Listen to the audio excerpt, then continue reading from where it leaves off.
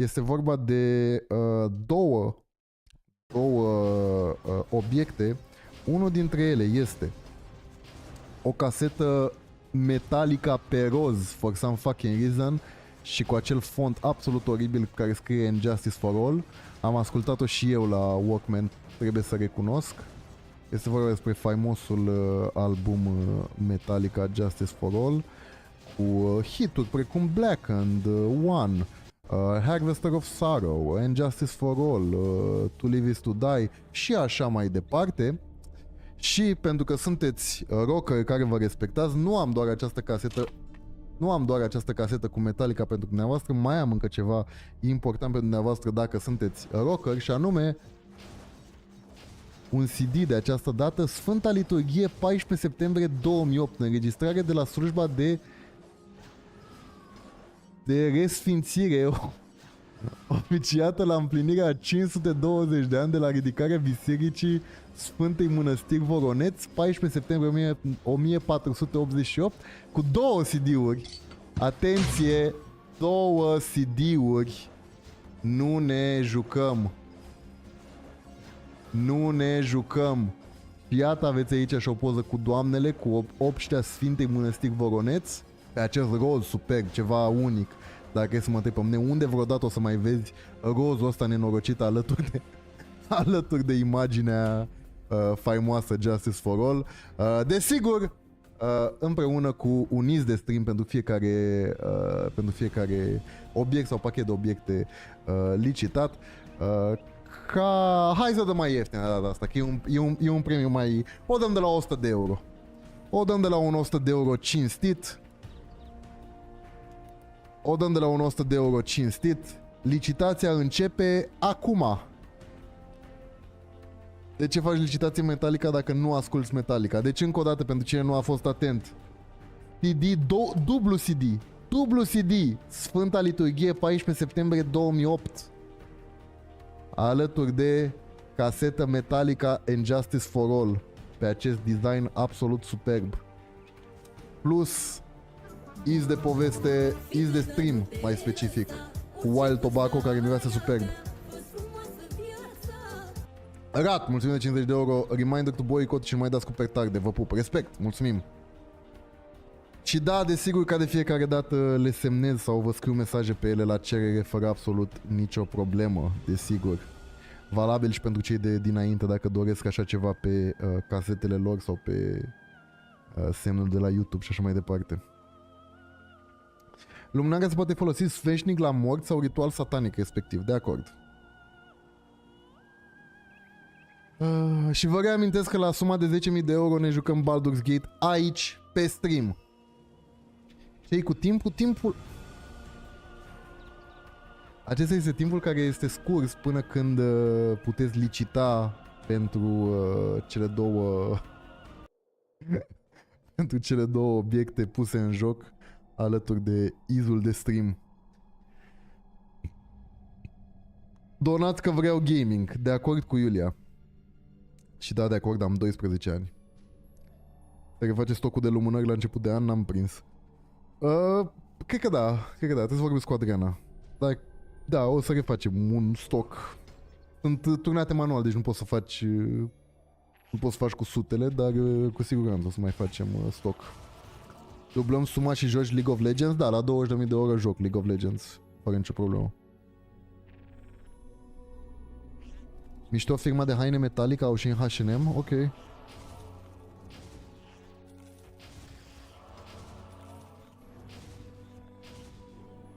Mamă, dacă aveam 14.000 de euro. Da, deci pentru cine are 14.000 de euro putem să terminăm acum povestea și intru și mă joc LOL direct. Fără absolut nicio problemă. La ce sumă joci Fortnite? 19.000 de euro și la 20.000 de euro LOL. 30k și nu joci LOL? Ok. Sure.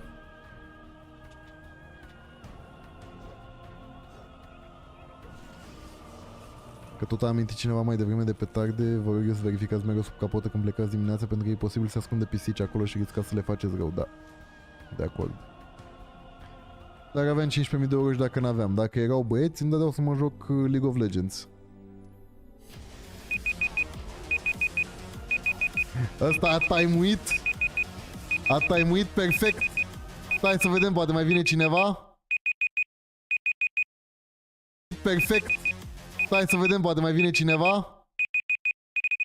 Silence, Google. Stai să vedem, stai să vedem. Oricum ar fi, mulțumim din suflet, Rocker Jegos pentru 100 de euro. Nu-mi place vitele astea deloc. Mulțumim, Rocker Jegos! Ia uite-l.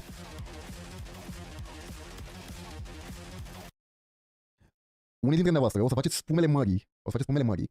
Că nu o să vă dau. Deci întrebare care cu destul de mult timp. Michiduți 87. Te înscriu cu mare drag în următorul giveaway. În următoarea de-asta. Au trecut niște secunde bune. Dar, oricum ar fi, Michiduți 87. Mulțumim pentru 101 euro. Nu fac să fie cu folos? Adică, ce nu faci? Nu, ziceam că dădeam un watch out pentru cine, că nu faceți spune, dar am înțeles. Michiduți, mulțumim pentru 101 euro și Rocker Jegos, mulțumim pentru 100 de euro, dați-le, vă rog, șervețele în chat. Rocker, felicitări, ești fericitul câștigător al unor produse speciale pentru rocker, așa cum le-am denumit. Mă bucur că aceste două opere de artă, până la urmă, ajung într-adevăr la un Rocker Jegos. Respectele mele acestui. Vrei să te băgăm cu credite în următoarea licitație, care este pentru butonul meu de YouTube? Ce mail era? Uite-l în chat, fără Silver un Gmail. Ba, te aude, iar că tu te las măcar pe el. Eu mersi, Rocker Jegos. Michiduții, cum vrei să facem? Îți dau credits? Îți dau credite? Adică să ai 101 euro pentru următoarea licitație? Sau o să începem mai sus următoarea? Da? Ok. Check this out, guys. Dacă punem cu toții câte 4 euro, da, dacă punem cu toții câte 4 euro până la 20.000, mă joc League of Legends pe stream. Acestea fiind zise, ultimul produs licitat în această seară este vorba despre premiul de 100k de la YouTube, diploma practic de 100k de la YouTube, presented to Fire Silvio for passing 100,000 subscribers, my friend, yes? Da, este o tavă de mici, pe care chiar vă încurajez să mâncați mici și care a intrat în posesia noastră, 2 secunde, a intrat în posesia noastră din nou, după ce, stai că nu-s logat, 2 secunde, vă rog, 2 secunde nici numai. Only 2 seconds, my friends. 25. După ce Iulia Popa 25 aici de față a câștigat acest buton în tragerea la sorți pentru un alt stream caritabil, pentru Blondie mai exact, l-a câștigat, am mâncat mici pe el alături de dumneaei și acum, după ce a văzut că mai facem un stream caritabil, s-a oferit să-l dea înspre a mai strânge bani de pe urma lui, fapt pentru care îi mulțumim, un gest absolutamente foarte drăguț. Acestea fiind zise, ăsta e butonul meu placă de mici, la care, desigur, ca de fiecare dată, primiți un easy stream cadou cu brichețică. Da, este un platou pentru pistie perfect pentru perioada sărbătorilor. Fund de bucătărie corect, uite, pe spate e mai minimalist așa, știi? Deci puteți să-l folosiți în multe moduri și dacă este pe mine, puteți să faceți de pe OLX cel puțin 300 de lei pe urma lui. Asta cred eu. Asta cred. Îmi permit să mă arunc la genul de sume. Acestea fiind zise, de la cât să începem licitația? From where to start licitation? 1000 de euro, ok, cinstit. Țineți-l pe trades. Nu, hai să punem 5 minute de data asta. Cred puțin cam mult 500. Cât ar fi atâta...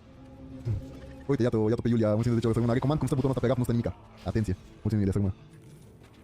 Cred că 300 de început e cinstit. 300 de început e cinstit. Cred că pui pe OLX și faci mai mult, hai să fim serioși. Cred că 300 de euro pentru început este cinstit. Bun, încă o dată. Buton YouTube primit, care a mai trecut printr-o rundă de stream caritabil, care are o istorie alături de dumneavoastră. Puteți să-l puneți la dumneavoastră în sufragerie, puteți să-i dați foc, puteți să mâncați mici de pe el, puteți să... Nu știu, îmi dați cu el în cap înapoi, ce vreți dumneavoastră, e vorba agentului imobiliar. După ce îl câștigați, puteți face ce doriți cu el. Deci, ăsta este în bătaie, plus cadou din partea noastră, uniți de stream, o lumânărică foarte drăguță cu miros de wild tobacco. Licitația începe de la 300 de euro.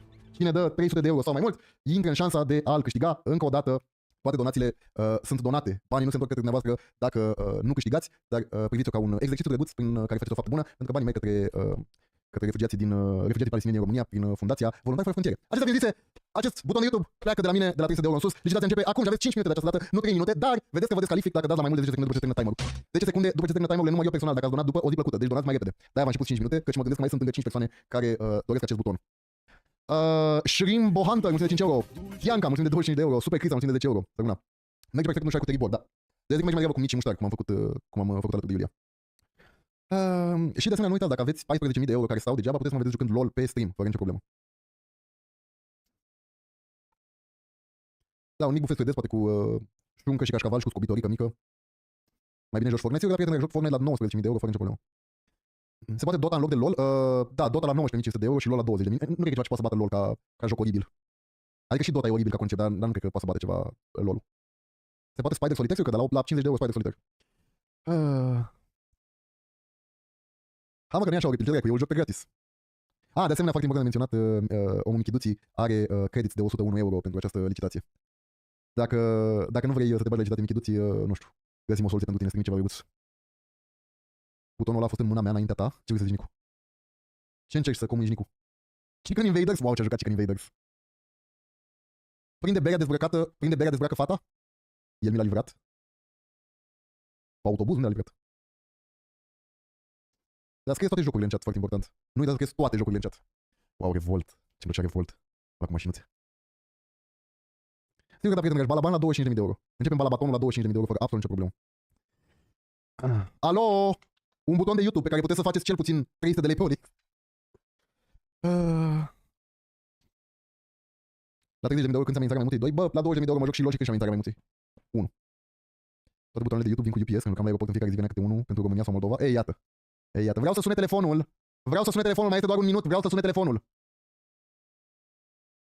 Iulie. Da, exact, voi cânta în timp ce jucăm LOL. Dacă ai cineva 14.000 de euro în acest moment, fără absolut nicio problemă. Eu descărcam avionul de UPS și îl vei cam pe ăla de Moldova. Tare. Soluția, vă rog. Dragă domnule, soluția. Eu sunt părintele stareț. Ne-am uitat la știrea cu Delia care a umilit timișorenii. Bă! Da, scăpați-mă de ăsta. Scăpați-mă de ăsta că-l cumpăr dacă mă scăpați de el. Cineva a scris în chat, zici Delia și trage apa. 9, 8, 7, 6, 5, 4, 3, 2, 1, 0. Acum intră și Michiduții. Bă, Michiduții, dă un pizda, mă, Simen, sincer acum. Anastasia cu 451 de euro.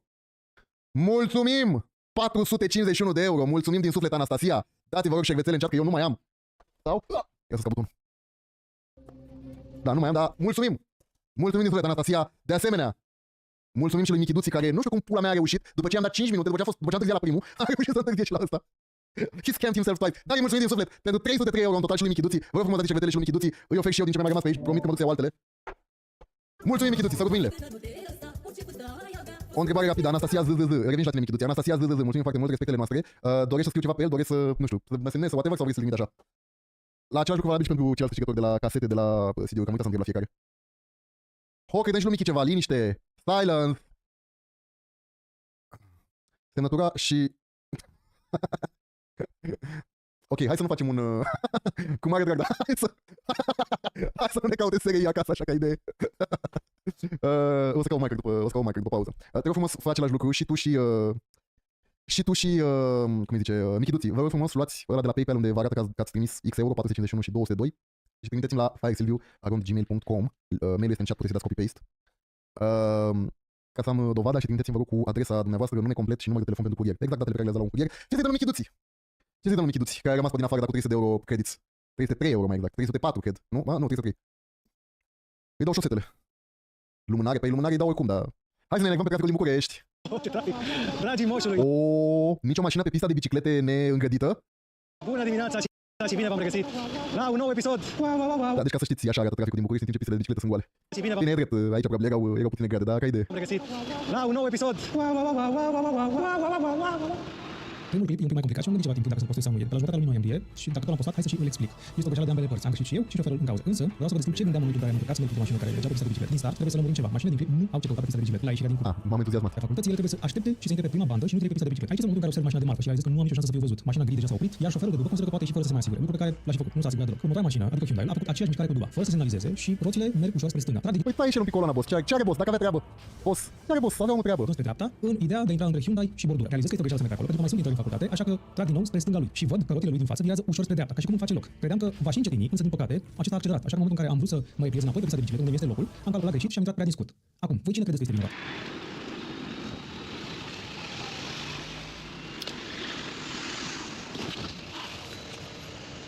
Ce ai făcut, boss? Păi cine te-a pus să mergi, boss, cu bicicleta? Poți da tu ai pe la bicicleta asta, dar ai voie să mergi pe trotuară, a? Care sunt șansele că ăla să facă scandal? Care sunt șansele că ăla care era cu mașina pe pistă de lice să facă scandal? Zic că 70%. Te-am lovit? A întrebat, te-am lovit, fac. Da. Nu, a întrebat taximetristul. Da, normal că m-ai lovit. Ba nu era. Păi cum adică n-ai vrut, frate? Am crezut că mă lasi într-o măcar, am înțeles că te-ai... Știu ce ai făcut? Eu uite-l ce surprins, păi am ieșit din curte, normal că sunt pe pista de bicicletă, am ieșit din curte. El a ieșit din curte, boss. Da, e pe pista de bicicletă, că a ieșit din curte. A zis să tai și coloana dacă tot a ieșit din curte. Da, nu trebuie să revin pe pista de bicicletă? Eram în, tăiam și un pic coloana, boss. Am rămas fără cuvinte, sincer. Intră pe carosabil, fratele meu. Păi cum adică intrai în 150 de metri, 100 de metri? Doamne, măcar nu mai accelera, lasă-mă să fii tu la loc în pana mea. Ce să te lase? Tu crezi că ăștia folosesc oglinzile? Eu de-aia zic că e periculos cu bicicleta în București în general. Că ăștia stau pe telefon, nu se uită în oglindă, adică asta e gen, știi, tu crezi că ei sunt, deci asta e că pe lângă trebuie să ai un awareness ăsta fantastic, mai mergi cu bicicleta pe carosabil, că adică dacă ești cu bicicleta, mergi pe carosabil, adică nu încurc pe trotuar, pe unde merg pietoni. Și tu, gen, tu în mintea ta, tu faci un efort de 5 ori mai mare decât orice șofer, că trebuie să fii atent, că nu e așa, te poate omorî oricând oricine. Și tu faci efortul ăsta mental și în efortul mental trebuie să acomodezi și proștii. Și e greu, adică în timp ce încerci să mergi, să schimbi viteză, e greu să acomodezi și proștii în mintea ta. Și tu gândești, exact cum a descris asta, tu gândești ca un om gen normal la cap. Și când vezi că ăla își schimbă roțile într-o parte, tu ce crezi? Tu ce crezi? Că ăla s-a uitat în oglindă și că te-a făcut loc. Dar nu, tu n-ai luat în calcul că el e prost. Și trebuie să ții și cont de faptul că ăla e prost. Că ăla care merge pe pista de bicicletă s-ar putea de fapt să nu te fi văzut. Ceva... Am văzut că ai ieșit din curte, zic, hai să-l las pe om să se face, n-am comentat nimic, l-am ocolit. Dacă n-am văzut să mă fac mai pe dreapta, omul accelerat. Nu v-am zis, era să... Iatule, bă, ne arăta mai cum să face, vede? Da, era să mă calci mașina cu 3 zile. Am luat... Să fac și unde. Dar gen, să mă calce, adică gen e ironic cu moarte. M-a arătat la... Era mai puțin de 1 metru. Și avea gen, nu știu să zic, un 45-50 la oră tot avea. Dar gen moarte, neironic. Adică dacă intra în mine, era nasol. Cum am norocul ăsta, este foarte simplu. Nu am mașină, așa că mă deplasez mult cu pejosul și deplasându-mă mult cu pejosul, întâlnesc tot felul de situații în trafic. E așa pe dorobanți, la lumea bună. Trebuie să ajung la gen, nu știu, 10 minute distanță cu mașina și am luat și o trotilenă. Și eu când merg cu trotilena, eu merg pe carosabil, da? Adică nu... Respect legea, adică nu mă bag printre pietoni, încerc să fiu cât de respectuos se poate. Și am luat o trotilenă, nu m-am urcat pe ea, pentru că când se traversează, by the way, ăștia de mai luați trotinete, când se traversează, te dai jos de pe trotinetă, pentru binele tuturor. Am dat frumos jos de pe trotinetă, m-am pus la trecere să aștept să oprească, era traficul destul, adică era destul de multă aglomerație. Oprește prima bandă, oprește a doua bandă și merg cu trotineta pe lângă mine, merg și ajung aici. Și în secunda în care am ajuns, gen 70 de cm era unul. În secunda în care am ajuns aici, pe banda de autobuz, da, pe banda unde vedeți aici bus, pe banda de autobuz a venit un ratat cu un Audi, un Audi ăsta de ăsta mic, coteț. A venit cotețarul cu 50 la oră. La literalmente 70 cm de mine. Deci ăștia doi opriți, deci eu am mers la pas, da, adică încet, am mers pe lângă rodac, deci cu trotineta, am mers încet pe lângă trotinetă, deci ăsta a oprit. Deci erau deja, să zic, nu știu, 5 secunde de când opriseră amândoi. Și ăsta care venea de aici a văzut pe ăștia de că a oprit și m-a zis, bă, pula morții pietonul ăla pe care cu 50 la oră, 45-50, cam atât, n-avea mai puțin. Păi și mă fascinează, adică nu mă fascinează că te doare în pulă de mine, adică înțeleg, te doare în pulă de mine, adică asta pot să înțeleg foarte ușor. Dar mă fascinează că gen sunt dispuși să intru la pușcărie, man. Adică era genul ăla de omor în care face pușcărie. De omor din culo în care face pușcărie, 100%. Eu pe trecere frumos, doi marcări care au oprit înainte, adică face pușcărie, 100%. Asta mă fascinează, lipsa de frică asupra pușcăriei. Și știi de ce le este lipsa de frică? Pentru că există poliție rutieră în București. Dacă exista poliție rutieră în București, n-ar mai avea tupeu ăsta. Dacă exista poliție rutieră, n-ar mai exista tupeu ăsta. Dar nu există poliție rutieră, cine se oprește să mergi cu 50% pe banda de autobuz nedând proiectat la trecere? Zice ce morți ai băgat? Nu i-am băgat morți, m-am suit pe trotinetă și m-am dus după el. Adică nu vă imaginați, că eu când vă zic oamenii merg cu 50, adică merg cu 50 la oră pe banda de autobuz și taie trecerea, ei nu merg că gen au ajuns undeva, că merg să se pună în spate la coloană. Ca să s-a întâmplat, el a merg cu 50 la oră și aici, literalmente aici unde arăt eu, am citit deja că era coadă de mașini. Și m-am suit pe trotilenă mort de adrenalină și m-am dus după el. Iartă-mă, scuze, nu te-am văzut, scuze. Asta că el n-a oprit, a trebuit să mă duc eu după el, deci n-a oprit să zică m-am speriat, scuze, pula, nu știu. Nu, a trebuit să mă duc eu după el. Da, n-am mai pus să mai merg pe trotilenă după pentru că îmi tremurau mâinile de la adrenalină, așa îmi făceau mâinile. Deci, efectiv, repet, sub 1 metru, da? Adică am văzut moartea cu ochii. Singurul motiv pentru care nu am literalmente murit este faptul că știu că sunt ratați în București. Și de fiecare dată când opresc mașini, bag capul. De data asta n-am apucat să bag capul, dar de fiecare dată bag capul. Pentru că gen, oricum ar fi, poți să ai verde, poți să ai toată prioritatea din lume, poți să crezi că nu vine nimic, întotdeauna o să fii un ratat care o să facă ceva de genul ăsta. Da, și în același timp, asta mă gândesc că apropo de frică asupra de că nu le frică de pușcărie sau de alte căcaturi, că gen, eu sunt foarte atent la chestiile astea, dar gen, tot ce trebuia să se întâmple, acolo sunt școli, în licee. Tot ce trebuia să se întâmple era să vină un licean cu ochii în telefon. Asta tot ce trebuia să se întâmple și era mort liceanul cu ochii în telefon. Și nici pe asta era și pe aia de autobuz și unde nici nu mai stai mai asigur că vezi de autobuz dacă e. Adică îl vezi în vederea periferică dacă e de autobuz. Da, ASE-ul lângă, da. Da, asta era tot ce trebuia să întâmple. Să vină un boc în telefon și gata, de auzit. Oh, dar vă rog, aveți Rolls Royce, nu? Constanța nu s-a inventat ca pista de biciclete. Pista de biciclete. Te-am văzut cu 3 de sex în spate, tot nu pista de biciclete. Te doare la banană, Așa și? Nu? Așa și? Ce se grăbește statul localul? Nu știu unde. Hai, vreau să merg înainte, mă. Eu te pătiristul ăsta. Am 12 accidente care refuz să pun frână când îmi tai cale cineva. 2.8 tone. O, pula mui. Intru în voi oricum. Am 12 accidente la activ. Pe banda de obligatoriu dreapta. Asta mișcare loganistică, dar nu știm noi. Vedeți? Aro, nu tir. Aro, gen aro del vechi. La școală unii învață logaritmii, alții învață loganiștii. Nu, asta nu merge București. Ingeniozitatea românească continuă să mă surprindă. Ce credeți, ratatul ăsta cu jegul ăsta de mașină are acordat vreodată? Ca să zic, că faci, adică intri pe penal, faci pușcărie pe nimic. Pe literalmente nimic.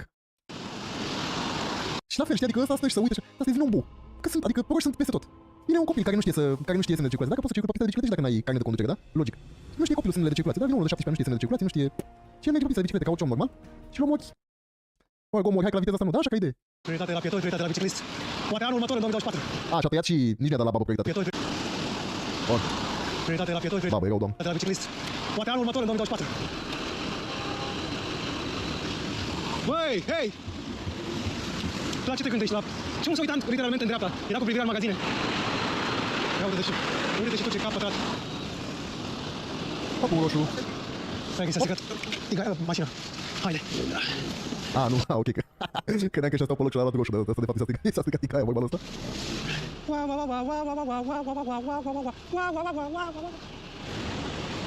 E roșu.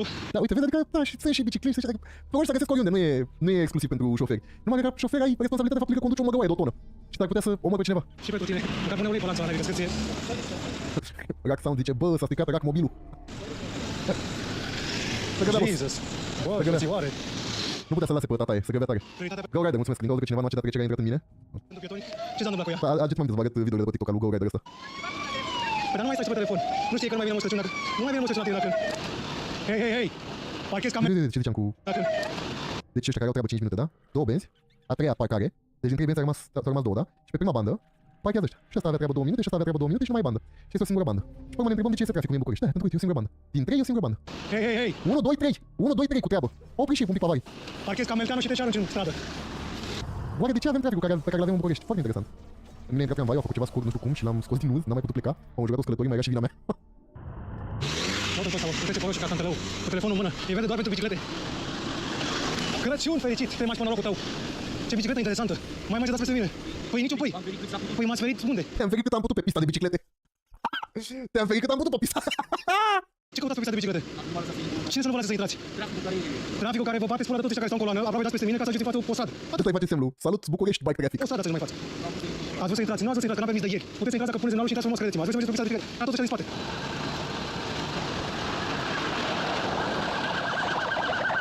Băi, și mai e și asta, m-a mai enervat toată zi. Cu asta cu șoferul bucureștean, că nu știu cum e în alte părți. Bă, da, șoferul bucureștean, el nu aude girofarele. Dacă te observat, gen semnale sonore de la ambulanță, de la poliție. Păi n-aud. Deci la fel tot aviatorilor acolo unde vă ziceam, trafic, sâmbătă, da? Sâmbătă, trafic bar la bar. Și era poliția în spate cu girofarele pornite și cu semnale sonore și nu se de niciun nume. Adică era... Eu stăteam la trecere cu Sabina să trecem, poliția era la 3 mașini în spate, ăștia opriseră la roșu, ca să lase pietonii roșu pentru ei, era verde la pietoni, și noi așteptam ca unul dintre dobitoci să intre pe trecerea de pietoni, să facă loc la mașina de poliție, care avea toate alea sonore, luminoase, tot. Și nu se vede oameni. Că să nu fac, ei nu știu ce trebuie să facă. Știu eu și ei nu știu, adică nu știu, e asta sau n-aud. Una din două, că nu pot să-mi dau seama. Și la făcea ca toate alea în spatele lor, da? Deci tot ce trebuia să facă este să tragă toți. Să înainteze unul pe trecerea de pietoni și să tragă puțin toți mai așa. Și nu se întâmplă nimic, și tot așteptă. Și am făcut eu semnul, vină mai bune, vină. Și văzându-mă pe mine, și nu știu, adică ori nu știu că trebuie să facă asta, că trebuie să facă prioritate pentru poliție și ambulanță, dar oricum cu ambulanța am văzut și ori nu știu, sunt surzi, nu pot să-mi explic. Ce vine de și am văzut asta cu ambulanțe, cu ambulanțele de la fel, vine să le dau cu pietre în geam. Nu stau la ambulanță, stau la volan pe telefon, ambulanța la 2 mașini în spatele lor și nu se mișcă. Dar nici măcar așa de ochii lumii și să întorci un pic din volan, să întorci un pic rotile, ca cumva să pară că tu vrei să te duci într-o direct, nu. Păi nu le pasă. Poate fi măta acolo, știi, să moară măta în spate într-o ambulanță, nu le pasă. Deci îți da așa fix sentimentul ăla de ce se mai cu de nenorociți.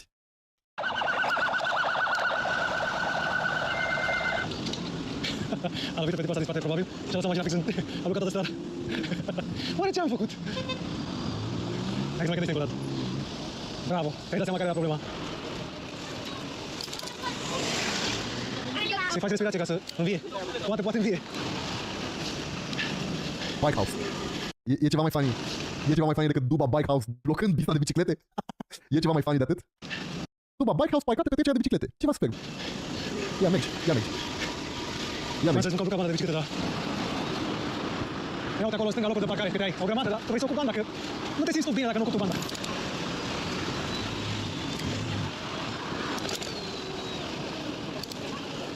Bună dimineața!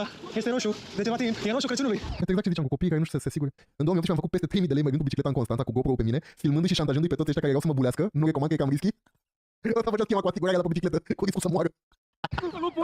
Mă ce de nu a venit mașina de poliție. Am stat pe jumătate, să vedeți ce se întâmplă. Am sunat acum vreo 20 de minute. Pentru că, din nou, încerc să merg pe pista de biciclete și nu se poate. Ce să faci? Dacă sunt sărac și merg cu bicicleta. Deci asta zic, poliția, ăștia pe pista de biciclete aici. Că e doar în pulă, că nu poți. Măcar faptul că v-au văzut pe dumneavoastră, că acum s-au liniștit. Ce anume? Sunt pe contrasens, dar nici nu mă deplasez, pur și simplu stau. Da? Bine, salut! Ca să înțelegeți, nu opresc absolut nimeni să meargă. Că știu că doar nu poți nimic, cine să le facă ce? Pentru că nici nu am dreptul să fac chestia asta. Deci fiecare are dreptul să-și aranjeze lucrurile cum vrea. Doar poliția are voie să dea amendă. Dar chestia asta care știi, e aici pe contrasens, nu zău. Iar acum pista de bicicletă arată așa. Să tot vezi cu bicicleta în oraș ăsta, nu? E tendie așa la mare parfumul ăsta diesel. Asta este că nu poți să delimitezi toate pistele cu stâlpișori, pentru că exact cum ai văzut aici mai devreme, Să tot vezi cu bicicleta în oraș ăsta, trebuie să mai lași spații de astea de intrare, de... nu? E tendie așa la Și nu poți să delimitezi peste tot cu stâlpișori. mare parfumul ăsta diesel. Uite cum e aici. Vezi, nu poți să pui stâlpișori și pe partea asta. Este problema faptului că... Let's go! Pe lângă stâlpișorii care sunt de acord că trebuie să amplasați, este și problema faptului că nu există poliție rutieră în București. Și eu o văd cel mai bine pentru că tocmai nu sunt șofer și văd atât de evident cât de multe ilegalități se întâmplă zi lumină în trafic de astea cu ilegalități de tipologie permis suspendat sau penal. Și faptul că nu există amendă, că nu se dă nicio amendă, nu se întâmplă absolut nimic. Au vrut să bage asta, să facă turnători din șoferi de autobuz, să pună camere pe autobuze ca să filmeze cine intră pe pista de autobuz și șoferul de autobuz să reclame la rândul lui să primească bonus din amendă, lucru care mi se pare foarte ok. Și atât timp cât nu pățești nimic, de ce să respecti legea? De ce să nu intri pe pista de bicicletă când poți să intri pe pista de bicicletă? Când nu ai nicio consecință, nu se întâmplă nimic. De ce să nu o faci? Și că efectiv e gândire de copil mic și așa și e. Mami, n-ai voie să intri pe pista de bicicletă. De ce? Că așa e frumos. Ah, ok, bun. Ai căzut în cap că ai intrat pe pista de bicicletă? Nu, păi înseamnă că e safe. Bun, gata, o zi plăcută. Omul anonim! Mulțumim de 100 de euro, să rămână. Mulțumim. Și Dorin, mulțumim de 5 euro. Nicu ne zice 60% din autobuzele din București au camere în față, au ajutat mulți șoferi la accidente. Așa. O roșu, cinstit. Ia uite și asta, zic că treci pe roșu, cine să-ți facă ce? Cine să-ți facă ce care trec pe roșu? Spiritul civic, mai devreme, și acum treci pe roșu. Era același bou care i-a zis ăsta de spiritul civic? Era același bou? Deci asta e omul care i-a bătut obrazul, că a chemat poliția. Hai, spiritul civic, mai devreme, Și asta zic că ce o să pățească? și acum treci pe roșu. Depici mașinile. Mamă, ce parcare și atras asta. Frățioare. Hai de capul meu. Și în stradă și pe trecere. Dublu bonus. Gata, era livrator. Sunt oameni care livrează cu motoare diesel 1.9 în traficul ăsta. Hai să știi șofer de treabă în orașul ăsta. Mulțumesc mult. Dragi bucureșteni, atenție! Atenție, hai că fac treaba primăriei capitalei, ca de fiecare dată. Domnul Nicușor Dan, ne zice, m-am întâlnit cu el pe stradă în sâmbătă. Este prieten Nicușor. Spune etapa de consultare publică pentru implementarea planului de acțiune pentru oraș verde, pentru un oraș verde, motiv pentru care vă invit să completați sondajul referitor la prioritizarea provocărilor legate de calitatea mediului înconjurător din București. Întrebările vizează o paletă largă de provocări de mediu, de la clădiri, terenuri, spații verzi, mai este un alt sondaj în legătură cu Bucureștiul. Așa că mergeți frumos, dar e ratons. Așa că mergeți de completat, să-l completez și eu pe stream. Vă las linkul. Imediat. Linkul în chat, dragi bucureșteni. Luați de completați. Așa, ia să vedem. Care sunt provocări, alegeți maxim 3 provocări. Care sunt provocările de mediu prioritare în ceea ce privește utilizarea terenurilor, biodiversitate și spațiile verzi? Dezvoltarea urbană necontrolată, proporția mică de spații verzi, lipsa utilităților și organizației. Păi toate. Densitatea mare a populației, lipsa unei viziuni integrate pentru toate sectoarele, lipsa investițiilor în terenuri aflate în proprietate publică în proximitatea râurilor și a lacurilor, lipsa unui inventar, lipsa culoarelor verzi pentru accesul în București din zonele marginașe, nedelimitarea corectizia spațiilor publice, respectiv zonele din apropierea râurilor și a lacurilor, degradarea spațiilor verzi și a parcurilor existente, lipsa unei ghide bune practici pentru mentenanța și dezvoltarea zonelor verzi și integritate. Păi, toate. Dezvoltarea urbană necontrolată, clar, cum construiesc ăștia toate căcaturile în câmp. Proporția mică de spații verzi, clar, am pierdut jumătate din spațiile verzi din București în ultimii 30 de ani. Lipsa unei viziuni integrate pentru toate sectoarele, nu. Ce înseamnă un culoar verde pentru accesul în București din zonele marginașe? Completați, fără țăruși! Degradarea spațiilor verzi și a parcurilor existente, cred că e de la sine înțeleasă. Da, bine, hai cu asta.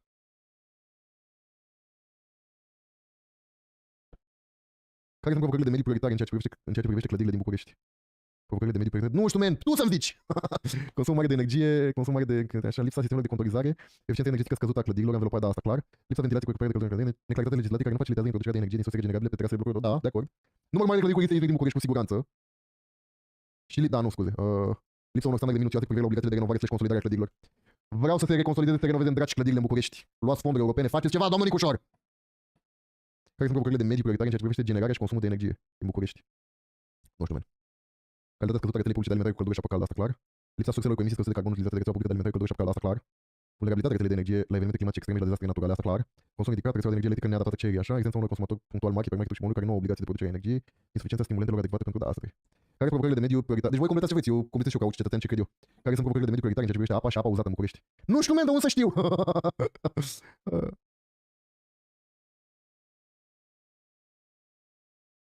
Infrastructură lipsă în cartierele marginașe, nevoie de modernizare rețelelor de apă proaspătă și apă uzată, asta clar.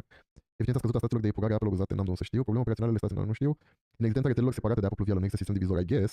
Canalizare supra-solicitată, lipsă de bazine de retenție a apei de ploaie, degradarea calității. Ah, ce regulă de apă de ploaie mai reții? Apă de ploaie cu nămol. Degradarea calității apelor de suprafață. Da, I guess. Deși nu vreau să lupt pentru cartierele noi. Da, mă. Care sunt provocările de medici prioritare în ceea ce privește deșeurile în București? Depozitări și arderi ilegale de deșeuri, clar. Taxa la depozitare prea mică, ce duce la stimularea depozitării la groapă în detrimentul reciclării. Asta nu știu. Insuficientă colectare separată a deșeurilor, neimplementarea sistemului plătești cât arunci pe throw. Există așa ceva? Insuficientă colectare, adică mi se pare logică, you should pay as you throw, de acord. Lipsa penalităților aplicată cetățenilor pentru amestecarea deșeurilor și a salubriștilor pentru amestecul deșeurilor colectate, da, I guess. Lipsa infrastructurii de colectare separată la nivelul populației, I guess. Sisteme diferite, da, ok. Sisteme diferite neunitare de la un sector la altul, da. Lipsa asumării politice pentru înăsprire și aplicare de penalități, da, ok. Trebuie să... Eu vreau să bifez una mai mult ca cealaltă. Care sunt provocările de mediu prioritare în ceea ce privește transporturile în București? Infrastructură slabă pentru transport alternativ, asta clar. Lipsa liniilor pentru autobuze. Și număr mare de mașini per capita. Da, bine, sunt toate, dar astea cred că sunt cele mai importante. Care sunt provocările de mediu prioritare în ceea ce privește calitatea aerului? Calitatea general proastă a aerului, de acord. Lipsa zonelor de emisii zero și emisii reduse în oraș, de acord. Gata cu cazanele în centru. Opriți cazanele în centru, nu mai e voie să mai duc cu cazanul în centru.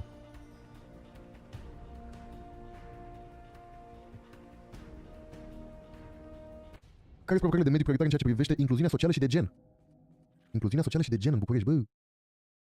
Dar nu se cum adică provocările de mediu. Ok. Infrastructura orașului nu este distribuită echitabil și inclusiv. Infrastructura pentru viața socială și culturală lipsește din apropierea zonelor rezidențiale și a cartierelor noi. Asta clar, dar nu sunt eu să zic asta. Siguranța în oraș și în mijloacele de transport rămâne o problemă reală, hărțuirea stradală, iluminatul slab al stațiilor, agresivitatea în trafic, I guess. Incluziunea și reprezentarea de gen în proiectarea spațiilor publice este slabă. Nu știu asta, dar bănuiesc că așa e.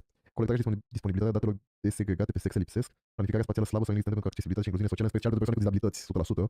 Declina stocului de locuințe crește riscul de disparități sociale, persoane fără adăpost vulnerabilitatea populației rome, etc. Asta clar. Sărăcia energetică afectând în principal categoriile vulnerabile, da, și asta. Să cum pastărie. Care sunt provocările de mediu prioritare în ceea ce privește digitalizarea serviciilor publice? Avem destule chestii digitalizate în România, mult mai digitalizate ca în vestul Europei, unele dintre ele. Aplicațiile pentru implicarea activă a cetățenilor lipsesc sau sunt slab implementate. Da, datele privind poluarea aerului și mediului consumatorial absente, implementarea slabă sau inexistentă tehnologiilor inteligente în infrastructură. Costurile ridicate de digitalizare pentru grupurile vulnerabile, clar, și asta, I guess. Care sunt provocările prioritare în ceea ce privește adaptarea la schimbările climatice în București?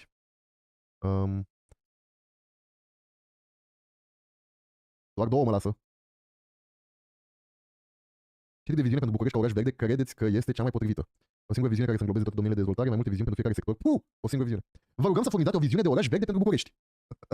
Sigur că da, vă voi face tema. Fii atent. E așa. Barcelona, Madrid, Copenhaga, Viena, Milano, Amsterdam, Hamburg, Berlin. Și zici, ce face ăștia și nu facem noi? Și genii de acolo. Și genii de acolo. Că nu știe ăia că ai copiat tema. Pentru oraș frumos. Că ai copiat tema la urbanism. Ce ziceți? Nu, hai să nu le dăm atât de mult, hai să le dăm doar 3 orașe. Barcelona, Madrid, clar. Ce să le mai dăm? Amsterdam? Amsterdam nu e atât de câtă de locuințe. Paris. Mai pe săraci, dar se mișcă Hidalgo. Hai că am dat și mai apropiat de noi, că Paris e mai apropiat de noi ca boala a mașinilor. Credeți că te înțelege? Credeți că va înțelege omul din administrația publică a Bucureștiului ce am scris aici?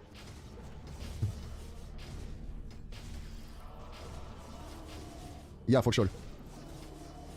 Las că vă păstrim dacă nu. Ce obiective strategice cheie de oraș verde ați dori ca Bucureștiul să-și stabilească pentru următorii 10-15 ani pentru ce sectoare? Pentru toate. Fie frumos la toată lumea. Cât mai puține mașini, cât mai mult transport alternativ verde, plus spații verzi și străzi pietonale. Mersi. Sunt un bun cetățean. Acum mergeți și voi și completați dacă sunteți din București. Fără țăruși. Am primit această recomandare de imobiliare frumoase. Ai crede că suntem în mijlocul pustietății. Și cam așa e. Doar că ăla care vedea, de fapt prima dată, vă salutez. Dacă ați vedea cum arăta casa asta înainte, v-ați speria. O să vă arăt astăzi. Și vă arăt o treabă senzațională, da? V-am spus, Adriana, mulțumesc că m-ai primit.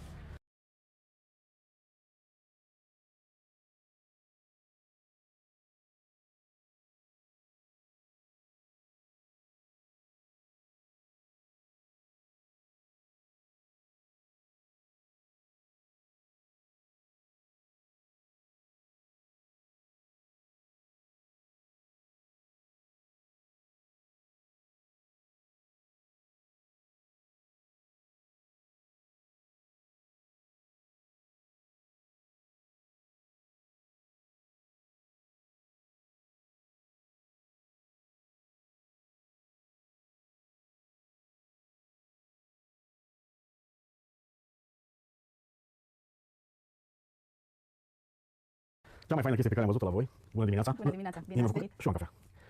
Hai să zici cum ați început. Povestea asta Stai e să a vadă doua microfonul. încercare. E a doua încercare a noastră. Prima dată am restaurat o căsuță la Bebeciu. A fost o poveste care a avut... Mersi chelbostul de Jeff Bezos, să rămână chelbosule, mulțumim chelbostul. Mulțumim anabolizatul. Hello employee, I want to see vampire have sex with Loredana. Thank you chelbos. You get it chelbos? Am primit Să-ți iau... Oh, good morning, să-ți iau chelia pe belengher, da? feedback pozitiv, așa că am zis să mai încercăm o dată. Și cumva ne-a prins bine pandemia, pentru că am lucrat de acasă pe listă. Este izolat, avea copaci mari, era de lemn. Așa că am zis, n-am stat foarte mult pe gânduri și... Ați avut curaj. Eu am văzut cum arăta căsuța înainte. Acolo pe borderless, Da. fără granițe și fără Wow, era... Frumos. granițe. Era o căsuță tipic românească. Nu Asta ți-a băgat-o pe absolut cu nimic în comun. Aici erau două camere separate cu un zid din ăsta de... Aici probabil podul. Era podul unde oamenii ca peste tot își afumau slănină. Aici era o prispă. Dar uite, din prispa asta aici, am dormit azi noapte. Bine, nu luați seama de ranjul, că eu nu cel mai ordonat om de pe pământ. Nevastă mea că se farmecul meu. Da, aici e o nebunie. Face și o doamnă că se doarme. Le-am adus și pe cele din mare. Nu Hai, băi, fă turul. Am făcut-o cam într-o jumătate de an, cam așa. O jumătate. Da, am cumpărat căsuța în septembrie anul trecut. Pe 1 decembrie... Eu mă gândesc, nu chinezării, nu nimic. Da. Și Asta asta? am plătită de noi într-un weekend. Și asta unde am găsit-o? Asta am găsit-o pe OLX. Foarte tare. Da. Și a fost destul de simplu să facă trecerea, că aici am zis, băieți, nu trebuie să mai fiți atenți la nimic, detalii. Da, îl găsiți pe blogul Atm I, e de acolo. Așa, unde duci asta? Împreună cu soția lui, cu Ilico, au cursuri pentru copii de olărit, de ceramică și de făcut sobe de astea. Asta e soba clopot de pertuți. La bucătărie de asta, la un moment dat, visam și o căsuță, dar da, dacă n-ai făcut. Știi că toată lumea are impresia că se pricepe la design. Și eu am avut impresia asta până Oh la my god, au făcut chiuveta cu ligheandă vechi. Superb. ce ai făcut aici. Și am până tot ce de școală. Nu e de ajuns să fii. Asta, măsuța asta, nu-i de aia cumpărată, nu știu de unde, de pe nu știu ce site-uri din Italia sau Franța. Hai să vedem povestea măsuței astea. Sala de oaspeți. Am dat și o grămadă de bani și m-am păcălit că pierd la cadou acolo și o să fac, nu știu. E clar că l-a făcut Airbnb, da? Așa că idee e superb, super făcut. Deci e bine pentru turistul care vrea să vină să stea în confort, dar totuși în rustic. Chiar e frumos. Respect. Collection clipuri pur românești. Asta este ceva curatoria de tine, Lexi? Mi-e frică. Hai să vedem clipuri pur românești. Nu cu Jeremy Fragrant. Mai sunt copii.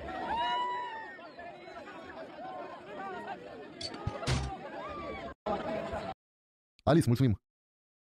Miroase aici în Madio Sauvage.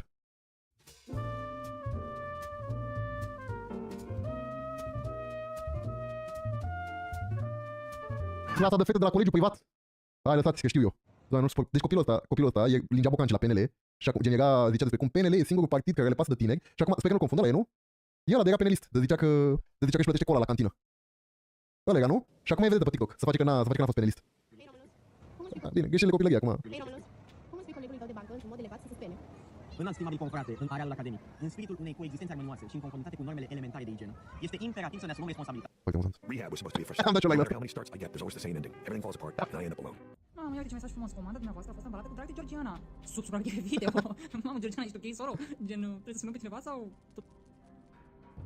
Nu! Nu, de ce ai tuns-o în halul ăsta? What the fuck? De ce a tuns-o? Doamne! 岡ちゃんが教えてくれたいろんな見た目になれるアプリなんだって岡ちゃんが教えて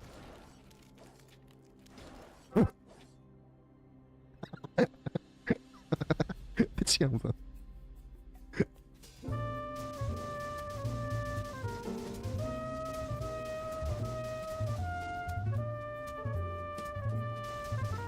Câți oameni intrat într-o mașină cu 5 locuri? Răspunsul pare evident, dar realitatea este diferită într-o comună din Bacău. Dintr-un astfel de autoturism cu 5 locuri au coborât, atenție, 10 oameni. Lângă ea încăpuși un câine, după cum se vede în imagini. Scenele au fost surprinse de o cameră de supraveghere și au devenit virale pe internet. Polițiștii ar atenția că riscurile sunt uriașe pentru cei care călătoresc în acest fel.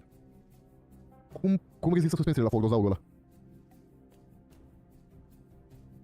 Da, să punea transport public.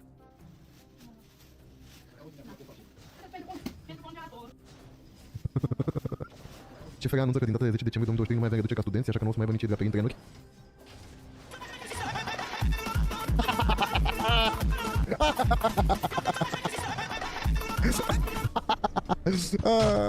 Frumos.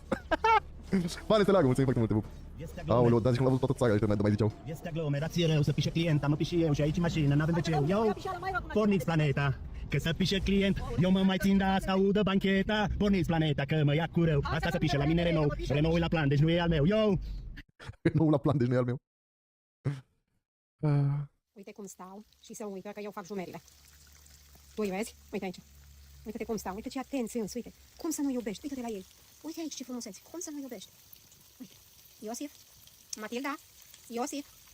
Matilda, Este și Matilda. uite cum stau și să... Totul se bagă în pat și șoptește soției la ureche. Sunt fără chiloți. Soția, lasă-mă să dorm, mâine scolo pereche.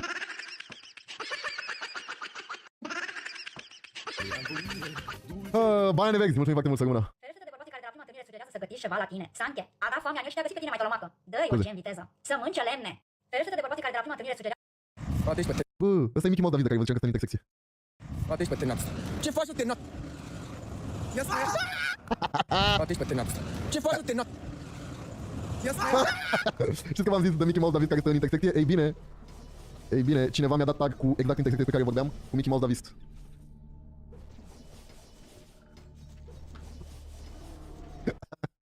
Mergeam așa pe strada asta și când mă pomenesc cu un crocodil pe familia mea, uitați-mă ce crocodil, perină, ce e asta, miel. Nu. Mergeam așa pe strada asta și când mă pomenesc. Măi, cine are cu oamenii de un pisici în halul ăsta? Să uită Marin pe gardia tău. Mă, Marine, ce faci, mă, tată? Ce faci, mă, tată? Marin. Ce faci, mă, tată? O să te scarpi și aici la corniță. Uite câta cu armele. Mamă, câta armele ai, nebunule. Zăpăcitule.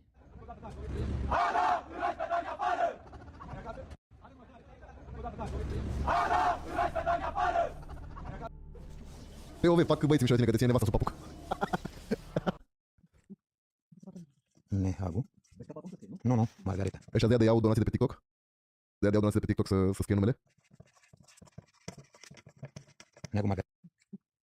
Ce zici, mama, te pup? Doamne, ce mi-a plăcut TikTok-ul ăsta, I love you so much. Ce zici, mama, te pup? Ce să zic, mă, nu mai zic nimic. Butonezi la telefon, tu ce zici? Și eu la fel sunt bine. Mă gândeam eu așa, băi, mamă, că tu te îmbraci foarte bine, știi? Și mă gândeam de unde ai moștenit tu tipul ăsta. Chiar vrei să știi? Da, îți dai seama, normal. Păi că ți-arăt eu acum. Ia bine, boss! Mă, nu pot să cred. Mămaie, tu erai Bradley Prin pe vremea lui Ceaușescu. Bine, nepote, să se vadă. Ia uite, mă, ce se poate, ia uite ce boss e. Bravo, mămaie, să rămână. Te pup. Ce zici, mama, te pup? Conceptul, dar nu astăzi face mai mult de la Max. Ce să zic, mă, nu mai zic nimic. Butonezi la telefon, tu ce zici? Ia să zic, nu mai zic nimic, butonez la telefonul ăsta. Facem mom thing to say. Butonez la telefonul ăsta. Mama cu Ricoș. E un miracol chipul lui Iisus înclătită. Unde e? Unde e chipul lui Iisus? Unde e? Unde e? Cu care e chipul lui Iisus? Nu-l văd. Nu ni se arată și nouă. Da, mă, ce-o o fură catalizatorul. Îi fură catalizatorul.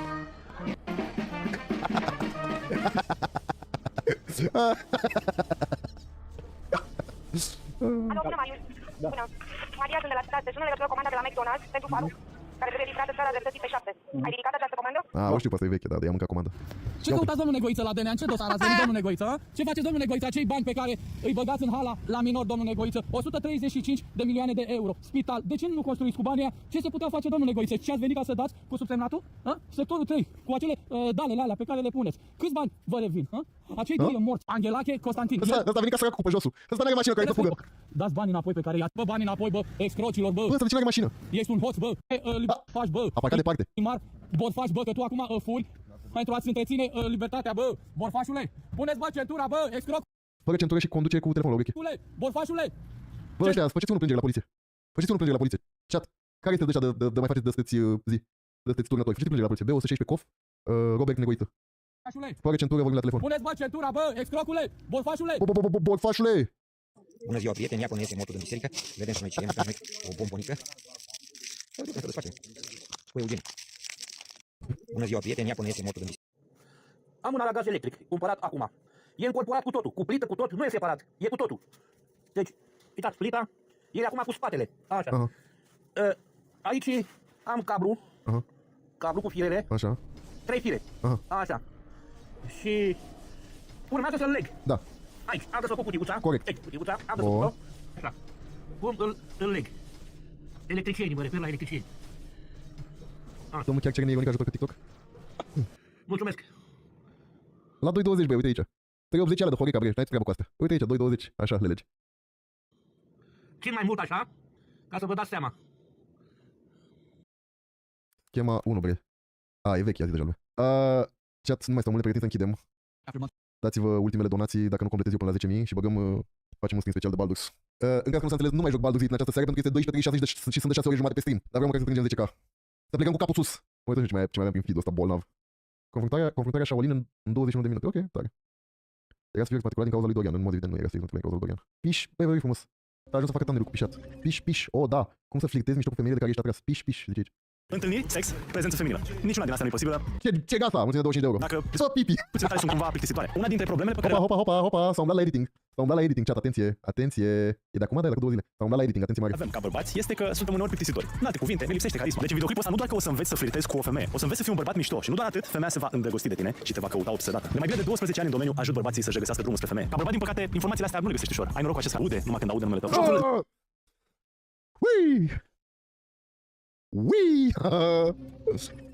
Du-te, vino, mai exact ce... Dar vedeți ce am umblat la editing și la camere și la astea? Se apucă de content ca lumea, atenție mare. Ce faci nu este congruent cu ceea ce te vezi cu expresii faciale și cu parcă a avut chef, parcă are chef de inventare. spui. Sau invers, ceea ce spui nu este congruent cu ceea ce faci. Americanii mai spun la jocul ăsta push-pull, noi mai spunem cald rece, dar cel mai frumos o să înțelegi, spunând de jocul du-te vino. În alte cuvinte, hai du-te puțin, hai vino înapoi. Este un joc psihologic pe care îl practici pentru că femeia așa reacționează frumos, îi plac lucrurile astea. Și atunci, cum arată el de fapt? Aș putea să-i spun unei femei, te iubesc tare mult, dar să o împing, sau aș putea să-i spun, te urăsc foarte mult în timp ce o îmbrățișez. Lucrul pentru care aceste lucruri funcționează este pentru că dacă ești prea cald, ești prea cald. Dacă ești doar rece, ești nesimțit. Și atunci combinația între astea două, cum ar fi naturală de altfel, pentru că ești un om, ai emoții, nu toate zilele cu tine sunt mișto, nu toate zilele cu tine sunt aiurea. Femeile caută această variație emoțională și tu poți să le oferi fix treaba asta. Deci te rog tare mult nu uita faptul că în manieră naturală tu așa ai fi. Ai zile când ești cald, ai zile când ești rece. Și s-a întâmplat cu bărbați. Cumva mă bucur un pic pentru că pare foarte plin de viață. Adică în ultimul an a apărut așa un pic în depresie. Și acum pare așa foarte plin de viață și mai sunt și cadrele astea care se schimbă. Colorizarea, de Doamne ajută, nu știu dacă a făcut colorizare, dar pare că a făcut niște colorizare. Cumva îmbrăcat mai a om și mai puțin a personaj din cărțile de seducție. Pare că... Ia aprobat șomajul în UK.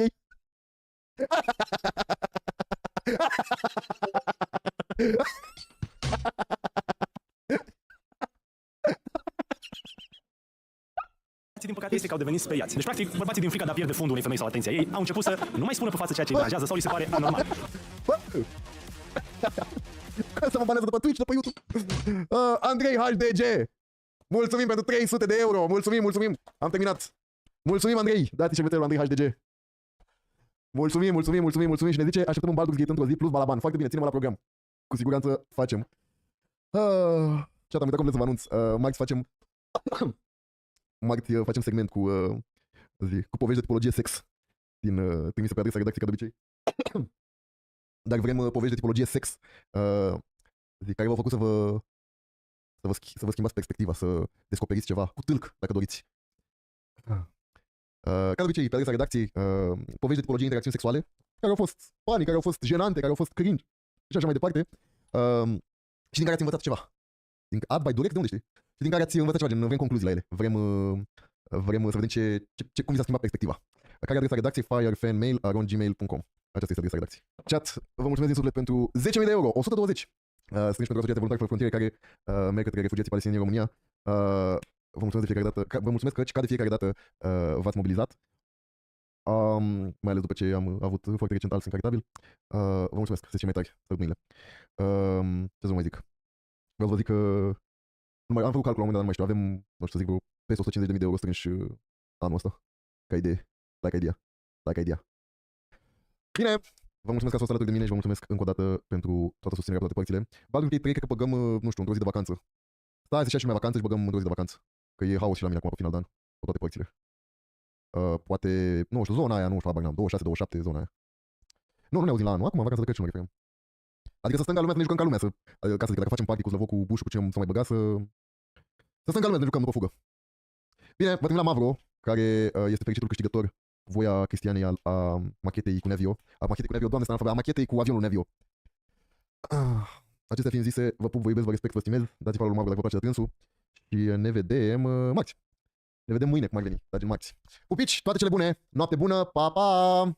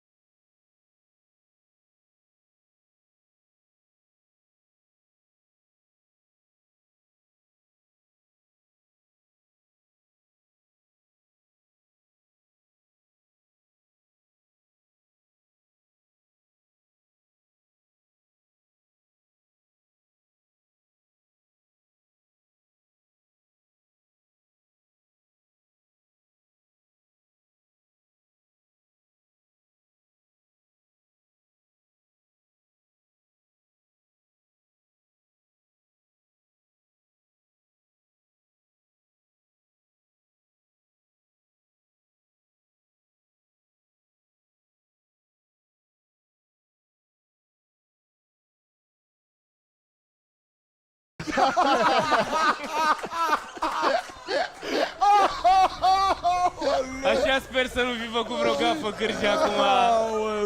Bună seara! Ne-a luat tot, dar nu ne-a luat zâmbetul. Un curul gol cu aie. Cârje Sanchi n-a văzut. Înoată cheluțul, dar mai mult se adapă acum.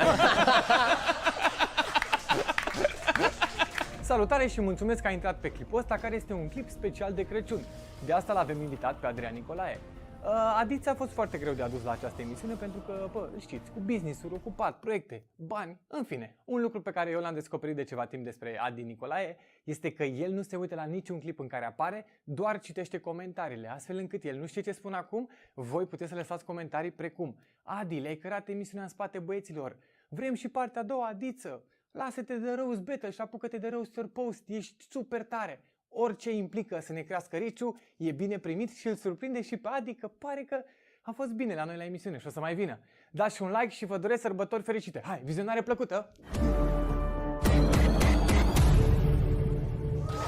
Oh my god! Da, bă, da! Da! Am revenit! Vagabonții voștri preferați!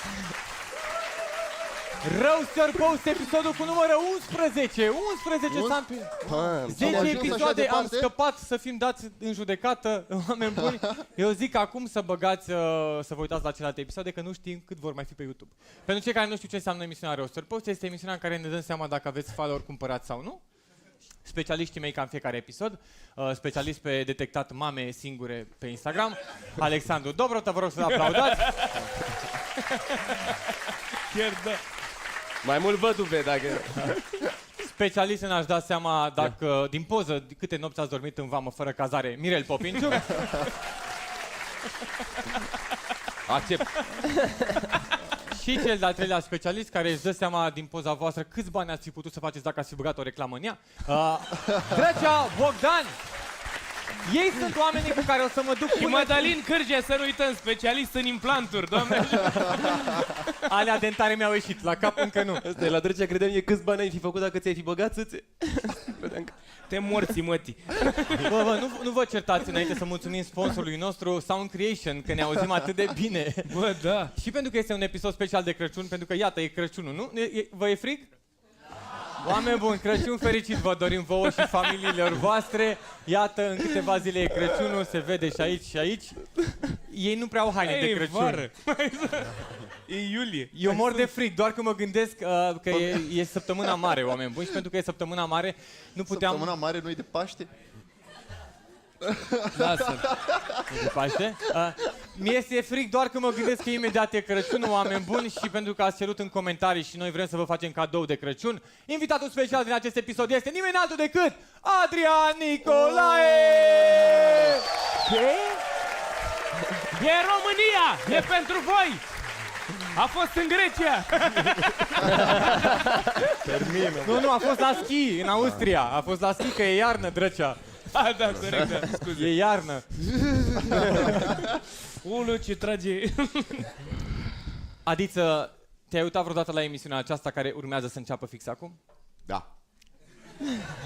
În primul rând, îți mulțumim foarte mult de accept. Nu ne-am așteptat să vii la emisiunea asta, știu că tu ai multe proiecte. M-am gândit că fiind aniversar de Crăciun, ce Crăciun e ăla fără Nicolae? Ce frumos, ce frumos. De asta își merită cei 100 de euro. Cer și o scuze la coaiele astea. N-am avut să le las. E pe bani? Bun, eu zic să... Nu e pe bani, n-a plătit nimeni bilet. Acum îmi pare rău că nu mi-am dat silința, fii atent. Eu zic să începem cu primul om din această seară. Haideți să vedem cine să fie. Hai mă, că o să fie bine, Alex, ai încredere. Exact cum ai avut cu pantofii în seara asta. ai încredere în tine. Vlade, tragi și tu un cadru, te rog, că e păcat să nu-i avem mâine. Dar să-i prinzi cu gura închisă.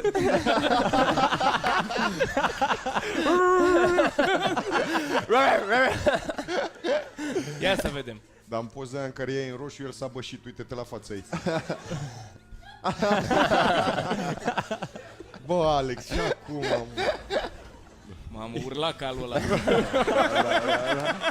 Îi tremurau genunchii. De aici Ajutor! Asta e textul calului. De aici dezvoltă că ai probleme la genunchi. Mi se pare incredibil, uite, aici pare că e karma. Se pare că s-a întors lui. Dar ea e pe scaun, e trucaj. Voi ați făcut nuntă, nu? Și la nuntă bănuiesc că tu ai făcut pozele, sau? Ați fost nași? Stai mă că ei sunt în spate, acum am văzut. Da, mă, nu? Da. Bună seara! Ai fost naș la fratii tu, să fim? Frumos. Foarte frumos. Friends. În Călăraș. Proftește-mă pe recamierul ăsta. De ce asta a jos băiatul ăsta? Dar e interlop ăsta de ați fost naș sau ce? De ce stai așa? Chiar, da? Schimbă. Da. Ai văzut cum a făcut? Uite-i toți, nu, e semnul lor, mă, e semnul lor ăsta. Asta e schema lor. Câte femei ați putut în total? Ești pula ta. În afară de domnul interlop, dacă se uită, îmi cerem scuze. Cât de prost să fii, mă, să nu știi să arăți muie. Mă piși pe voi. Mamă, direct. Adi de la Vâlcea și Narcisa. Bă, și dacă Mileu e la ea pe țâțe, peștele ăla stă așa pe televizor fără nimic. Vecine! Frumoasă vecina noastră. Uite, bă, ăștia o fereastră la baie. Aici am fost la un gender reveal, dar n-am știut ce artificii să iau.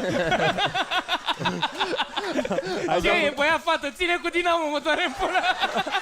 Ale, ale. Aici a cerut-o, mă, vrei să fii Sofia? Dar la voi tot mereu bărbatul stă jos și fata trebuie să... Nu, dar avem doar un scaun acasă. Nu, dar doar uneori hemoroizi. Mamă, ce mergea un scaun în poza asta. Facem în picioare, pula mea. Da, morții măsii, hai dinamo. Stai așa doar pentru că invers nu încăpea pe stradă spării. Ține tu de 6 că fac eu scaunul. Aici când v-ați căsătorit voi sau când ați nășit? Nu, când ai intrat în România, nu sau e. căsătorit? Mari fani. Madalina, nu te luăm și pe tine momentan, te lăsăm să mai... Sigur sunt aceleași poze oricum. Doar că mult mai profi făcute de el. Nu, în pozele ei ea stă jos. Ia uite în poza asta din mijloc. Stai. Bă, mi s-a încălcit ochelarii iar în păr. Bă, da, e între Jador sau Maluma, nu-mi dau seama. Ar putea să fie oricare. Dar pare că bluzița aia a început să se împletească singură pe ea. Bă, eu am nebunia asta, îmi place să-mi fac poză când o iau la labă. E chestia mea. Să mă judece cine poate. Dar nu, stai, înainte și după labă. Păcat de conturul ăla la barbă sports masca. Ce morții mei sunt atât de frumos, nu înțeleg. Am venit în natură să las rândul unii și astea două să zboare. Sunt un pic supărat că în fiecare magazin mă verifică la ieșire. Nu pot să înțeleg de ce.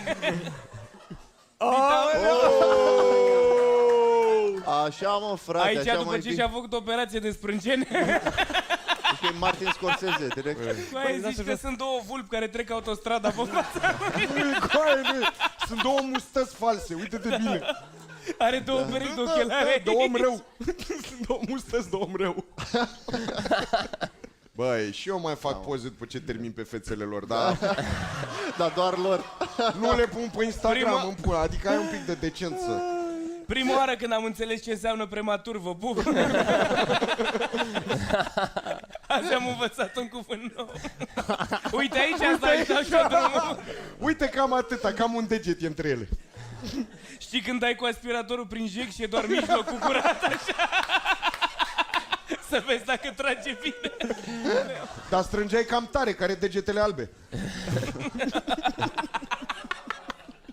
The fuck? Altcineva mi-a făcut poza, dar de ce?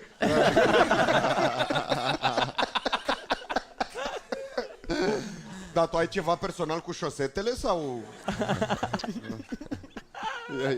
Băi, ce pula mea râs cu papucii în picioare, băi? Tu râzi, mă, de ăla că n-are șosete. Cu tezi? Are șosete, are șosete.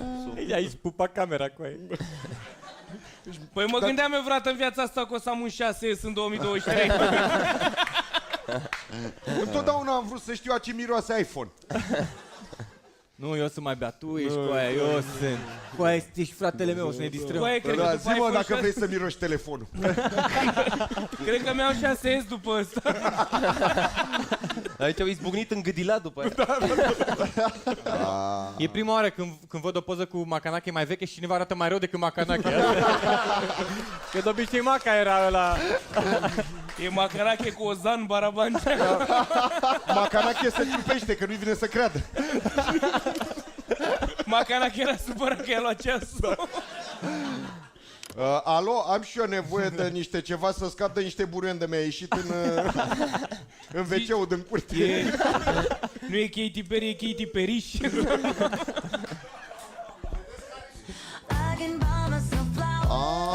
Mai liciroză direct. I-au căzut florile de pe rochii, măi, ai văzut? Și fii atent că îi mai cad odată.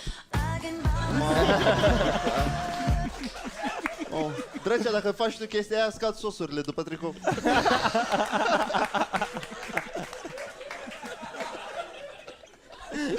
Cred că a zis că ești gras. Da, am înțeles. Oricum îi tra la muie. Morocănița și mocănița. Aici nu-ți dai seama care e părul care-s pomis.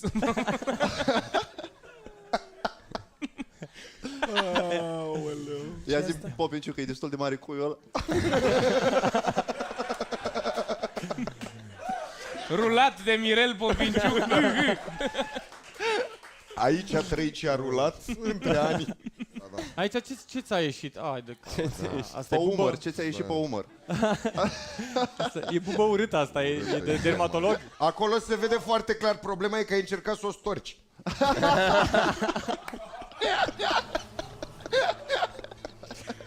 E direct Cleopatra, Stratan și Edward Sanda. Nu întreb care-i care, dar e... Băi, ești prost. Băi, asta e colecția Adevărul gratis la ziar. Nu vine să cred. Are colecție integrală Adevărul. Da. De aici. Și mai face și căcatul ăsta cu rochii. Da, asta zici că e de despicat la cipicău, de făceai așa și schimba culoarea. Ai cumva cireșarii, sigur că da. Era două, ea era două. Wow. Cum dracu? Prietenul tău e atât de norocos. Cameraman. Tarabadam. Mi se pare că așa arăta tu vreo travestiță. Problema e că nu arată neapărat a Wednesday, arată ca baba aia care cântă cel mai tare la biserică, știi? E lărci deghizat în Wednesday. Da, da, da. Nu se mai oprește! Băi, opriți-vă! Așa e cu aia la all inclusiv, doar mănânci și bei, n-ai ce... Ce morțită ai voie să-ți arăt acolo? Prânz, mic dejun. S-a deschis podul de la doamna Ghica. Dar nu prea-i convine că s-a deschis podul. Nu se mai stă așa mult în intersecție. Uite care aici la roată la obor acolo în parc. Așa ca idee, să nu vă mai uitați la pula mea, da? Ghiciți-ne religia.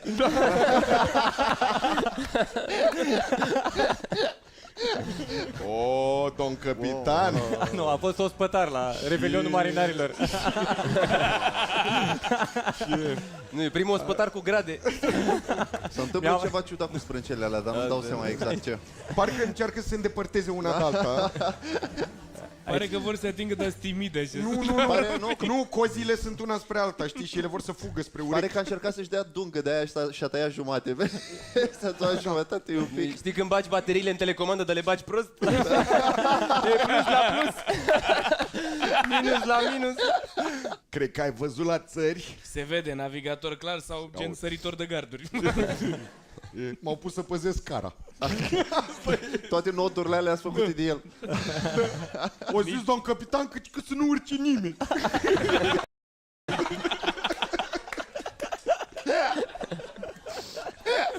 Alții are carte să mă ghimpată, mie mi-a dat niște sfori. A intrat apa în sat. A Aici stătea mamaie. Ne-a luat tot, dar nu ne-a luat zâmbetul. Pălăria nu poate să-mi ia nimeni. În dreapta, direct, poză de spălat pe cap în cămin. Băi, e clar că are semipareză, nu-mi dau seama încă pe care parte asta e. Că... Scuze. Apă. Nu e mai jos aia. Asta nu mă face să râc, îl scap. Îl scap. Uite, aici mi se pare că ești foarte aproape să-ți dai seama care e dimensiunea corectă la frunte. Trebuie peruca un pic mai în față. Sau sprâncenele mai mirate. Un centimetru. S-o duci la o proporție așa. Făcea diferența, da. Da, înțeleg ce zici cu peruca. Poți să stai așa mai des cu cap. Te avantajează. Și nu mai trebuie împins. Și nu o să mai aterizeze elicopterul. Asta e unghiul tău. Prefă-te mereu că ai primit un mesaj. Oh my god, avem vedete! Justin de la Hands! Oh shit. Bine. Prima poză, auzi. Ne dictează Ia ei vezi, mă, ce da. poți. Ia uite cu aia, concert Dragonul Au 2008. schimbat regulile. Ia vezi cu aia. Dă-te în pula mea! Dă-te în pula mea! Nu pot să cred. Ce bine eram la 16 ani, mâncava și gura voastră. Mamă, direct babi minune să... Mirel, ce s-a întâmplat? Ești super băiat, Justine, mersi mult. Poate că se uită la curul unui băiat din față, uitați-vă și voi. Da. Nu e, se uită și la curul cuiva și la scenă în același timp. Aveam privirea Gherghe în poza asta. Cine puteai să fii dacă nu dădeai de droguri să-mi bap? Da, bă, da. Seama, ce rasă e? E corcitură, doar. Pare că adormi primul în seriile de turneu. Și fac băieții tot ce vor. Băi, vă rog eu, dacă mai adun și vreți să-mi faceți pul pe față, faceți-mi ceva păr. Justin are părul ca prima pagină din orice oracol. Așa cu inimioarele. Sau săptămâna 1 la implantul lui Cârje. Ăsta.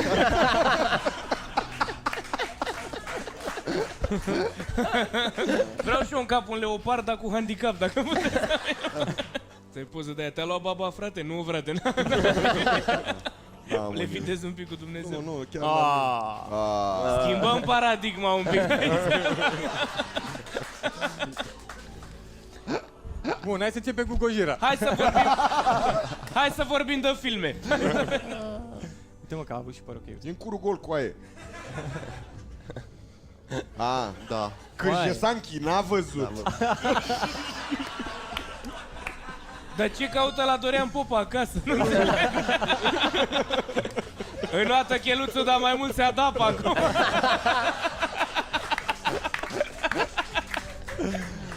Aia e tot cu Gojira, nu? Aia mă de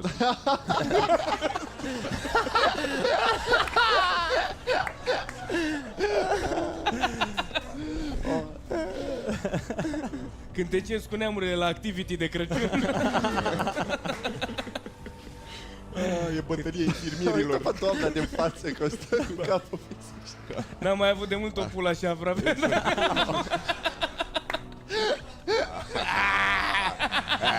Bă, vă fac poză, bă! Să vină sarmalii! I-a zis, Bre, nu mai pune mâna acolo. Facem în spirit de glumă! Pare copilul ăla care vede prima dată un prosop. Cu ăsta te ștergi.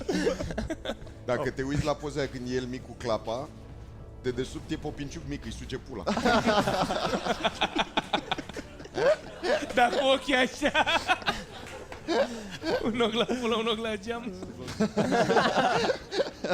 Cum să-ți mai demonstrezi că te iubesc? Avem și profilul ei? Și mie îmi plac astea mai ciudate așa. Da, acum înțeleg.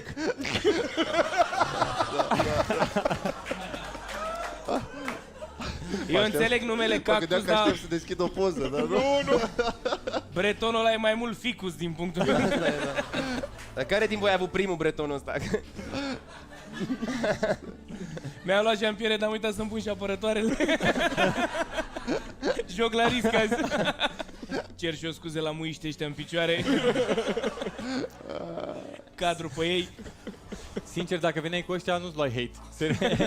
Da, putem. Uite, așa trebuie să te încalzi.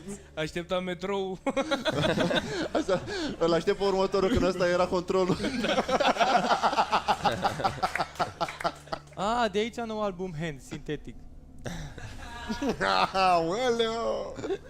Bă, mulțumim foarte mult și, bă, dacă nu știți trupa Hands, vă recomand foarte tare. Mulțumim foarte mult, Justin. Mulțumim foarte mult, Mara. Trupa Hands. Ia, hai să luăm Johnny. Ia, hai să luăm și pe Johnny, vă rog. Johnny Romano cu e? Ok. Nu sunt aceleași E poze? bodyguardul de la Hands. Pare că-i fură la bani clar. Da, efectiv. Și uite, arată Pare cu managerul Hands. Da, arată cu mâinile cum arată doi dinozauri care se pupă. Nu toate trebuie să fie cum muie Popinciuc. Da, simt că m-am apropiat prea mult de trupa asta. V-am văzut prea mult. Nu ți-ar fi frică să-i cunosc prea bine. Să fim în primul rând cu băiatul ăsta, care are o chitară în mână și pentru el e armă albă? Efectiv. Da, dar ți-e frică de el că arată ca singurul interlop care cântă la chitară electrică. Mama are poză cu Machine Gun Kelly. Dar băiatul ăla știi unde ar merge foarte bine? În vârful unui creion. Johnny Test. A photoshopat afară calul ăla cu mânere. Ce erau jos acolo? Responsabilități, chirie. Nu erau turnichetii de la metrou. Ne permiți să-ți accesăm profilul? Oricum ai semnat, nu ne interesează. Mamă, ce l-a înrăit viața pe puia, dă-te. Băi, ia uite-mă așa. Asta, domnule, în Ciupa Ciups, unde ai primit șapca asta? Pare că... Mamă, ce caută alunița lui Popescu la tine? Dar nu te strânge șapca asta, pare că e de copii. Cu cozorocul la întors așa ca la 4 ani. Nu o să ghiciți de unde am scos fețele astea. Cu alea vânezi balene? Aici vânam mistreți. E șapca lui pentru vânt din spate. Singurul care a venit la Casa Poporului fără mașină. Fac și o poză cu medalia. Nu, după ce am montat corturile alea. E badge-ul de la corporație, nu e... Ia uite o poză cu cârje, opa! Era reptile, mă. Tocmai. Am venit la tataie să-i punem o floare. A fost mare alpinist. Uite, acolo a căzut. Acolo a căzut. I-am pus niște pietre, că astea îi plăceau și lui. Tocmai ce am depus creditul 243 de mii. Mă, ce avem în spate? Doamne ajută, trebuie un pic renovată, da. Măcar avem un profil lângă noi. Da. E lângă metrou, doare până. Tu ai pus bețele alea așa, pare. Bă, ce frumos. Am zis să facem un cord, dar fără husă. Am pus doar Fă, ne-a luat careva asta. Ne-a luat husa de la cord. Dar nu mai era ceva în cutie, nu mai era nimic. Faza e că dacă ei se trag din poză, e Popinciuc în spate care doarme. Eu am venit cu prelata de pe cord. Dar bineînțeles. Ca o paranteză, sunt Lopădii cu Simone de mai devreme. Păi înseamnă că n-ai nicio poză. Ca o paranteză așa, nu mai purta fularul ăla așa, ca paranteză. Dar nu e fular, e glugă. Nu e parte în paltonul ăla? Dar tu observi că are poze numai cu el? Omul încearcă să demonstreze ceva. Ia vezi, tătuț. Radu Mazăre, cam bate vântul, a? Ia uite că ajunse papa pe uscat. Da, asta e cultura Xanax. Te omorâm pe capete. Ia.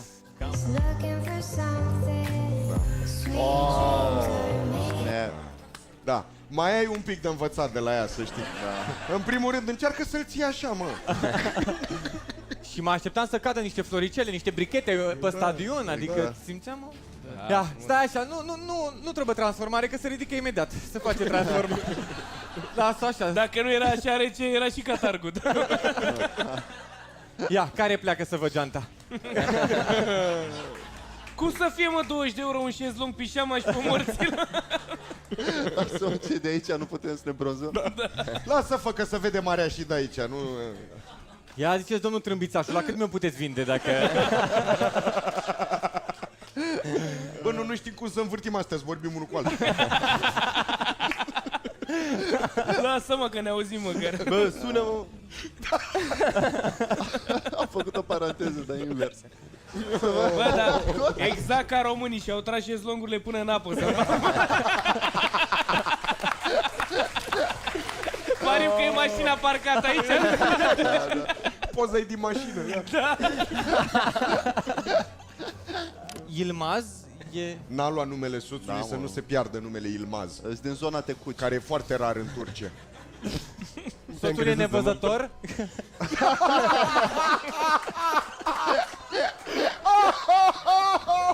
Așa sper să nu fi făcut vreo gafă Cârji acum.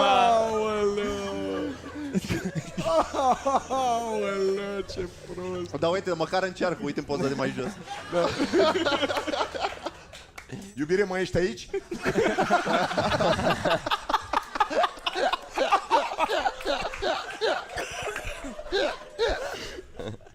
E și el aici? Să-l întoarcă cineva spre scenă.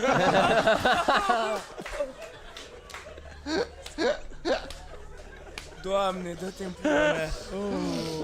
Vai, ce rău. Da, uite, aici este la poză, dar s-a pus și ea să nu fie singură. Zice, hai că stau și eu, baby, cu tine. Să pare că ne uităm în zare. Nu, îți descriu eu munții ăștia. I-a pus radio și sunt acasă la televizor. Să moară mama, cât costă foto-video, să mă bată mama. Cum pula mea 12 milioane de Ha, îmi păstrez numele Yilmaz. Putem să intrăm și la tine? Oricum nu știi, hai să intrăm. Ia. Deci tu ești turcu. Da, mă, vezi că a luat Și ați venit la noi țară să ne luați femeile? Chiar? Bă, au trăbit fântânile. Nu vă mai ajunge. Bă, coaie, las că și eu le-am la păr. Ah, da, adev. Lasă-i. Aici o poză pun Audi. Sigur mai pot mai în față, da. Dai. Dar mi se pare că e gol, nu. Nu e, mă, niciun grătar, sunt trepte. Da, dai. Tot în jos. Oh, Doamne. Lasă-mă să ghicesc. Alergi? Te prefaci. Bă, alerg, dar nu-mi place să mă dau mare cu asta. Adică unii o fac doar. Adică nu mă îmbrac diferit să ies în evidență sau ceva. Morții mei, nu. Eu o fac pentru sănătate. Exact. Unii ar zice că fug de foame. Mamă, coaie, ce urât se îmbrăca Florinel Coma. Direct băiatul lui Florin Gheorghe, 10 ani. Bravo. Mamă, dar chiar te îmbrăcai urât, coaie. Direct zici că candidezi undeva la țară cu cămașa. Chef ce nu este, am venit să vă udăm pizdele.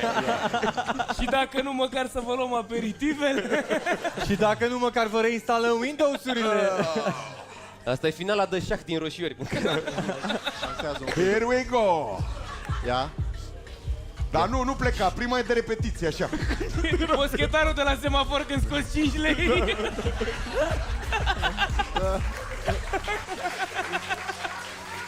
Mamă, familia Reghe Cam, să-mi bat pula. E Ana Maria. Direct. Fă luați aici familia. Da, nici nu contează. Mergem cu el. Rămâne. Dai pe YouTube. Hai să pariem ce are pe YouTube. Eu zic că lejer că el cântând la acordeon. Nu te duci acolo. Pariu pe Justine. Când intru în pizde o să auziți doar man. Primul fraier nu ți-l bat pentru că sunt pretty boy. Pe al doilea ți-l trag în piept ca să mă fac.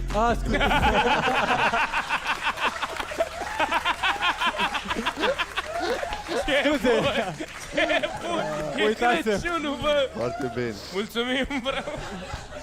Aici am închis la spălătorii, haideți mâine! Până la urmă nu sunt mulți 50 de bani, dar să-i mei, asta mă deranjează. Da, uite ce bube a făcut asfaltul ăsta, ești nebun. Când îi mulțumești mult doamnei de la cazare. Deci, doamnă, sigur e barter? A fost foarte bine. Where's the ball? Find the ball.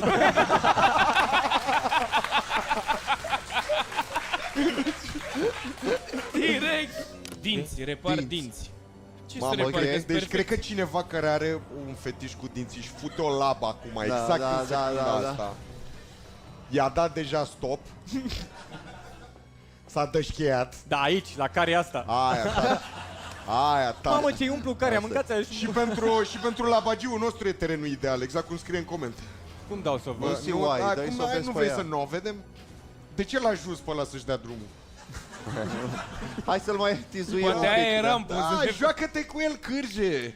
Uite-mă și pozi cu el. Plombele, dă-le în pula mea. N-am timp, sunt în concediu perioada asta. Nu poți să te folosești de ele. Aici cred că se uită la pula al Popinciuc. A găsit-o în gură la drăci. Că e stomatolog, oameni buni. Nu este doctor de puli. Hai puțină logică. Adică oameni buni, adică glume pula mea ca... trage la cari sau ce? Oameni buni, glume ca acestea și multe altele din 15 ianuarie în cinematografe. Nu. Filmul Claus și Barroso. Nu.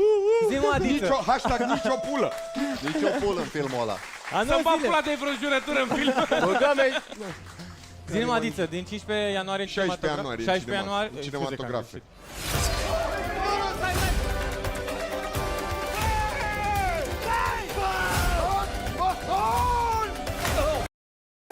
Mă treabă cu el. Și apoi la încă 14 zile. Ce? Pe 31 ianuarie. Ce? Ce se Finalul lunii ianuarie. Începe februarie. Vreți să știți de la noi că avem sala Palatului pe 31 ianuarie? Asta apare de Crăciun? Nu, e de Crăciun. E Crăciun acum. Feliz Navidad! Oameni, pentru că e Crăciunul, avem o reducere până pe 31 decembrie. Până pe 31 decembrie, Christmas Pack. Dacă vă luați 3 plus 1 gratis. Păsăm un tricou cu sala Palatului. Hai, super reclamat. Ia zi, ce prefer, cocktail și vii de bunăvoie sau cocktail și te amețești? Și Tobi cu mine. Pare că trăgea pantalonii să iasă pe șina aia mai bine. Știi că de ea n-are loc. Se numește flutura. Să așezi un pic cu aia. Mamă, coaie. Mi-am luat foc. Deci știi cum e mustața aia, știi părul ăla de ți iese prin chiloți un pic? Nu știu. Ăla nărăvaci. Mi se pare că arată ca băiatul lui Petrica Mântu Stoian, așa. Sau ca pula mea cu căști. Oameni buni, ăsta a fost Roaster Post. Vă mulțumim foarte mult că ați fost prezenți în sală. Dacă vă uitați pe YouTube cu această glumă, vă dorim un Crăciun fericit. Vă invit cu vedem la... Let's get back to the point. Black Adam, big opening, huge. By the way, the thing that's crazy about it being so fucking big, your fan base is engaged, everybody's engaged. You make an announcement, and your announcement is talking about, hey, we're not going to continue the world of Black Adam, right? For me, I'm curious. I want to know why, especially when there's such a successful opening. You seem to have the appetite from your fan base for more. What's the reason or the reasons for the stopping of Black Adam? I think that Black Adam got caught in a vortex of new leadership. And at that time, as we were creating Black Adam, developing it, shooting Black Adam, we got knocked down a little bit because of COVID and the shutdowns, got back up. There was so many changes in leadership. And as you know, anytime you have a company, but especially that size and magnitude, that's a publicly traded company, and you have all those changes in leadership, you have people coming in who creatively, fiscally are going to make decisions that you may not agree with philosophically. So I think Black Adam was one of those movies that got caught in that web of new leadership. And, you know, that will always be one of the biggest mysteries, I think, not only for me and us on our end, but also throughout our business, because that's a Kevin question, but that was a question out of Wall Street, that was a question out of Hollywood, that was a question like, wait a second, you had the biggest opening of your career, sure, no China, that could have been maybe 100, maybe 200 more million dollars.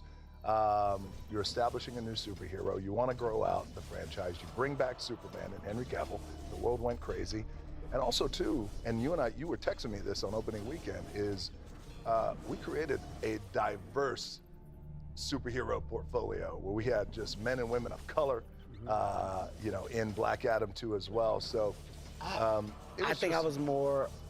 was impressed by the execution. Yeah. I know how Black Adam, how close the movie was, the project, and that was one that was near and dear to your heart. And cracking the code, it seemed that cracking the code on the world of superhero is something, of course, that you were very ambitious about doing. And what I thought you did, I was like, oh, that's dope as fuck. He put his mind to it, and he did it. Like, the shit's happening. They're in production. They're shooting the movie. Fuck, it's done. Damn, release the trailer. Shit look good. DJ, congrats. Fuck, all right. You then release the movie. Movie has success behind it. You get some positive dollars in the goddamn box office behind it in a time where the box office seemed to be taking hits, dips. So, I don't know. It was a weird thing for me and just not knowing, but to hear you say that, it makes sense. You know, when there's a changing of the guard, sometimes the business changes as well, and rightfully so, right? Like, we can't be a part of the world of why on that side, but in giving them the best opportunity to make more and do more, that's our job. That's where we come in. Exactly. And, I think as business-minded people who are always, you and I, who are always thinking audience first, yes, we look at and respect the bottom line economically, but also when we think about opportunity, creating opportunity and creating things that are fresh and delivering for the audience, which is our number one boss, when that wasn't looked at through that lens, it makes things a little bit more challenging, I think, for guys like you and I, where you go, you sure you want to do this? But hey, at the end of the day, you know what it is? It's like new ownership coming in, buying an NFL team and going, all right, not my head coach, not my quarterback. Doesn't matter how many times you won the Super Bowl, doesn't matter how many rings we got, I'm going with somebody else. That's a great example. Yeah. That's a great example.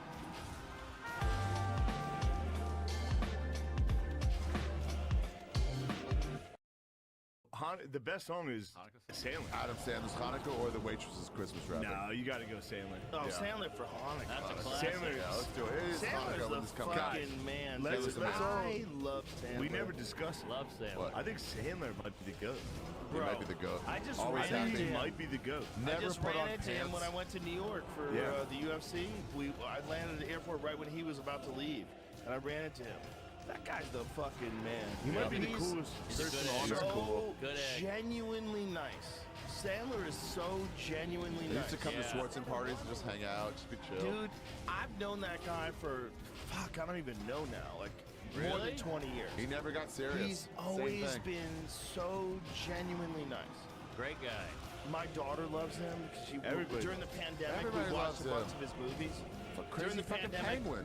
Everybody hates penguins. Shut up, Ari. He's telling During a the story. pandemic, like when everybody got locked in their houses for fucking 2 months, remember those days? Pandemic. We watched nothing but Adam Sandler movies because it was like something that I would enjoy and they would enjoy. We'd all enjoy it together. Yeah. So we watched everything. We watched Waterboy. We watched everything. Waterboy might Billy be number one. Madison. No. Billy Madison is Billy the Madison, shit, Happy dude. Gilmore. Billy Madison and Happy Gilmore. Everybody's number one. Happy Gilmore is the shit. True connoisseur. Yeah. Waterboy. You can't beat it. They're all, but they're all at the same level. Vicky Valancourt. You know who's not a fan is the Harvard president. Hamas. Hamas hates Waterboy. Can you imagine? Death to Adam They Sandler. have their own Waterboy. I don't want to get Israel involved. controls their Waterboy. But here's the crazy thing: if you look at like the reviews, like professional critics, Not good. if professional critics review Adam Sandler movies, they're horrible about it. Like That's you're why, so it's wrong. stupid. It's stupid and silly. That's why he called it special. If you don't 100%. like the Zohan, if you can't watch that movie and laugh your fucking ass off, then which is about the conflict. we're not looking at the same thing. Yeah. Like you can't pretend this is fucking Apocalypse Now. You're either on the side of funny or against funny. Yeah. If you don't like Hubie Halloween, you are the dumbest motherfucker of all time. Hubie Halloween. He's on that bike. Hubie Halloween is so fucking good. He's fun. There you go, Ari. All right, Jews. That's good for the Jews. That's all you, Ari. It's been a while since you guys called it W. Well, they're doing all right in business. Not Everything that else Jew. is not great. Athletics. That was a good win. Porn. My management team. Yeah, same. Yeah, obviously, yeah. If you're doing well. Yeah. Get a Jew. Get a good Jew. They know what the fuck they're Although doing. Susan Sarandon got a nice taste of a little dreidel up her ass. What Yeah. happened? She got fired. From what? She got let go for making some Hamas stuff. Let go from what? Being old? Oh, She God. was like, But, everybody wants to be a fucking political activist. Just stay out of it. Just be like Sandler. Just stay the fuck out of it. He stays out. Stays out. And just keeps making fun stuff. Making fun stuff always. You're either on the side of funny, you don't care, or you're against the funny.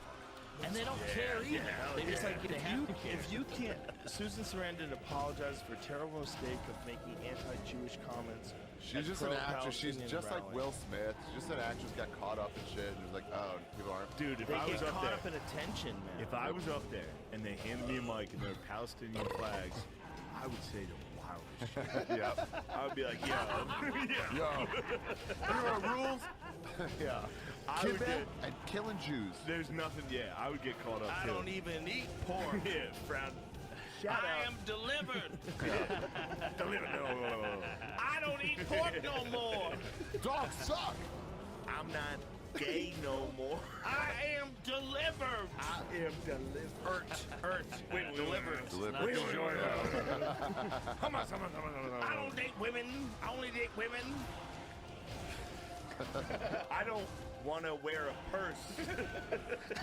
He's just clearly specifically naming what he wants to do. What is this? We need a bomb factory in every hospital. I don't. Oh shit. I would not put on makeup. He wants to put on makeup so bad. People are like, no one's talking about this. Now watch the dancing.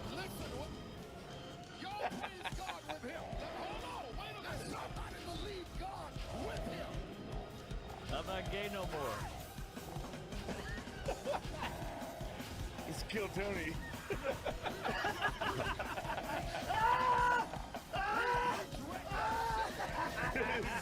This is Tony in Red Band every day.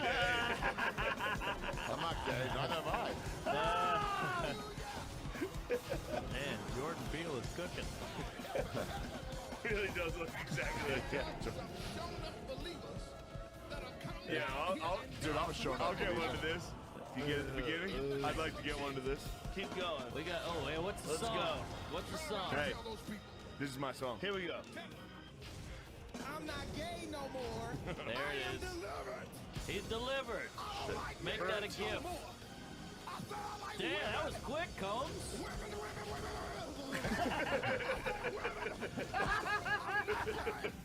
I need Sunglasses. I really need sunglasses. Yeah. You gotta do it. Well, I'm not gay no more. Makeup.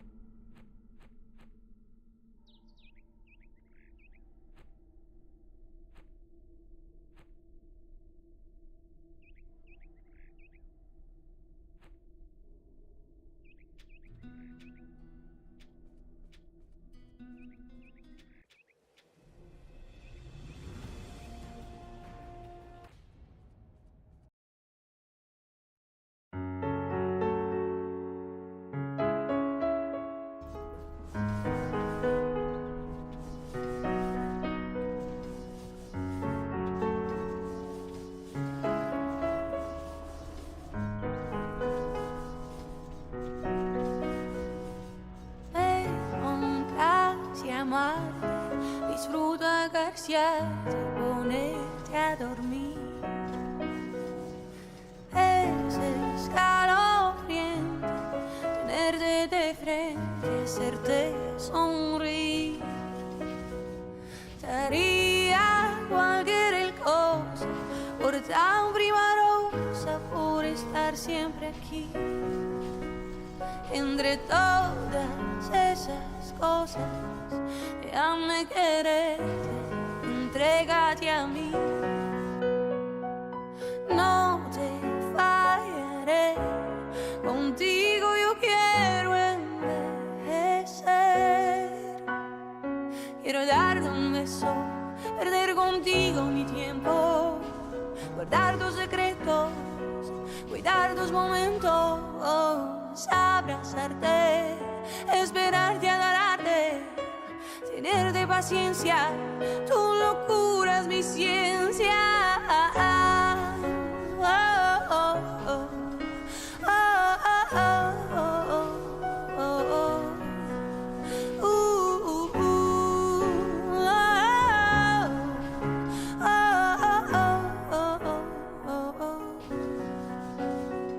Disfruto mirar cada movimiento, un vicio que tengo, un gusto valorarte, nunca olvidarte, entregarte mis tiempos.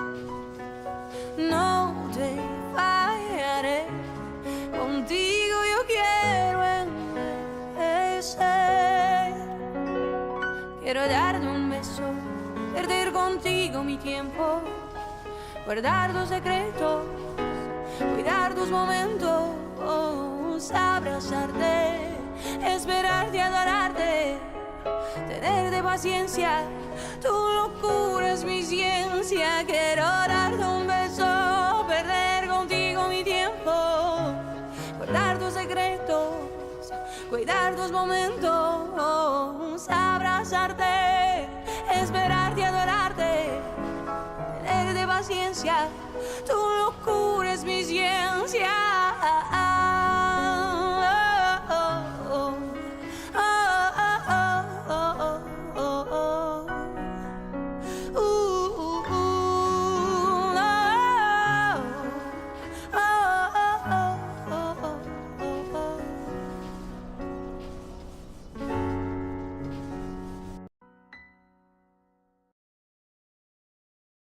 And then at the end of the day, I just really don't care. I don't care about legacy. I don't care about archives. I don't care about any of that stuff. There are other things that are so much more important to spend your life on, and that's living now. Not thinking about a museum of your life while you're still alive.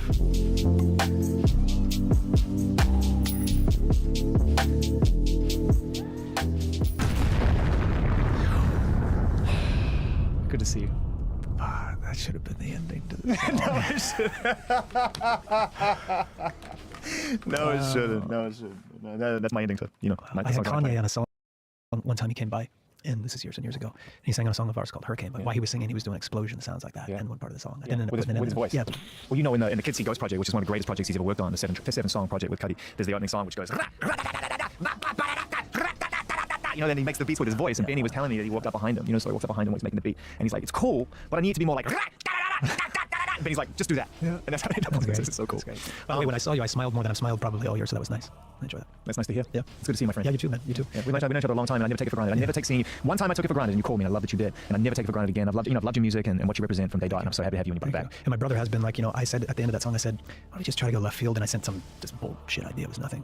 And he sent that back, and he kept doing that this album. I'd send him something, he'd send something back, and he really grew as a producer. Like, just outgrew me, really. So that's been a beautiful thing. And now we have that secret weapon of the band now. It's great. Yeah, it's great. And I love that it's still a band. I mean, I think, you know, you honored the tour, you honored the fans through the changes, you came through the other side, and then it felt to me like you got to a natural place to reassess where things were going to go. But I never assume anyone's going to want to come back or find something they want to say when you were living a full creative life. And so I was really grateful that 30 Seconds to Mars, you know, that you found a way to 3.0 this, which is what it feels like to me. Like, it's just a whole new era of the band. Well, I appreciate that. And it is, it does feel like a new beginning for us.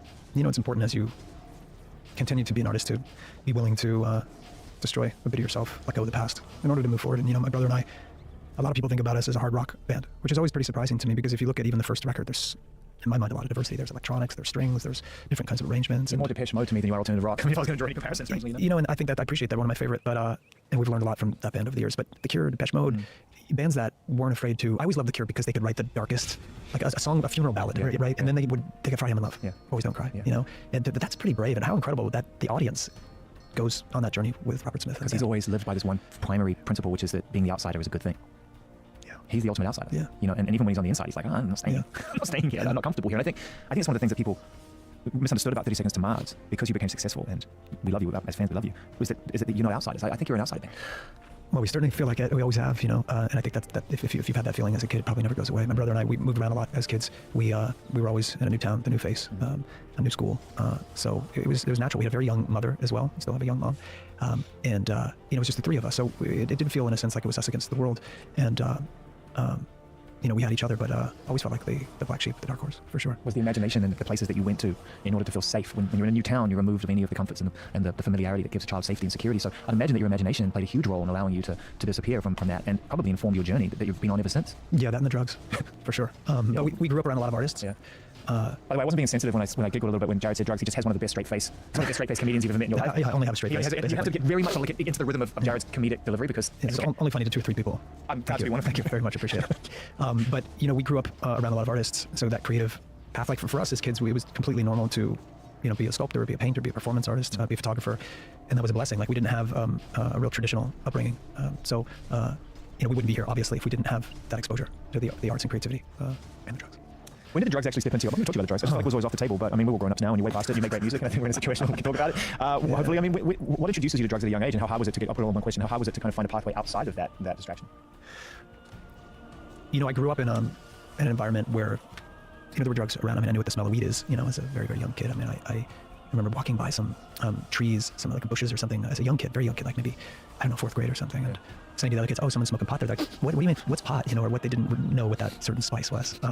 But for us, it was pretty normal. And I never had a no for any of that stuff. I was always interested in that. I was always interested in drugs. I was always interested in experience. I was interested in, you know, taking some risk. And I think that's probably common for people that like to experiment or explore, probably some common things. And then, you know, sometimes, you know, addiction is a whole other part of it. Of course, taking drugs is one thing, but, you know, does it start taking you? And in my experience, was certainly one that, you know, I took it for a ride, and then it took me for a ride, for sure. I don't know how you got off it. I mean, it's not common people get off the ride. Yeah, it's not. And you know, I really had an epiphany. I had a moment of clarity, is what they call it. And I knew that I wanted to hopefully accomplish things in my life that I was proud of, to do something special with my life. And I had a moment of clarity. I had an epiphany. There were 2 paths that I could take in life. Spiritual experience? You know, that phrase, you know, can kind of evoke kind of a little bit of a hokey thing, but I had just an epiphany. I said a moment of clarity, to say for the 3rd time, I guess is the only way I can describe it. But, and I took that path. So, yeah, and I've had very close friends that didn't, and they're not here anymore. Many, you know. I think when we first met you, it wasn't within the framework of the band, and I think it became very clear to me when I heard your music, which, by the way, at the time, you got to understand, anybody doing anything else in the performance industry, and it could be athletics, doesn't just have to be in the arts, trying to make music, no one was really, like, I'll probably get dragged for this, but no one was really hanging out waiting for Shaq's next rap record. Like, it may be great, but everyone's like, you're Shaq, you play basketball, like, that's what we know you for. It's a very different world now than it is with social media, with multiple Renaissance examples, right? When you came out, it's like, you lit a fire in everybody else, that if that's your true authentic voice, that will shine through very quickly. And I feel like 30 Seconds to Mars, you pulled off what very few people pulled off very fast. And I realized in that moment, I think it was always about the music for you. Well, yeah, I started as an art school kid. I started even before I was an art school kid. I was an artist. Like I said earlier, we grew up around a lot of artists. But my brother and I completely expected that we would do something, be an artist of some kind. And, you know, I was studying to be a painter and a professional drug user at the same time. Not a bad dealer either. But in that process, you know, I started to fall more and more in love with art. And as a fucking dealer, your whole technique must have been like, look at those eyes, I can't say no, all right, whatever you, like, you're certainly not, okay, I mean, I don't know, I don't think I'm buying drugs off you and thinking like, the guy's gonna fuck me up, but I'm more like, I kind of love this guy, I kind of like drugs. I'm gonna give you a good deal. Hey, you can come back, trust me. I've always been good with numbers. Did you feel that? Yes, you have. Yes, you have. You understand numbers real good. Taught me well. Yeah. I was always entrepreneurial. Yep. Me and Jay-Z have something in common. Yeah, facts. But yeah, the music was first. A lot of people don't know that. A long time before acting and film. But when I was in art school, I had photography. Basically, I was almost a photo minor, and I love photography. My mother's a great photographer, and she exposed me to incredible photographers as a kid. But I was studying also film. I took a film class, and then I switched my major to film. But film as fine art, not like Hollywood films. And then I asked the school at the time, the art school, to create a class for acting for directors, because I was a directing program. And they didn't have that. And I went back and I bugged them. I said, we should probably know, because I had this interest in it, you know. But the music thing was before all of that. And, you know, times have changed so much in a great way that can be Shaq and be an incredible DJ, and people enjoy it. Now, they're not just trying to crucify you for it. And if someone put out a good song that happened to be a YouTuber or a TikToker, okay, if it's a great song, I'll listen to it. The idea that Olivia Rodrigo could have achieved what she achieved in the first 18 months of her career from a credibility point of view, as well as from a successful child actor, sort of young person point of view, would have been unheard of when we first met. Or that Selena could be, do music and acting and thrive, and then do business. And it used to be there were these silly walls that were built before. When I was young and became an actor, I wanted to make independent films, and you could live and have a career and thrive in independent films. And oftentimes the actors that you really respected weren't making commercial movies. They weren't making commercials. They weren't doing. There was a whole lot of things that you couldn't do. And in fact, if you did them, you were kind of it was frowned upon. Put it that way. River Phoenix. I mean, when he did the Raiders of the Lost Ark, the Indiana Jones film, I remember that was like, that's a game changer because everyone felt like this kid's just the indie film. It was him and Ethan Hawke who were the two cool actors, and River was incredible. He was incredible. My God. I don't know if I'd be an actor if it wasn't for him, because he really showed us all what authenticity was, what truth is. For young people too, that's the thing. It felt that back in the day you had to earn authenticity. And then if you were young, he was a very good looking kid, and he could have done a lot of different things. Like you understood that he probably was making choices. Well, he was very much like you in that regard, I think, because he did play music too. He had a band as well. Oh, really? He was dancing around all that world for sure, and Keanu. And I think there was a sense that people wanted to send a message that the arts should be free to choose and use according to your level of love for them. But to your point, there were these walls that everyone kind of thrown up. Like, I can't market you unless I understand you. That's right. He did have music. I remember reading about that, and he had that kind of hippie thing about him. But I loved him. His work is so beautiful. What an era that time for me. Sean Penn, Daniel Day-Lewis. I love people like Christopher Walken, of course, Al Pacino, De Niro, those folks. Denzel has always been Denzel's never given a bad performance. Never. It doesn't matter if the movie could be whatever. He's always good. Same with Meryl Streep. Same with Tom Cruise. Sorry, saying it. Never been bad in any film. He will never let you down. Never let you down. Cares too much, I think. So who are the bands then? Who are the artists then? If those were the actors, who are the artists that? When I was a kid, I was. We were talking about the black sheep, the dark horse. When you do find that world, part of the innocent beginnings of when you are an outsider, sometimes the drugs are a beautiful thing because you can find like-minded individuals and you can have experiences with those people. It's very true. It's one of the most unspoken, because people are terrified to acknowledge it, but it is at a certain point in time a community. And people do it when they're older now, and of course we hear about it because of ayahuasca and shrooms or Burning Man and MDMA. But when you're a kid, it's the same thing. You go and smoke weed with somebody, you take mushrooms when you're lucky enough to get them to come through your town as a kid, and then you have these bonding experiences, transformational experiences, and a lot of people are able to exit that and go on to the rest of their lives, and that's great. And probably a much smaller percentage it can destroy lives as well. But I forgot what we were talking about. Music. We talked about Depeche Mode and their influence on you. I sort of feel like they have so many periods of time, and I don't know, maybe I always felt, especially sort of around 5 to 10 years ago when we were really getting to hang out a lot more, and you were playing arenas and festivals and stuff for the first time. I always just felt like you were a Black Celebration band. It felt like there was a darkness to 30 Seconds to Mars, which got overlooked because you're such a good performance band and you bring so much joy to people. Well, we're pretty dark at times. I mean, I've always liked that. Even when I was, was younger, if I went to the video store, I was always in the drama section. I didn't check out a lot of comedies, although I love Peter Sellers and. But he's dark.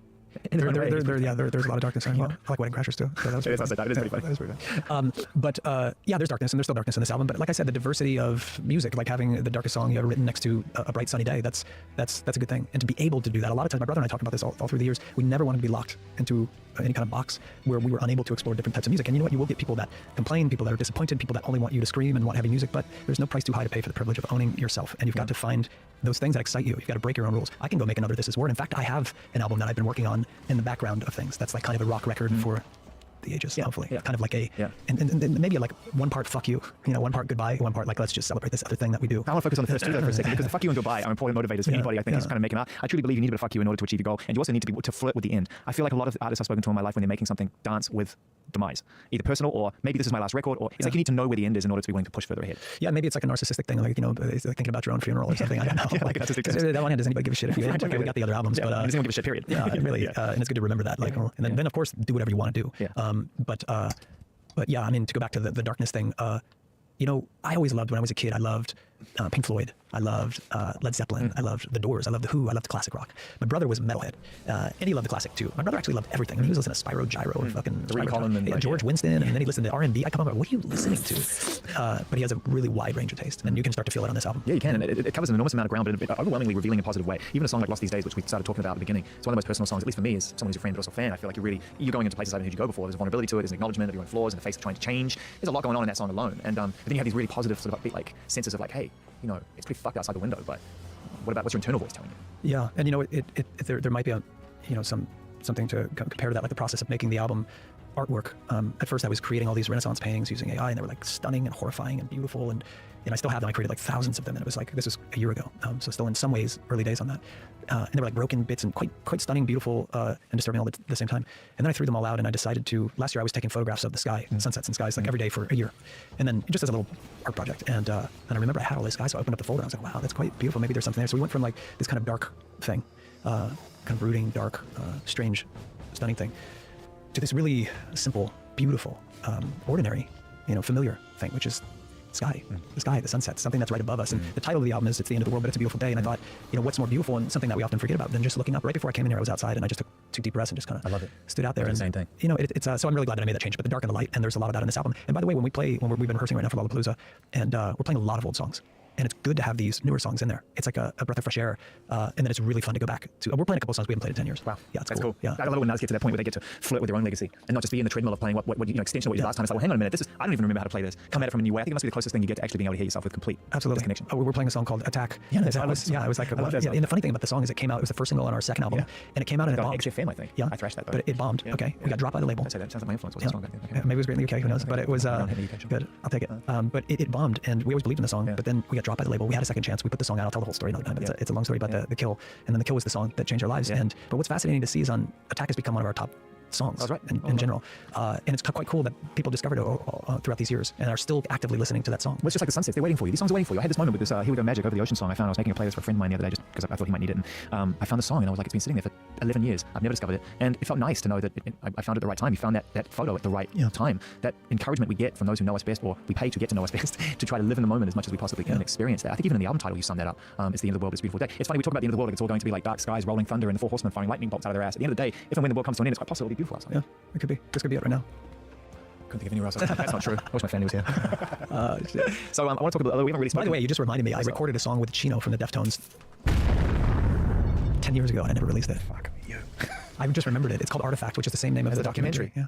Great documentary. Thanks, man. I put it next to like the great documentaries that were sort of ahead of the curve, and those that misunderstood it didn't understand the true intention of it until it was too late. I felt Artifact was almost like you were saying it's too late, but let's document it now. Yeah. You knew what was coming. Yeah, for sure. Yeah, it was a wild time, but yeah, maybe I'll look for that song if I can find it. Is it a heavy one? It is. It's a rock song for sure. Yeah. But I remember he showed up at he's like, yeah, I'm down. Let's do this, which is great because I'm a huge fan of his and Deftones. I mean, incredible band. Great band. For me, it was Deftones and Tool. Oh, come on, dude. No, I mean, we've never spoken about this, and yet we've built a strong friendship over the years. This is just more connective tissue. Yeah. I mean, those are the 2 bands. That's it. I saw them at the Whiskey on Sunset. Dude, there were 50 people there. Yeah. He had long dreads. Yeah. Adrenaline era, just going for it. I mean, I didn't know it was an EP. You know what it was? I just remembered. Yeah. A girl that I knew. Yeah. God, I wish I could track her down because I would say thank you for this. She must have known the band. She had an advanced copy of an album. It didn't even have an album cover on it. It was just the list of the tracks on the other side of the CD. Yeah. And she was listening to it. She was amazing, by the way. She was very, very cool. That's so great. You're bringing back all these memories. But she would play that when I saw her, and eventually I was like, "What?" She's like, "Oh, you want it?" I was like, "Yeah, I kept it." So I think it was before it was out. I had this copy of this album. It was very. You cool. gotta have that in a box somewhere. Yeah, for sure. Your archive's crazy. I don't want to give anything away, but you have the space to be able to store things. Yeah. And so I'd imagine that in the last few years, as you've been building up to release this record, and as well with quarantine and whatnot, and I know you spent time away and you found ways to go out and explore the world in your own way, very nature oriented. But have you been able to build an infrastructure around your life, all the music catalog, things catalog? I started years ago. I had what do they call these curators? These people from Put On Gloves, and I think I saw it in a Nick Cave documentary. They were curating his work. I was like, oh, we should do that. I did it for a few months, and then I saw the bill and I stopped. But basically, if you ever want anyone to do anything that you really don't want to do, yeah, exactly. And but it wasn't just that. What the main reason I stopped is that I looked at some of the stuff they were curating. It was like a white T-shirt. Like I don't really, it was you have to be a part of the process in some ways to be like, okay, this is what matters to me. This is what doesn't. And then at the end of the day, I just really don't care. I don't care about legacy. I don't care about archives. I don't care about any of that stuff. There are other things that are so much more important to spend your life on, and that's living. Now, not thinking about a museum of your life while you're still alive. How challenging was it? I know that it's always been you and your brother, but in respect to Tom, it was the 3 of you for a long time. And how challenging was it for the 2 of you to sort of find a new dynamic, even though it was family and you know it so intrinsically, it's a band, and do you know what I mean? Like to move forward and to prepare yourself for this new beginning. It really wasn't at all. I mean, because that's how it started. Yeah. That's how it always was. Yeah. And the reality of the band, and just in case anyone was ever confused out there, it's always been me and my brother. Yeah. We've had incredible contributors, collaborators, but the core, the heart of 30 Seconds to Mars has been that bond that we share as brothers. And anybody that's ever been part of the band will tell you that. But I think a lot of people are not aware of that part of it, and they're probably not aware also that I produced every album we've ever made, that I wrote virtually every single song. Yeah, no, if I agree with that, and I think that's in part because of the generosity that you like to share the experience. I mean, even when you watch Artifact and you realize that Flood is there, you see how how you're co-producing that with him, you're working with him, you're right beside him, you're seeing it through with him. It's not like you're handing the reins over. And I play the guitar and the bass and the keyboard, the thing, and it's like, it's in. But on this, sharing this with my brother and other collaborators, contributors, that's a beautiful thing. I mean, that's a beautiful thing. And once you get old enough to realize, like, okay, I have enough built up credit inside myself to feel confident enough to work with another architect, another designer. Because your identity is not under threat if you. Yeah, it's okay. It's a beautiful thing. I love to be surprised and challenged, and that only happens when you step outside your comfort zone. So this is a lean album. I mean, Very, it's lean, and the music, no song hangs around or tries to extend itself into areas to be progressive necessarily for the sake of it. It's like you see everything through, you worship the altar of the arrangement that it naturally be. And but I'm sure you have more songs than the ones that are on the album. I do, yeah. We wrote a couple hundred songs. I wasn't expecting that. So you like basically 20, 30x on what the album is. Yeah. And there are a lot of great little songs in there. You know, it's funny, yesterday in rehearsal we started playing an older song called Night of the Hunter, which we love a lot, and it's a 6-minute song. Yeah. It's a 6-minute song. That was normal for us. And we're like, okay, we play Night of the Hunter, we could play like 3 new songs, you know. So, and we love it. We were like, oh, we have to play. The energy felt so great. Yeah, I think the next tour we're going to play live. We just got to that point where we were so sick of some songs, or I don't, you know, it just happens with every artist. But we started playing A Beautiful Lie. We were playing From Yesterday, which we hadn't played in years. We played Night of the Hunter. We were playing all these tracks. Search and Destroy. We played. Anyway, I'm excited to get back on the road, man. Yeah, man, I can imagine. I mean, well, you know, everybody is post-quarantine. Everyone just wants to get out there and play. But I mean, it had been a minute before that even happened for you. You know. Yeah, well, this is an album that was born into the early days of COVID. You know, it took about like a few weeks, a month to watch all the shows on Netflix and Apple TV. And once I got to that bit, that card says congratulations. You're now lifelong. You watched the final show of Mongolian soap opera. Yeah, and you sit on the couch long enough. I called my brother up and I'm like, well, let's just start. Let's use this as an opportunity. But one of the things that you could do, which you do anyway, is you could go and find your space because you are synonymous. Your life is synonymous with nature. You love to go out into the open. You love to go and experience that frontier. And you know what I've been doing that I love? What? Freediving. That's cool. Not to be confused with cliff diving, or you know, sometimes you say that people think, oh, you jumped off a cliff. It sounds like, yeah, but or scuba diving. No, it's you take a single breath. Yeah, you go down. It's not diving in; it's diving down. It's either down or how long or where you want to go. I like to go deep, but I also like Big Blue. It's a great movie. One of the best movies. It's a great movie. Le Grand Bleu, right? It's so great.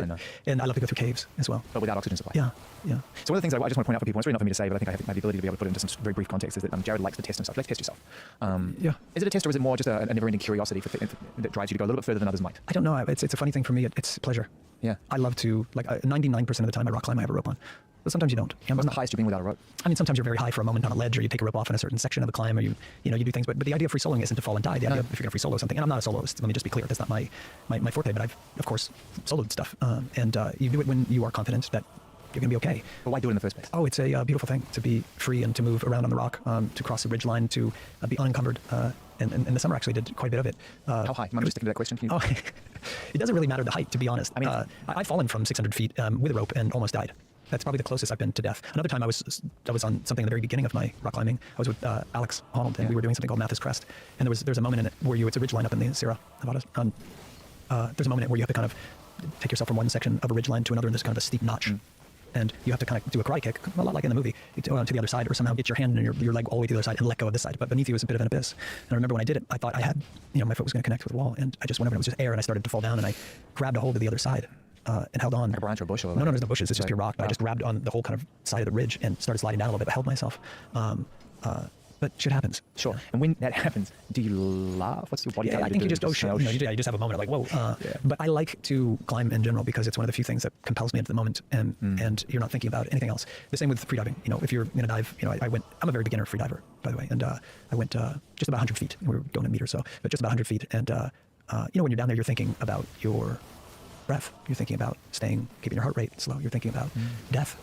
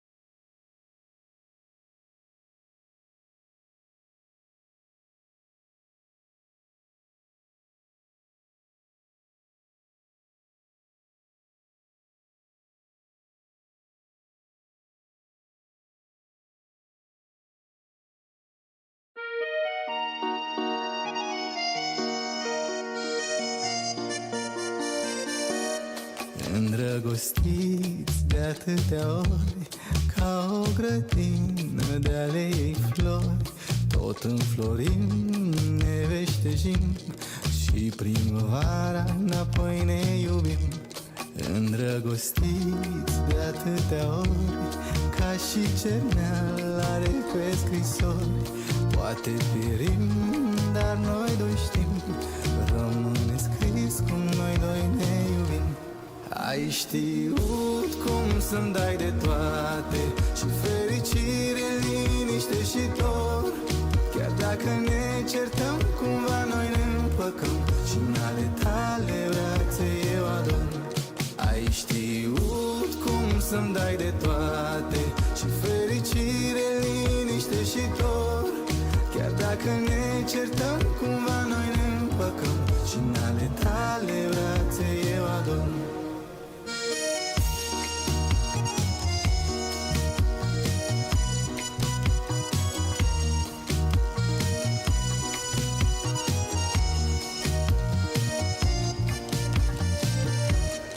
Îndrăgostiți de atâtea ori, cum este scena de-a ei actori.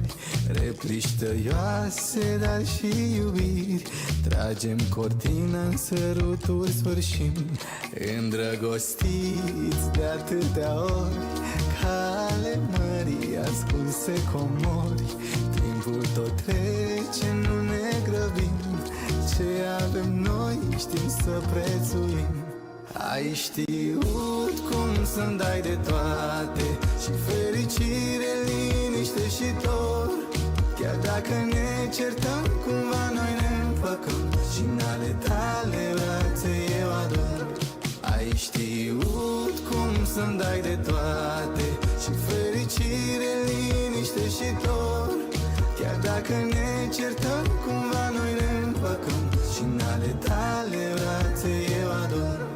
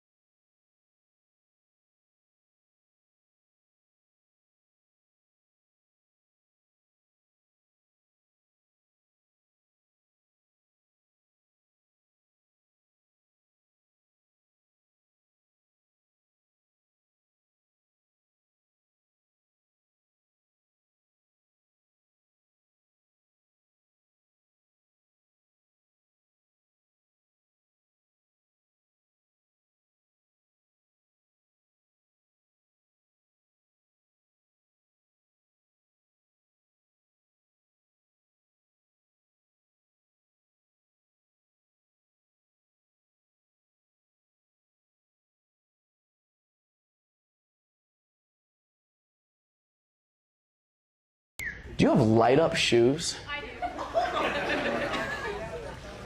Why? They're so bright. You're welcome.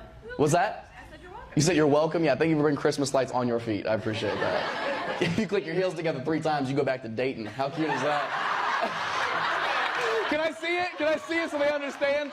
Are you able to take one of them off? Or both, forever? Look at this kiosk motherfucker right here. You buy these at the same kiosk you can get your phone screen fixed for $7.99. You got those on Amazon? Give them back. Free return policy. Read the shirt. What's your show say? Put your balls all over me. It's Christmas. I feel like you can't wait to have your chimney come in. That's fucking... Oh my God.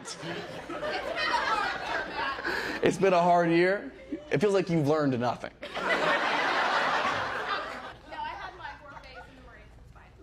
What? Did you say I had my whore phase in the Marines? Yeah, that's what I want my soldiers doing. How'd you get those hostages back? Well... Soldiers are Army, Marines are Marines. Well, those shoes are awful regardless, so... Those can't be service mandatory. What did you do in the Marines besides suck dick?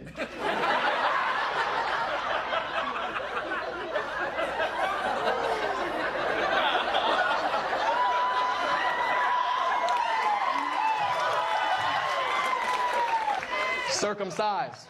Circumcised. Oh, it's Semper Fi. Sorry, different one, sorry. I didn't know. Kids? Wait, are you Latina? Good luck. Okay. Oh my God. Can't have any kids? Dying alone. 100%. Absolutely not. Are you kidding me? What is it about kids that you don't like? You're too young for kids? How old are you? 30?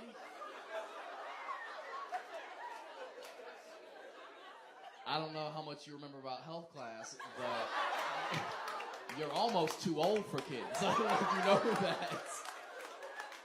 There's more people in this room than you have eggs left. I don't know if you know that.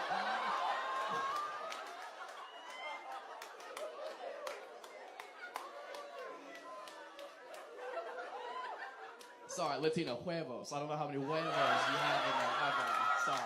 Mom, how old are you? 67. Hold on, Mom. What's your name, Mom? Sue. Sue? Who told you about OnlyFans? The daughter? What's your link?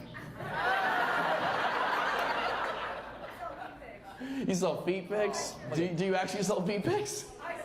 I got teenage daughters, so I should. What?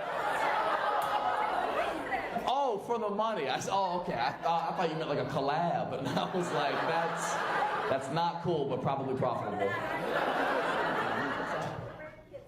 Your grandkids love me? Oh, how old are the grandkids? 14 and 17? That's terrible parenting. They should not know who I am at all. Man, why would you lie to them? They're gonna get their hopes. Where are their dads? Or dad? It could be singular. I didn't even mean it like that. You fucking assholes. It was accidental. You guys made her a whore, not me.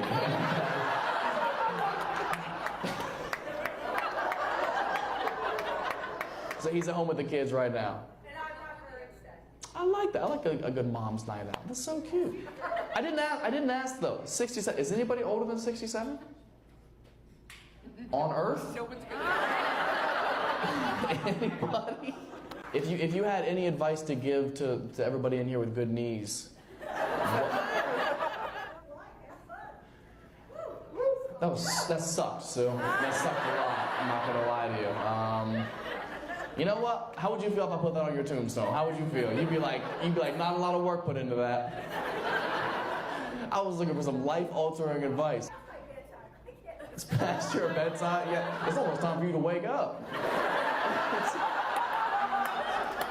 No, it's 11:30. It is almost time for you to go to bed. Forever.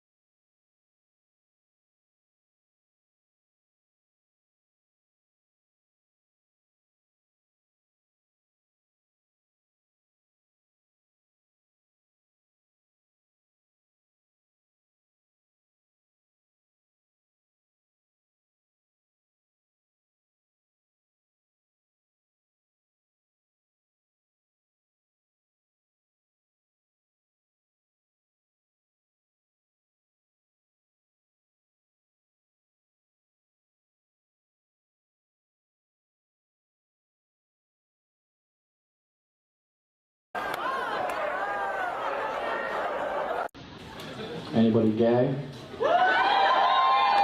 Oh, really? Oh, yeah, I can't see your haircut in the dark, but yeah. Oh, yeah. How long have you been lesbian? Biologically, what were you born? Female. Oh, I appreciate you. What's your name? Carl. I go by Axel, but my name's Charlie, but you go by Axel. Ooh, it's a gangster ass name. How'd you land on Axel? actually my best friend. You let your best friend pick your name? Oh my God, I could never. My best friends would be like, your name Baby Dick from here on out. You chose the name? How did you land on Axel?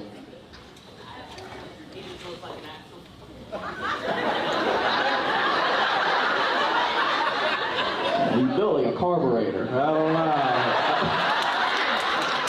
know. No, you built like a transmission.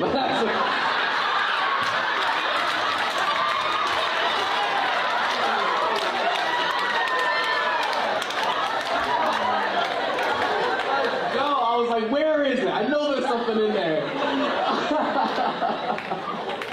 Actually, you're the fucking best. Oh my goodness. Thank you for being such a sweetheart. We should go get some bitches after this. Let's go. I got divorced a year ago, so I'm down. Who are you married to? Male, female? Another trans guy. Another trans guy. Same situation biologically. Okay, gotcha. Why didn't it work out? He left me for a woman with no teeth. I was taking care of him because he was paralyzed, basically. Shut the fuck up. You were taking care of him because he was paralyzed. What had happened to him that he was paralyzed? Like some kind of muscle disease. A muscle disease. And he met her through TikTok. And he was DMing her like, will I ever walk again? And the medium was like, yeah, you about to walk out on your marriage. Where'd you meet him?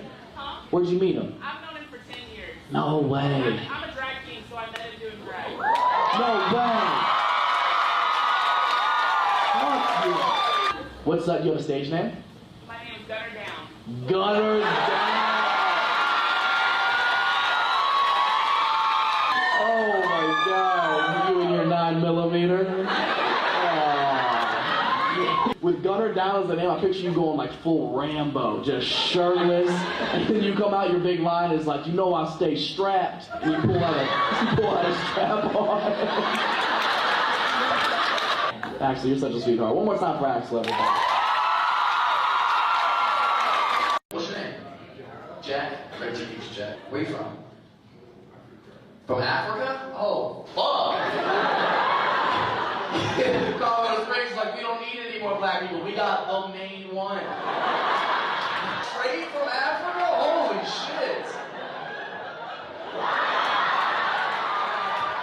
got you. All right, people, they're doing gang signs. They're doing gang signs. Jack, great to meet you, man. You cool ass dude.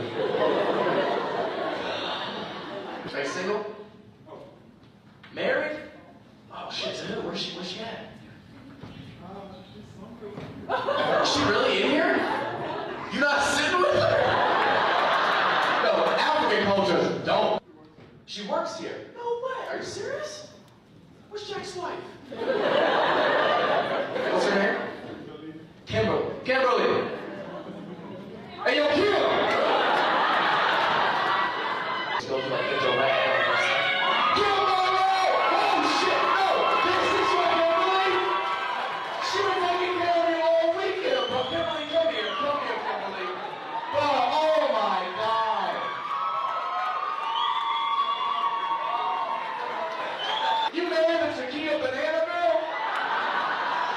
You guys are dressed like the Wiggles, you know that, right?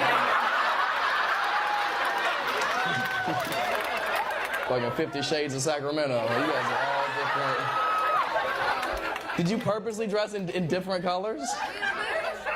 I saw my face on the shirt. That was the least concerning part of the entire organization.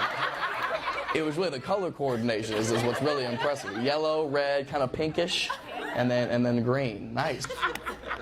Those photos are trademarked though, and I'm gonna need $35,000. We're gonna have to press charges. And you guys look like you have the money, so I'm following through for sure. I'm sorry, I've just never met a pallet of pussy before. This is... I feel like I'm trying to fuck in like the paint section of Home Depot. He was like,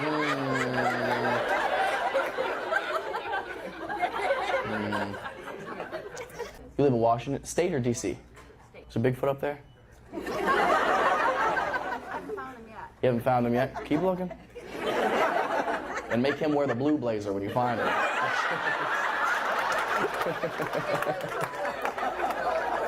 I can't get over the Wiggles design, but I really can't. Like, it's... What's your guys' song? Good pussy, yummy, yummy. Good pussy, yummy, yummy. You squish it. I don't know. I don't know the rest of the fucking songs, dude. Are you guys all single? Kinda. Sort of. Only in Sacramento or what? What's that? Is it going on TikTok? It depends on how much of a disaster your lives are. I don't know. You're single. I am. What about you? I'm married, but I'm available for free drinks. Married but available for free drinks. You out of your fucking mind? You know what? It makes total sense that you're the one dressed like a red flag. That actually takes total sense. This completely checks out. Wow. Okay. So married, single. Divorcing. Green flag. Look at that shit. Nice. Yeah, so, and then caution, like, what's your deal? You know what I mean? You're just kind of single floating around, like, well, what's it yield? Should have left 10 minutes ago. Yeah, we gotta wrap this up because I'm trying to go back to the hotel and taste the rainbow.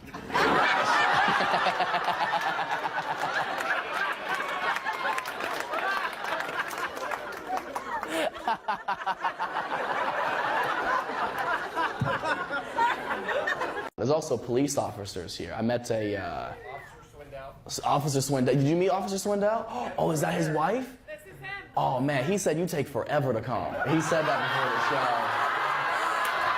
And he dared me that I wouldn't say it at the show. You seriously gotta work on that. That's his trigger finger, and they really, like, he's got a... Oh man, now he said you guys have great sex. He said he beats it up like you fit a description. He really does. He said sometimes he lets her wear the bulletproof vest and everything. They role play. She puts on the bulletproof vest and then she's a teacher.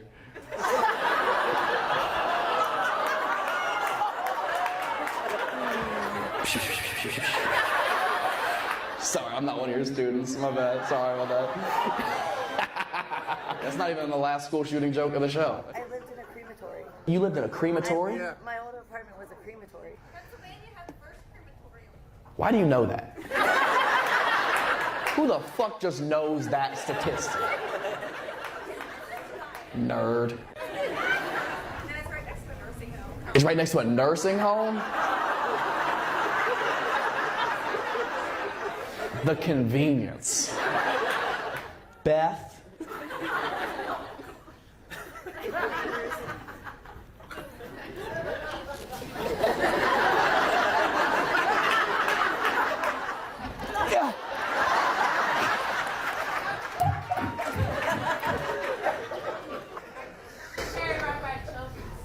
There's a cemetery by the children's hospital? Come on, Pennsylvania. Have a fucking heart, man. You do not put a cemetery next to a fucking children's hospital. You put it next to the school.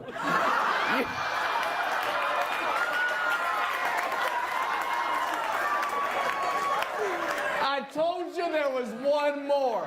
I fucking told y'all, man. I didn't know how it was gonna go, but we found it. All right, that's the last one. Probably.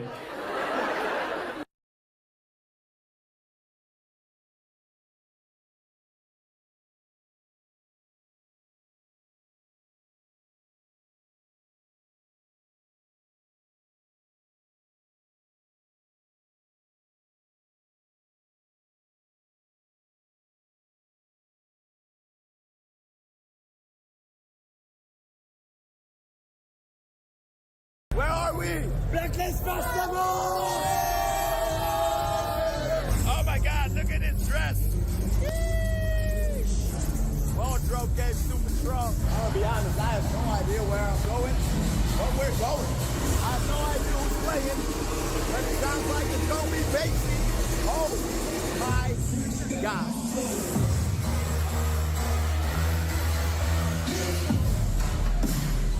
Oh! Hey! The vibes are good. The air is sweaty. I love it already. Oh my God. Latu, I love your videos. I love you. Can we do a picture? Oh! Oh! What is it?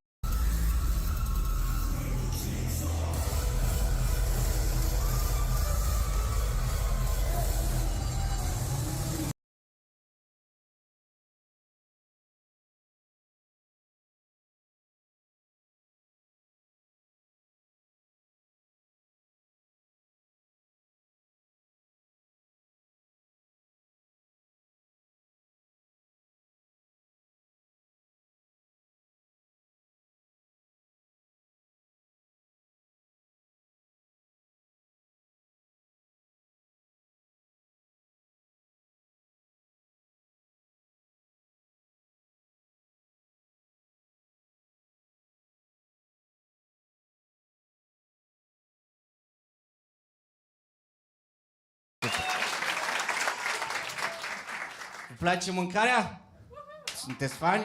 Eu sunt obsedat de mâncare, pe cuvântul meu. Adică sunt multe locuri în care poți vedea oameni triști, dar dacă vrei să vezi oameni veseli, trebuie să te duci la food court. Bă, ați văzut câtă fericire aduce mâncarea când pleci de la teșghea cu tava aia să-ți cauți loc la masă? Și ești așa, urmează să mănânc. Eu dacă aș vrea să mă sinucid, să mă arunc de pe un bloc înalt și ar veni un mediator la mine cu un burger, m-aș mai gândi un pic, adică aș negocia, n-aș vrea să par prost, aș fi sosuri ai? Maioneză? Ok, mă sinucid mâine, asta este. Vine Crăciunul, acum sunt o grămadă de oameni care zic Crăciunul este despre spiritul Crăciunului.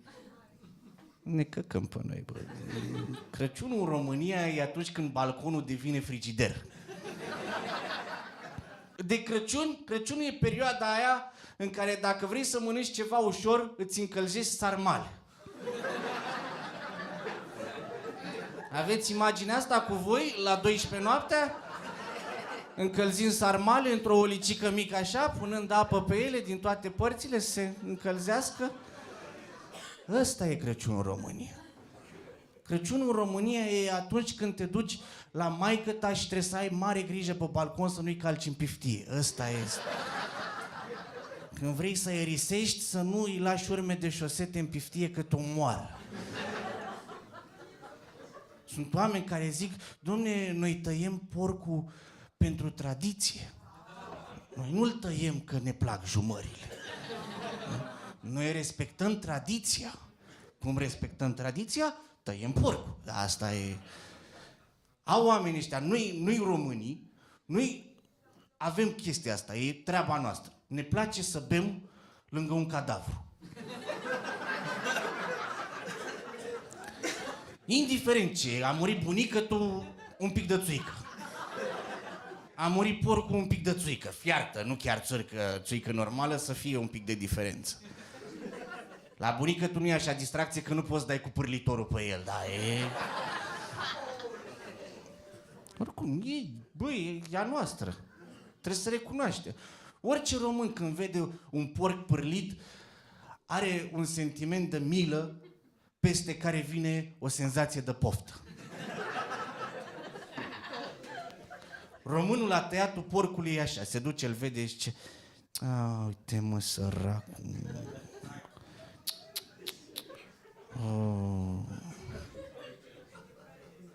Dai și mie un pic din...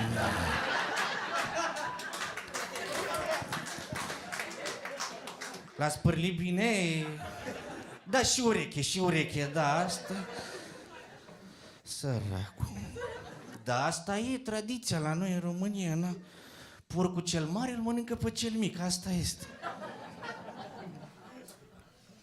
Ne place, ce vrei să facem? Asta e. Oameni care zic, Domne, mâncarea noastră tradițională, sarmale și salată, băf. Bă, eu nu prea mă pricep la mâncăruri, da? Nu sunt ale noastre. Atâta știu. Sarmalele le-am luat de la turci, salata băf de la francezi. Când vin turci le dăm salată băf, când vin francezi le dăm sarmale. Câștigă România. Bravo, tată. Nu, serios, le-am cam furat. Nici cârnații nu sunt ai noștri. Sunt nemțești. Noi, ne bucurăm de toate.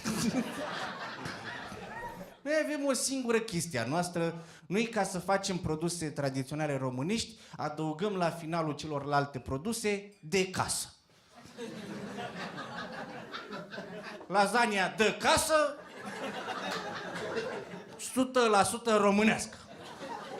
Orice iei, pizza de casă, bă, a făcut-o mama, e românească.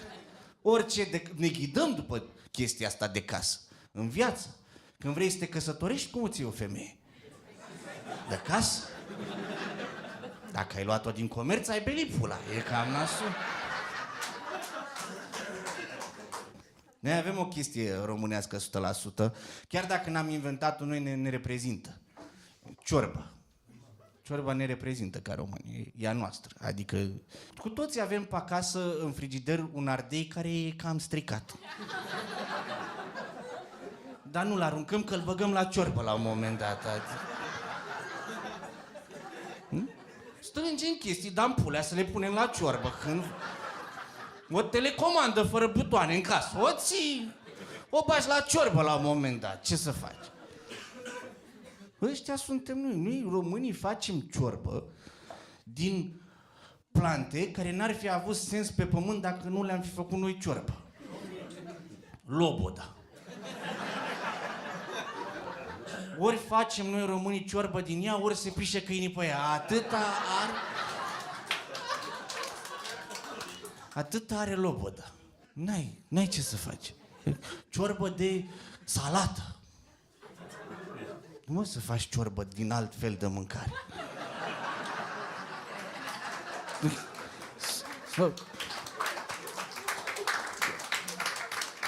Deci dacă ne bagă cineva ciorbă de cartofi prăjiți cu șnițel, ne-a rupt. Deci ne-a terminat. Ne-a dat rădăuțeana peste cap. De ce? Atunci ești român, mă, când mănânci ciorbă.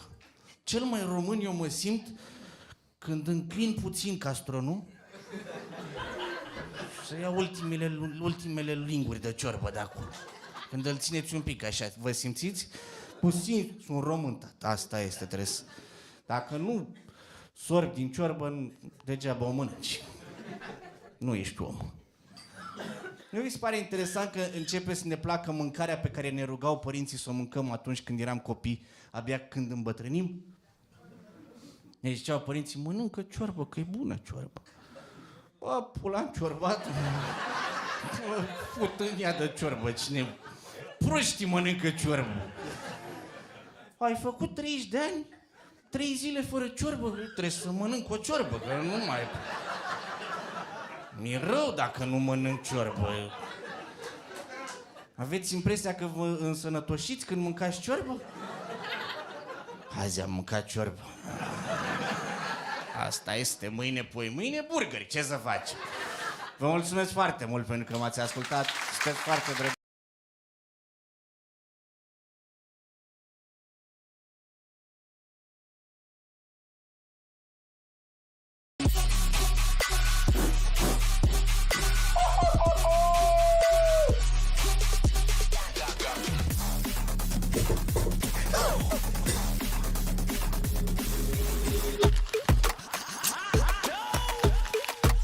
party people, what is up? Welcome back, and if it's your first time, welcome for the first time. Either way, thank you for tuning in, because the hunt for bangers is about to continue. And if you have no idea what that means, let me explain. I am a DJ who loves to turn the F up, and in order for me to do that, I need bangers. And in this show, we'll be looking for those bangers, and I'm taking you guys along for the ride. And if you're like, hey, I got some bangers for you, well, you can always send them to me. Just read the description box down below and you'll find all the info you need to do so. And in case you see this check mark, that means I added the song that's playing into one of my playlists. So now you know what that means. Let's get it started.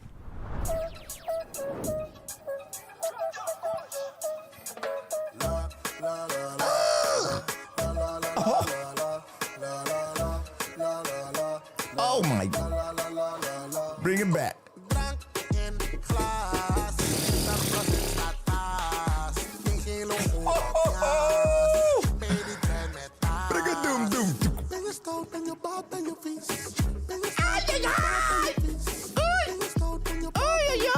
This is what we need in life. Doe volwassen, maar mee doe niet als een kleuter. Ik kan niet mooie ballen kort van je deuken. Stiekem gaat ze met haar hand bij mijn leuter. Als je niet kan dansen, moet je weg net schreuder. Je only vriendin hoef ik niet zo doordruk. Maak wordt dat net als haar bij je. Maar je laat lukken wat bij hem mislukt. Grote problemen als je van me bent. 40% staat vast. Geen logo op jas. Bij die trein met taas. Ben je stout, ben je paard, ben je stout, ben je paard, ben je schoot, ben je paard, ben je vies. Ben je stout, ben je paard, ben je vies. Ben je stout, ben je paard, ben je vies. I like it.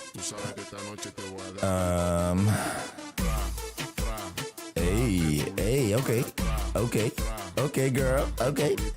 I'm just following her lead. You better join as well.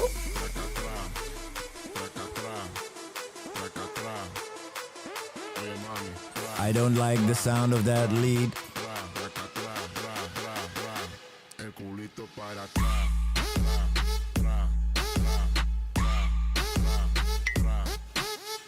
Okay, that's enough. That was terrible. I'm sorry. Skrillex Tiny. Oh my God. There's only one option, and that option is this. This has to be fire for Ted as well. Oh my God. I'm gonna shut up and just enjoy the ride.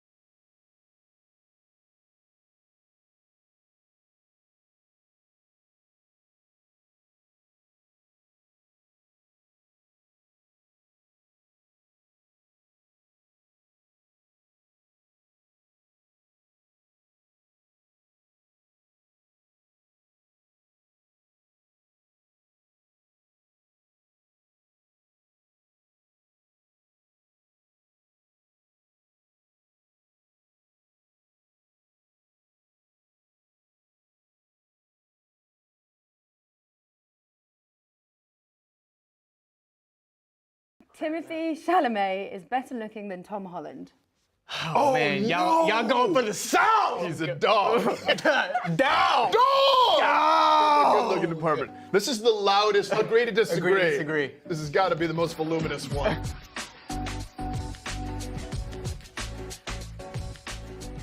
So, first question is. Squirtles. Let's go. Here we go. It's time to go. Okay. It's time to go. Okay, French is the sexiest language. Ooh. Oh, I strongly agree. Strongly agree? I strongly agree that French is the sexiest language. I'm gonna hit an oval. Okay, interesting. I'm gonna hit an oval right here. Because on some days it's French, but other days I like Italian. Oh, do you? Yeah, I think Italian's super you like sexy. Italian. I think Italian's super What do sexy. you like about the Italian accent? I just think it's smooth. You can allow to do the accent that you want in a different way. He speaks French. By the way, who's seen his Key and Peele French waiter sketch? Have you ever seen that sketch? The Rush on Temps Blanc? Would you care for some les enfants comptoir? With the delimitants, je donflons son. The f***ed up thing as a French person is it sounds. Does it sound sounds like real? It sounds real. But as a French speaker, do you feel it's sexy? It's somewhere in the middle. Somewhere in the middle. Whereas when I hear Italian, I'm like, damn!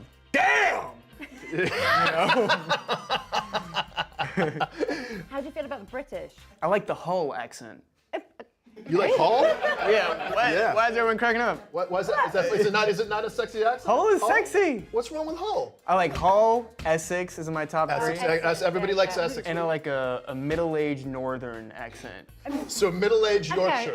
Middle-aged Yorkshire. Middle-aged Middle-aged Yorkshire. Yeah.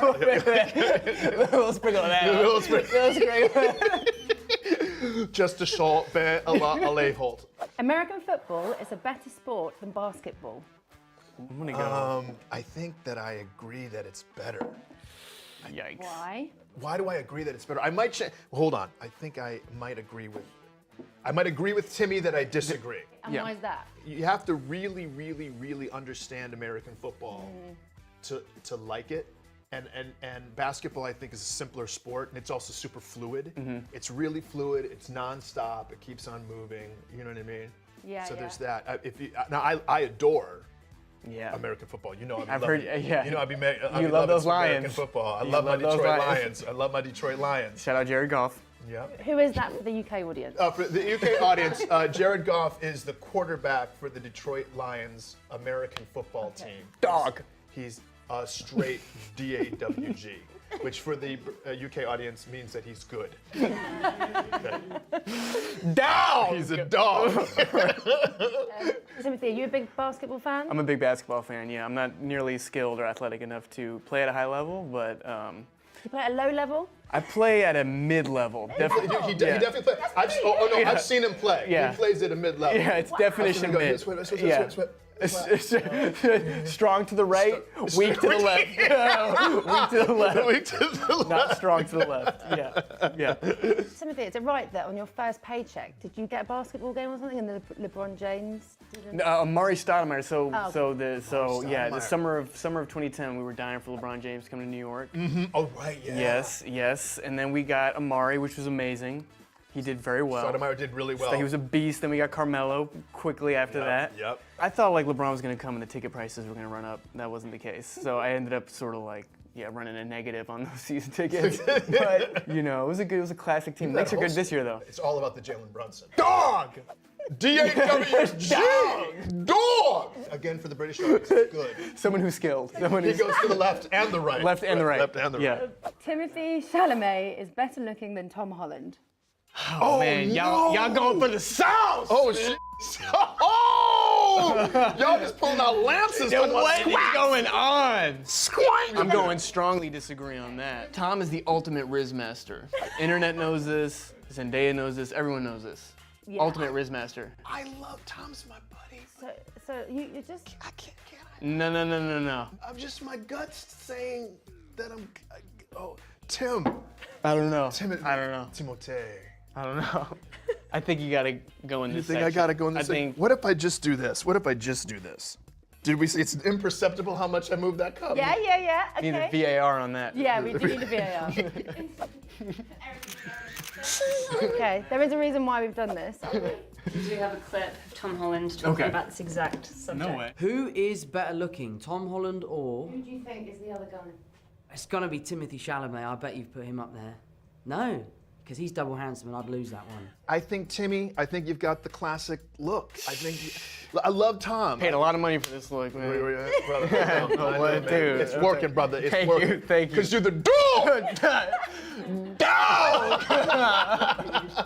Straight dog! Good looking department. This is the loudest disagree. Agreeing to disagree. Agree to disagree. Agree to disagree. This has got to be the most voluminous one. Yeah. Agreetodisagree.com? Yeah, sure. Okay. Okay. Nice. A straw has one hole, not two holes. Ooh. Oh, okay. That's good. Straw has one hole, not two holes. I'm gonna let you go. I'm not even gonna look. Thought-provoking. I'm gonna go with my gut. I'm not even gonna look. I'm going to. I know where I'm going now. I'm gonna strongly disagree. Ooh.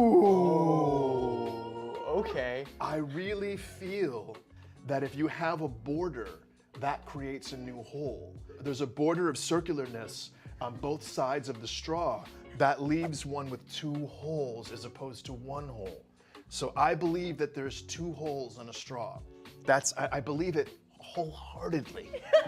I believe it passionately that there's two holes on a straw. It's the amount of wait, look, because what happens is there's a hole on this side and a hole.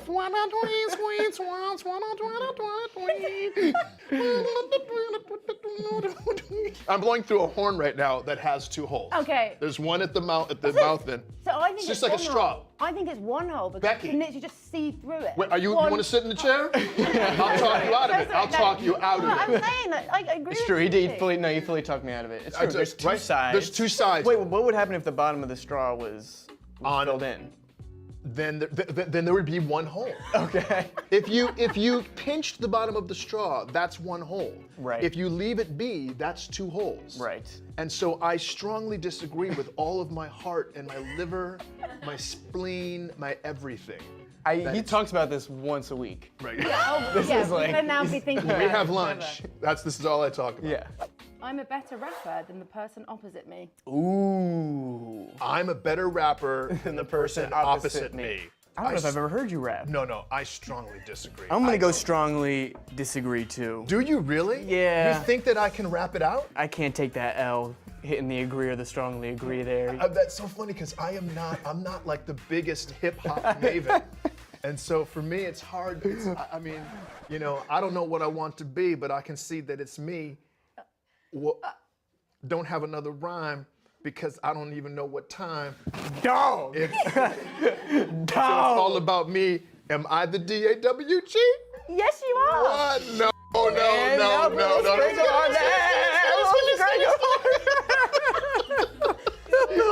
No, I have no idea. That just came out of nowhere. No, those were bars. Was I spitting bars? Yes. Okay. Yeah, I felt a little chill run up my spine. But I feel like you love hip hop. I do love hip hop. I do love hip hop.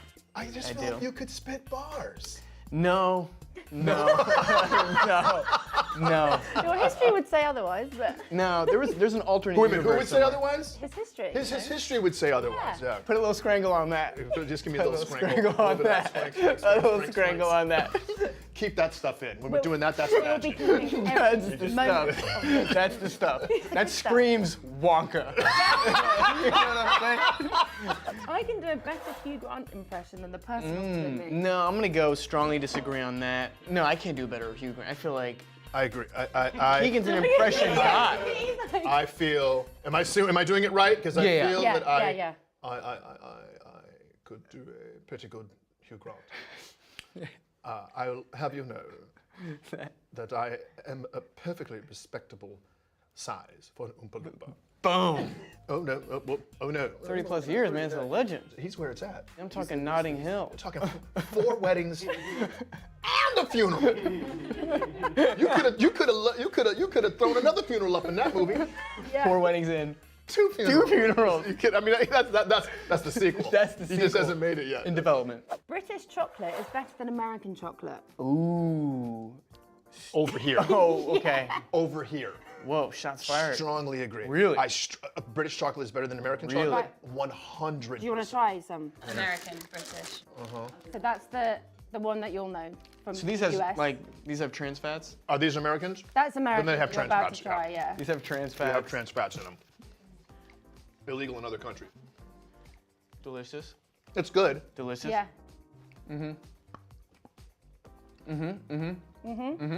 Where's your glass going? That's most important. I mean, Oh, it's so good. I don't know. They're both pretty damn good. Spike Lee voice, not my cup of tea. He strongly disagrees. Is that a serious? Wow. You genuinely think that? No, I just wanted to use that Spike Lee quote. Okay, yeah. Every movie would be made better with a Muppets remake. Ooh. Oh, I'm gonna have to strongly agree on that. If you were gonna make a remake of Dune Right. with Muppets, that would be because I just want to see Zendaya as a Muppet. You know what I She mean? would still be amazing. It should be, yeah. She would be just as beautiful, just as Yes. captivating. Eyes wide shut, Muppets. Eyes wide shut. Muppets with masks on them. Yeah, that'd be hard. Call me by your name, Muppets. Call me by your name, Muppets. Call me by your name, Muppets. Call me by your by your He's the comedic mind here. Sometimes I'll start a thought and I think it's going somewhere. It's like my like brain, a tweet, like a tweet. I'm like, did I just do that? I Yeah. just did that, Yeah. didn't I? Yeah. Same draft. Like I'd like to see like the Matrix. Matrix with Muppets. All that green All screen. that green. All that green. All that green. Or a live action Muppets. Could you imagine just a little frog? Kermit. Like, can you imagine Kermit as just Can a you real do frog? Kermit impression? Kermit. I almost just said Kermit the Frog here. Is that right? That was great. Kermit the Frog here for Muppet News. We should do this live action. Yeah, live action Muppets. Yeah. Oh, that was great, guys. That's We're out of it, guys. time. We're out of time. Oh, that is sad. Sad. This was a good. This was a good good. one. So fun. Dog. Dog. You a dog, Becky. Down. I like American football. I just don't understand why it's called football, because they don't use their feet. Yeah, it should be called something different, maybe. Throw ball. Whatever you want to call it. Throw but ball. you don't kick it. You do kick it. Yeah, But once.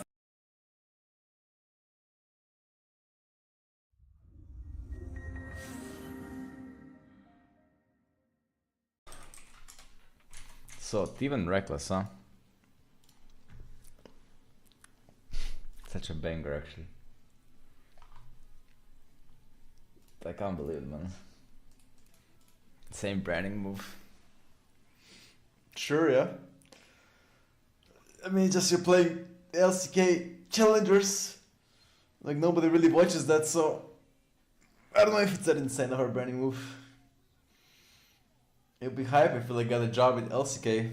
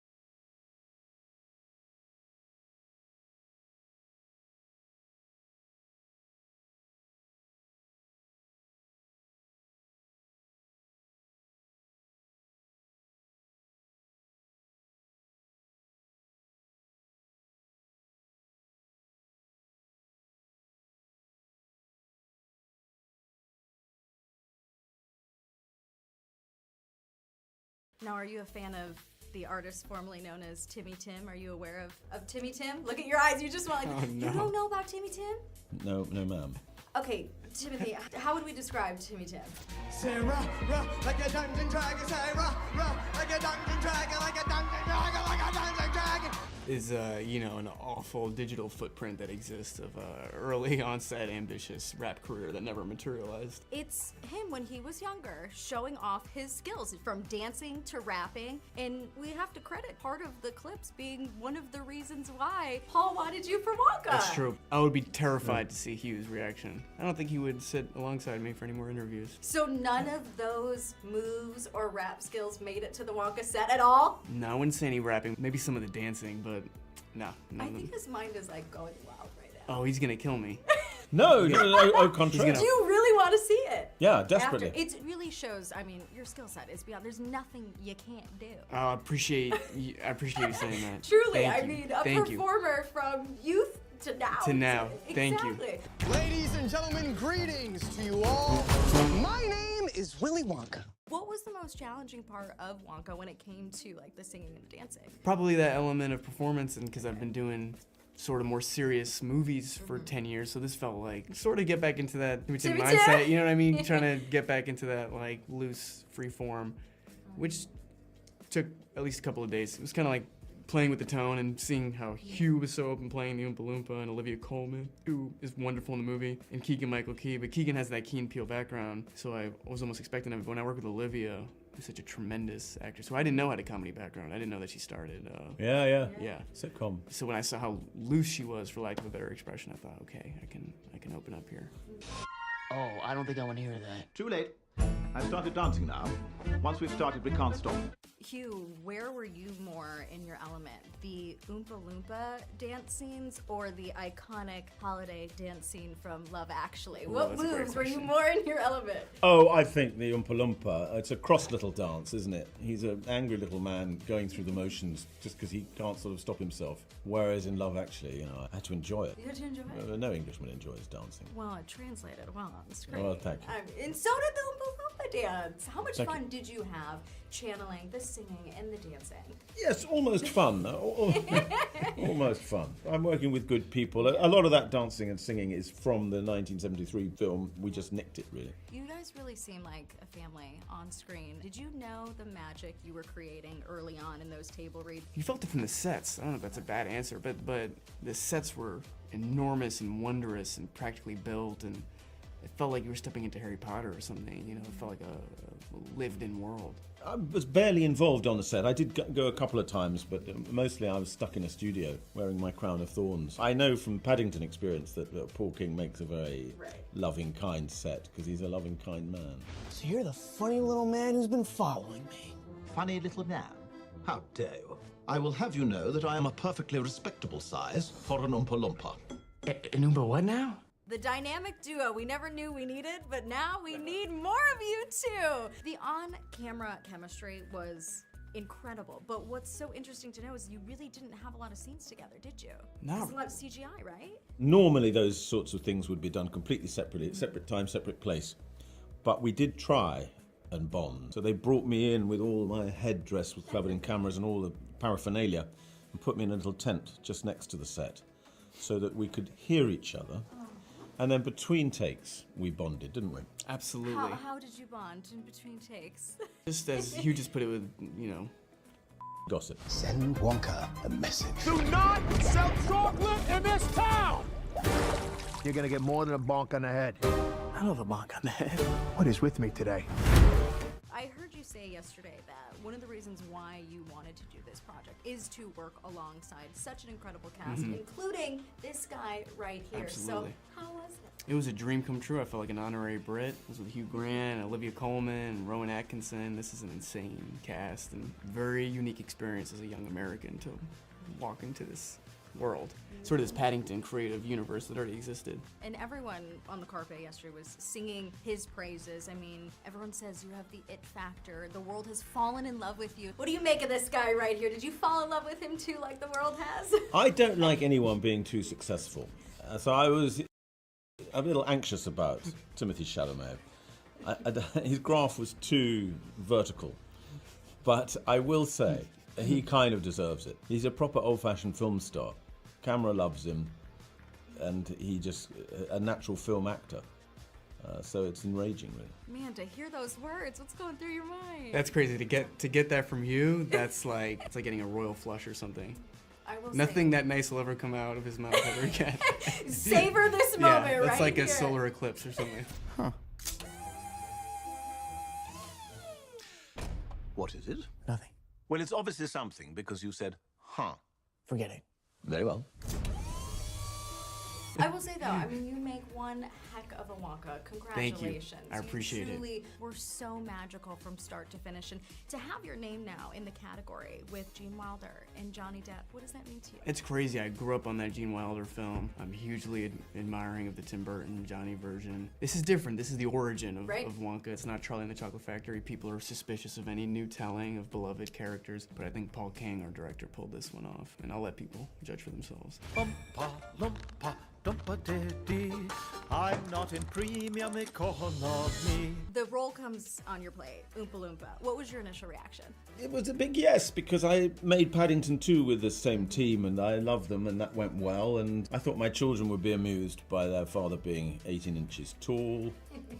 Were they? What was the verdict? They haven't seen it yet. They haven't seen it. No, Okay. and they know they have to love it. What do you think will be the initial reaction upon seeing Dad as Oompa Loompa? They've seen me. They on the way to school today, they were pointing at all the bus stops and the sides of buses.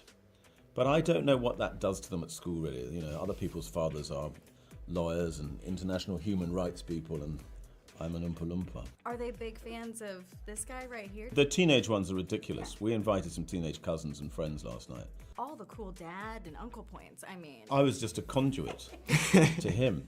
No. They stalked him. They stalked him so ferociously he had to be removed by security. May thy knife chip and shatter. I'd be remiss if I didn't tell you we are so excited for Dune 2. Yes. Now, adding Austin and Florence to the mix with you and Zendaya, I mean, how much does this change the game? How much excitement do we have to They just brought it. I am so proud of that movie. I saw an unfinished version that I couldn't be, you know, more excited about, so I can't even wait to see the final version. You know, I saw a version with temporary music and stuff, so it was amazing to relink with Florence, and Austin just absolutely brought it. He kills it, so I don't know how much more I can say than that. but Probably yeah, not yeah, much before yeah. someone's like, cut. Yeah. The smile on your face, I'm so happy for you. Thank you. Congratulations I appreciate on it. everything. You both were truly remarkable I in this appreciate film. it. So heartwarming, a tearjerker, and like I said, the dynamic duo we never knew we needed, but Thank now you. we need more. Thank you. Nice to see you. Thank you so Nice much. to see you. I appreciate your time. Yeah.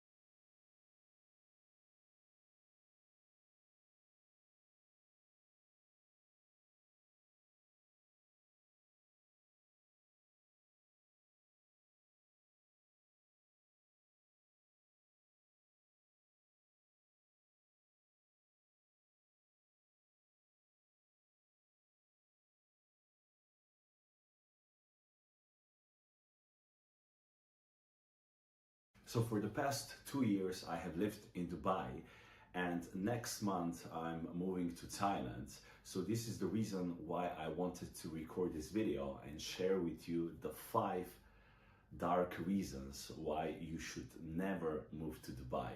And the first reason is the fact that this city is all about the money.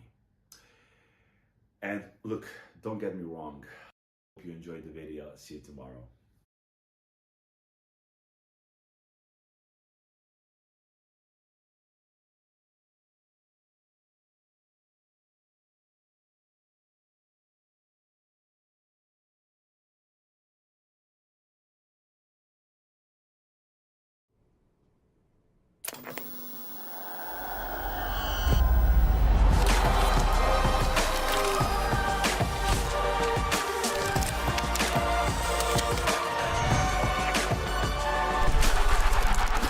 Good.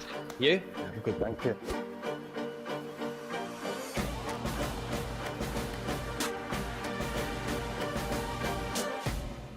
Your first FIFA cover. Jude, how is this making you feel? A couple of years ago, I never even thought I'd be on a FIFA cover, let alone with, you know, David, and, you know, to share it with him is really special. I'm very excited the fact that I'm actually with someone that is so talented and an exciting, you know, player in our country, and someone that's going to go on to have an incredible and long career. Jude Bellingham might be the one they get really excited about. My boys will be very excited that I'm on the cover with Jude, so I'll say thank you from them. When you're walking out onto the pitch, how are you, I guess, keeping yourself calm? Especially when the anthems are playing, I think about who I'm playing for. The pride that I feel representing my country. My granddad, who not long passed away, I know it would mean, you know, the world to him. He loved his country so much. You know, when the anthem stops, I always feel really focused and like in the zone.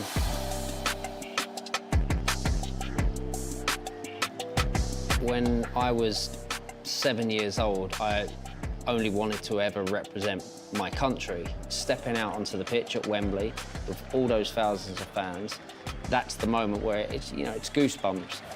Singing that national anthem means something. Sing it loud and sing it proud. Representing my country was the biggest moment in my career. And I would have to say my proudest moment would be 2002, you know, captaining England for the first time in a World Cup. Hard to beat. I was going to say, JP. He still wasn't alive. England's captain. I don't believe it. David Beckham scores the goal to take England all the way to the World Cup finals. My mum and dad, they never missed a game. You know, my dad, he worked from like 6 in the morning till 7 in the evening. And when he came back from work, that was his time to take me over the park and kick a ball around for an hour or so. Practice, that's all I've done, you know, just hitting the ball against the wall or playing with my dad and things like that. The message from my parents was, if you're going to do it, you're going to do it 100%. My dad was my first coach. Well done. Well played, Jude. He always reminded me sometimes when I'd have a strop on that, you know, if we're doing it all in, and that's how I've been ever since, really. I grew up, obviously, in East London and being a Manchester United fan. But then one Sunday, I had a really good game, and this guy came up to me and he said to me and my mum, he said, I'm a Manchester United scout, my name's Malcolm Fidgen, and would you like to come up for a trial? And I like literally burst into tears. That's basically the same thing with Birmingham, really. You know, I first got the call from a friend of my dad who was working at Birmingham, says, well, you might as well bring him along, like he's doing okay, just bring him along and see if he's any good. And I went, and like, I think they saw something in me maybe that, you know, that they could work on and develop, and obviously I wouldn't be where I am without Birmingham, without the coaches. David, you're a proud East London boy through and through, so I'm really intrigued as to how it felt for you leaving East London to go to Manchester to start your career. I left London when I was 15 years old, but I was doing what I wanted, so leaving wasn't such a big thing. You know, obviously I miss my parents, I miss my friends, but in all honesty, I was doing what I loved. Then I moved to, you know, Madrid, which again, I couldn't speak the language. I didn't know any of the players, and it was a challenge, but it was also an opportunity to play for such a big club like, you know, Real Madrid, and also be part of a new culture, be part of a different experience, you know, learn a new language, which I learned. And how's your Spanish now? It's okay. All right. It's okay. It's not bad. You're not going to get any. Just to be clear. This moment defines. Jude Bellingham, 16 years of age. Just try and keep my feet on the floor, which I will do because I'm just so hungry for more. You have to grow up quite quickly because you're playing with players who are more experienced than the players I was playing with at Birmingham. They kind of expect a standard of you that goes past football, but how you carry yourself as well. And so I was learning from them quite quickly that I needed to be at their level in terms of maturity. Try and stay to that every day. Sometimes, you know, I let it slip a little bit, but I try and keep the standard quite high when I can. Let's talk about positive influences. David, for people that don't know, who is Eric Harrison and what significance does he have in your life? Eric Harrison was our youth team coach. He was tough. He was like really strict. The pitch that we played on, there was like his office was up there. So on a Saturday morning, we used to play in these games and he used to bang on the windows if we're doing something wrong. And once I played this long ball and he used to tell me all the time to stop playing those Hollywood passes, stop playing those Hollywood passes. But there was one time he was banging on the window. I looked up and he'd gone. And we knew that he was on the way down. So he was our mentor. Well, he was the reason why Manchester United had the players that we did and went on to win what we did because of Eric Harrison. And Jude, did you find similar with Mike Dodds? Or I know you call him Doddsy, don't you? Not as similar, to be honest. He was a bit more laid back with me, really. I think he thought that because of like the qualities I had and I always wanted to be with the ball, that a lot of coaches would try and coach it out of me. And I think he tried to do the opposite, and he'd always like go into games and be like, how many nutmegs can you get? Or how many, like 1, 2 wasn't can you Eric. make? Yeah, definitely not. So. Let's talk about shirt numbers. My hero growing up was Brian Robson, and he wore number 7 for Manchester United and number 7 for England, and captained both. Everything that he did in his career, I wanted to kind of emulate. So number 7 will always be special to me. Number 22, lucky number 22, what's the story there? You know, the story behind it comes from Mike Dodds, actually. He was saying, like, I think you can be more than just a 10 or an 8 or a 4, and he wanted to put it all together, and he says, I think you want to be a 22 if you want to be elite. And I says, like, kind of took on the challenge almost, and then to take it now to Dortmund is very special too. Man of the match. Yeah. Thank you for everyone that voted. I don't know if I can get it on the plane, actually. Can you take this in hand luggage? Jude, where were you when you got the call? I went to go meet up with the 21s, and I think there was an injury in the senior team, and I went to AD Boothroyd, the 21s coach, and I was like to check in and stuff, and he says like, what are you doing over here? And I says, what do you mean, like, I've not been called up, I'm so worried, like, what are you on about? And then he was like, well, you're not with us this week, Gareth wants you in the senior team. It's quite emotional. Yeah. You know, that phone call comes from obviously the manager, and you start hearing rumours a couple of days out or a week before because you'll know because you've been playing well for your club side. Are footballers gossipers? A little bit. Even in my day. Right. You saw what it meant to the country when, you know, the women, you know, won the Euros. That was something special, and I really feel that this generation of players is going to win something, and the excitement around, you know, players like Jude that is coming through, it would be something special because, you know, we still talk about 1966 in such a proud way. If something like that happened, you know, a Euros, a World Cup, it would be so special, and it would be a proud moment for all of us.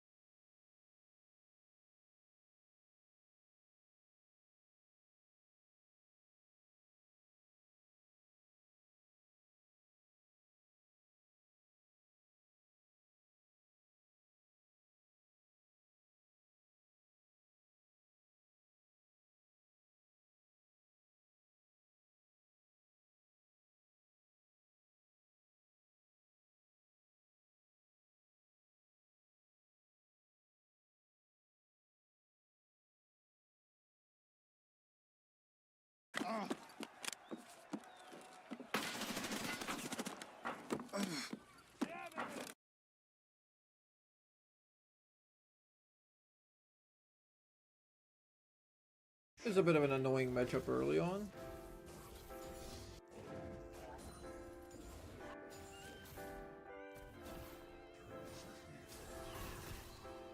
Good, just E hitting. Oh, she's going airy.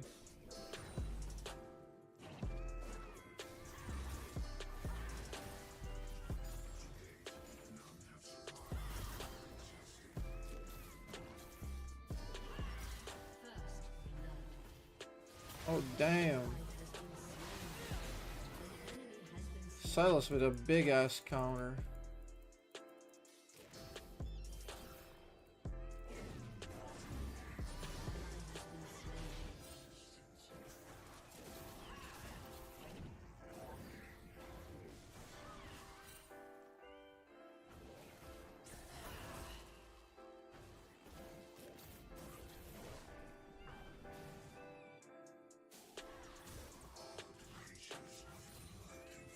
Man, could have killed her. That was my potential GG if I played it better. I need help shoving.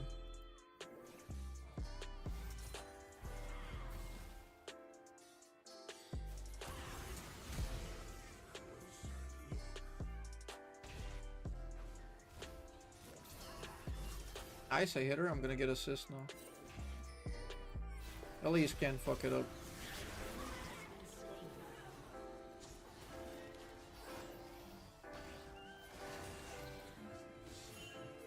Good job, good job. I had a recall. That makes my lane a bit better. Got all sums. We're gonna try to kill her level 6. Maybe with first strike AP carry. That's interesting. One would think that's dog shit.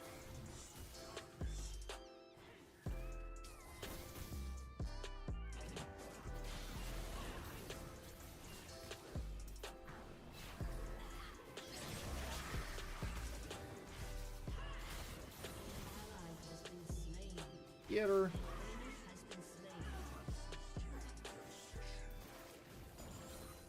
Get her, sir. At least getting fed early, which is pretty good. She's got Dark Seal. At least snowballs like crazy if she gets ahead.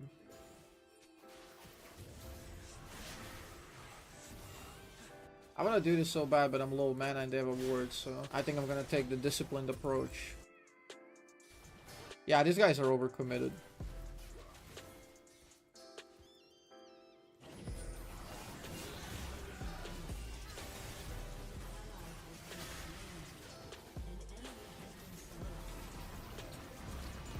Really? Really, you bastard? That's a good rotation. These low master players, they just have no idea when to stop a play. They just keep going and keep going. They got a good win. Like, they're outplaying my team and they just don't know when to stop. They keep going. They keep going until they throw it. They're crazy.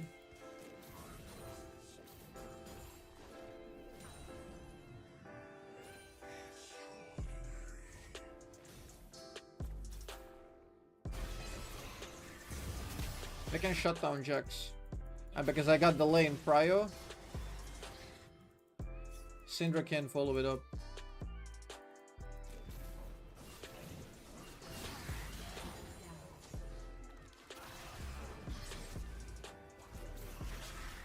Oh, that's alright. Good stuff. We got the shutdown and a big one. We just let it sizzle.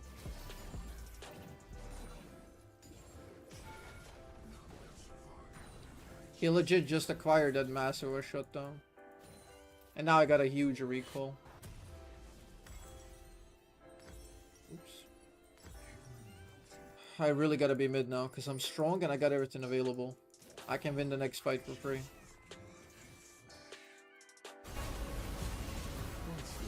I'm ghosting, I'm ghosting.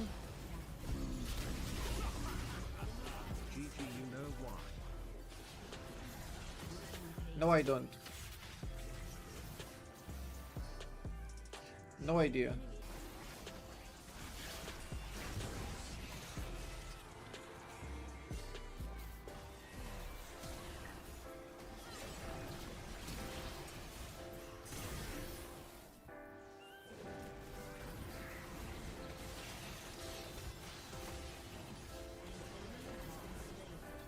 Get fucked! You tried! You tried, guys! You are not the master of Hawaii. That is me. I am the Hawaii guy. I am the Hawaii player, not you.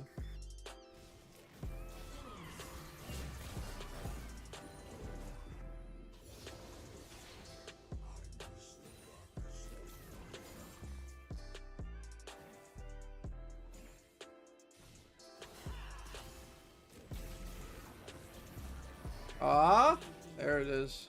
I felt it. I felt it deep in my bones.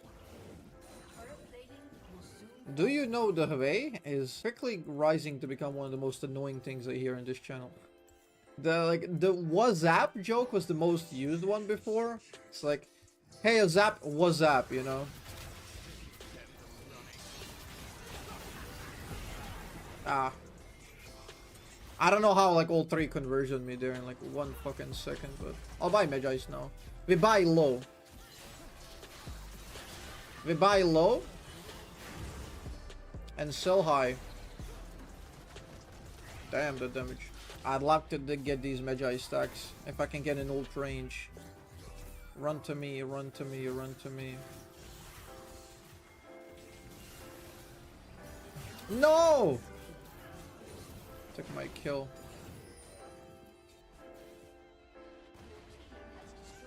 I'm gonna ward here, might be useful for Dragon later on.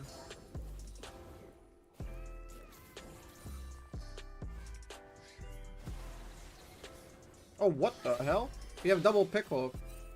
Blitz got DC, guys. The battery ran out. Oh, she's dead. No? Oh my god.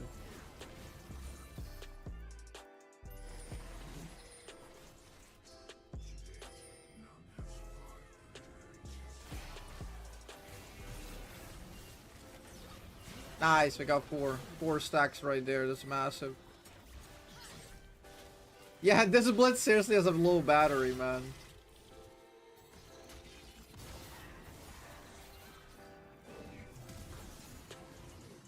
Maybe. Oh man. Another Herald top lane. Fuck me. They're really trying to open up top. Once it gets Hullbreaker, oh, we're doomed. I got so much move speed right now. 85 CDR, crazy move speed. Hook him! What? What is Blizz doing?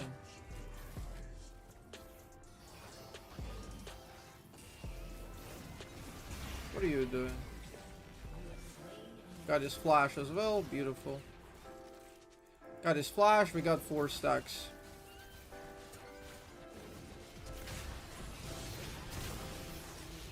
Yeah, this Blitz is not having it.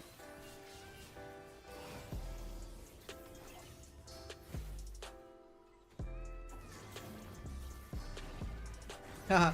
Nice. Bye-bye. Another 2 stacks. Lovely. This movement speed is so good. I can play tricky maneuvers like that. Do you see how I walked up, down? Like back and then up. Like that. Just to bait them in. We're gonna play Infernals, so we can assume in 8 minutes we can have more Infernals. So I think I go decap next. Synergize with Magi's and Infernal Dragons. So we get max AP value. Gathering Storm 20 minutes. Jax is balanced.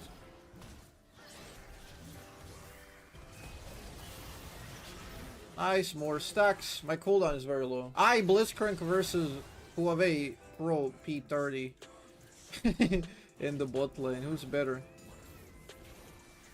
Blitzcrank kind of powered down there, though. Oh.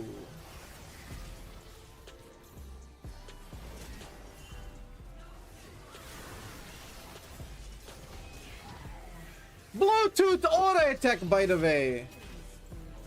Man. And it kills my entire team as well on their turret. What a nice champ, dude. Fucking bullshit, dude.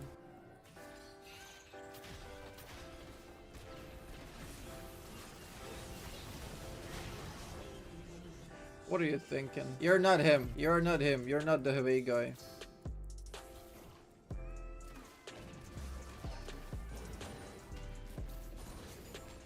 I think we can rush Baron. If we rush Baron, we just win the game instantly.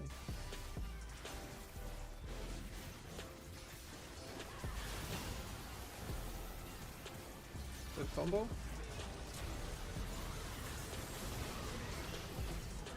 That's a good call. I need blue buff, I have too much CDR.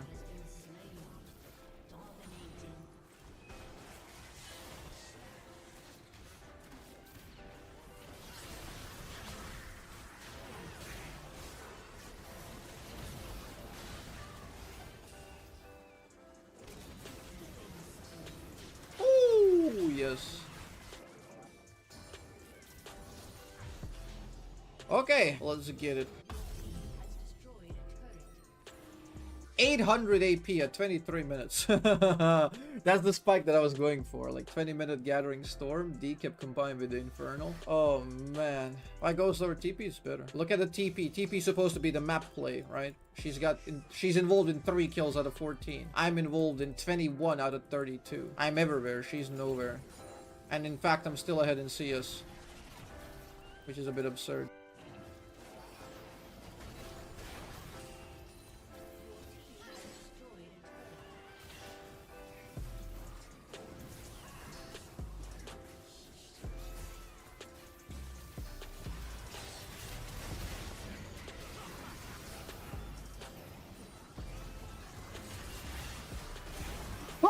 I dodged that! Where are my teammates though? Why is my team AFK? Why is nobody pushing mid when we have Baron? Please don't die. Please don't die. You have one job, don't die. We're winning this side. You have one job, don't die. You don't have to kill him, just don't die. Just don't die. He's gonna die. He's gonna die, isn't he, guys? He's gonna die, isn't he? Yep, he's dead as fuck. Why'd you go Cosmic Drive second this game? I felt like movement speed is very good to outmaneuver their bullshit. But apparently I didn't have enough move speed because I still couldn't dodge that Senna ult, even though it looked dodged on my screen. Yeah, kill this guy, kill this guy, kill this guy, kill this guy. He's trolling. Golden Spodder.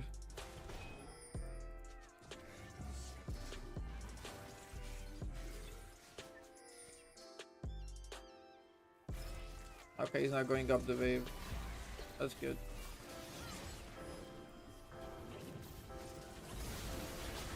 Guilty Zonya's abuser.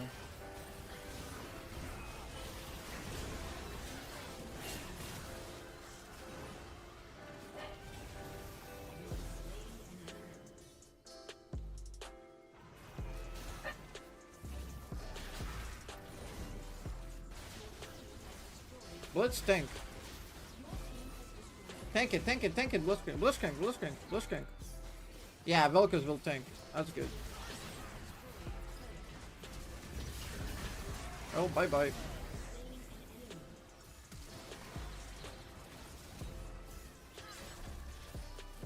Still.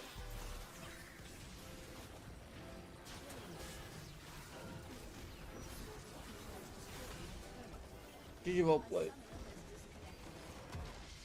Oh, nice! Woo! Good game, good game. We got to D1. From D4 to D1 in one day. Awesome.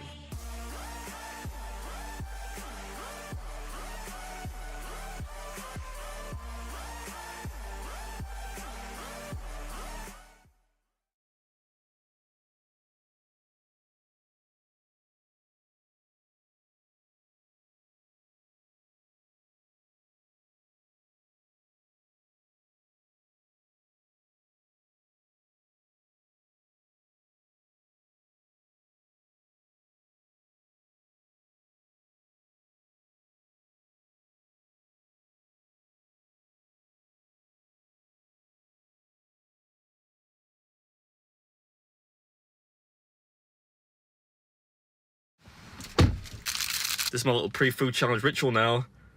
Black coffee and a couple of Freddos. It may lack nutrition, but it contributes to the mission, which today is... I don't know where my phone is. Where's my phone?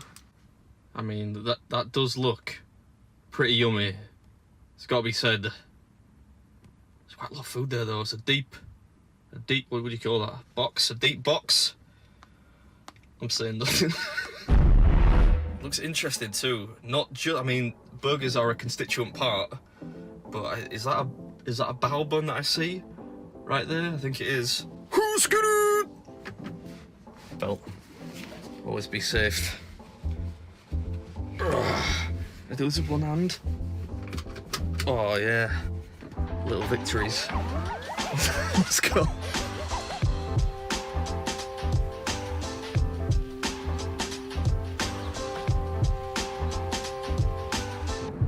Feels a bit Final Destination. Driving behind a truck full of rusty metal. Going to Preston today. What's at Greg's Outlet? Get discount pasties? Who carries cash these days?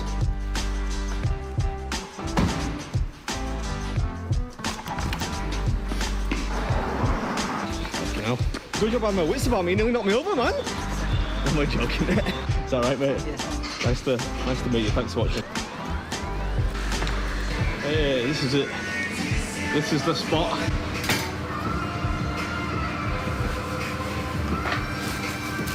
Dan, you just get the door for me? Yeah, man. I thought you were going to say it's like a two-man job then. There you go. Ooh. What we got in there? We got a beef burger with like 3 patties in it. Chicken burger, similar kind of thing. Big pot of cheese sauce. Is this the Ataris? Boys of Summer, what a classic. There's some bao buns in there, some fried cheese maybe, and of course the obligatory few hundred chips. Looks delicious though. I don't know, 30 minutes. I've lost some confidence in my own ability lately. I've been a bit flaky. Hopefully this goes all right. We'll see. Of course you can, mate. Anything, any photos you want. This is, it's pretty big. I'm at a place today called, you can probably see half the sign, Tipsy Chef Street Food. I hope that doesn't mean that you're all constantly inebriated. No, you don't come to work drunk. Does it have a special name or? Just the Tipsy Challenge. The Tipsy Challenge. So you've got loaded salt and pepper hash browns, you've got 4 pork belly bao buns, a small handful of fries, a triple TFC burger with tipsy fried chicken with bacon, candied bacon, and a cup of cheese sauce. A cup of cheese sauce, is that included? You have to finish that? Yes. Oh, you do have to just drink it at the end. And it costs 30 quid, 35 quid? 30 quid. And if you finish it, you get your money back. Yes. 6 attempts. One really close. One was really close. Really close. So I've got no excuse to fail, really. That's nothing for you, that you'll drop down in about 5 minutes. Nice to meet you, mate. Good to watch it. Thanks, mate. Appreciate that. Your wife's like, who is this guy? Who is it? You must watch late at night when she's gone to bed. 3, 2, 1, go. Stuck in. Start with a burger. Woo. 3 patties in this sucker.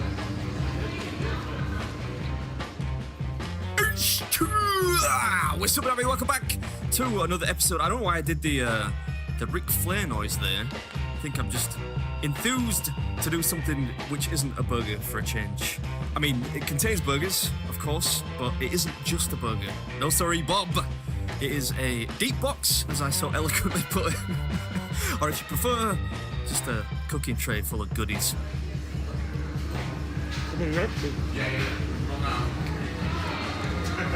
I'll grab it like this, otherwise I'll ruin the whole thing. Thanks, mate. Thank you. Thanks for the assist. That burger was lush, mate. I mean, you can tell it's gone pretty quickly.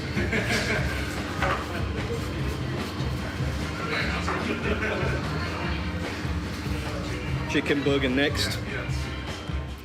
Yeah, the triple smash burger did not take long to dispatch at all. That was a supple sandwich. The chicken burger does put up a bit more of a fight though. Whew. That was a little hot. I'm gonna leave the bottom layer to cool down. Check out some of these bao buns. See, this was pork belly? Pork belly, yeah. I love a little bit. I very rarely eat it. It's like ginger, soy, honey, pork belly. Sounds nice.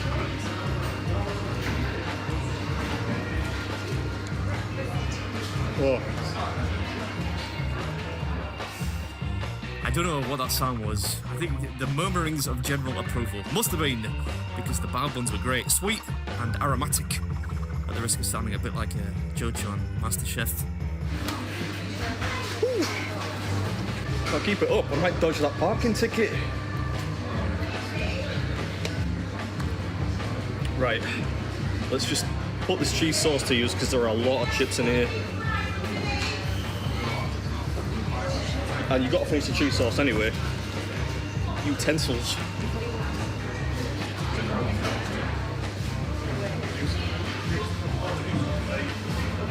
Oh.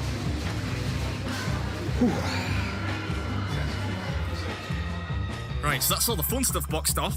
This is where the real shift begins. You guessed it, a huge pile of fries. Luckily we got this big cup of cheese sauce here, just to grease them up a bit. Come out. What's that? Is that fried cheese or something? I say that to end because I thought that looks like it's a bit tastier than the chips. Thank God for the cheese sauce. Yeah, mushrooms, this guy knows.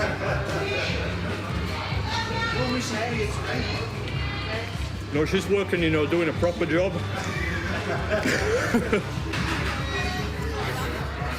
Yeah, Mrs. Beard's back at the old homestead this week, staring at spreadsheets, no doubt. Or eating garlic bread, who knows. But one of us has to be a real adult.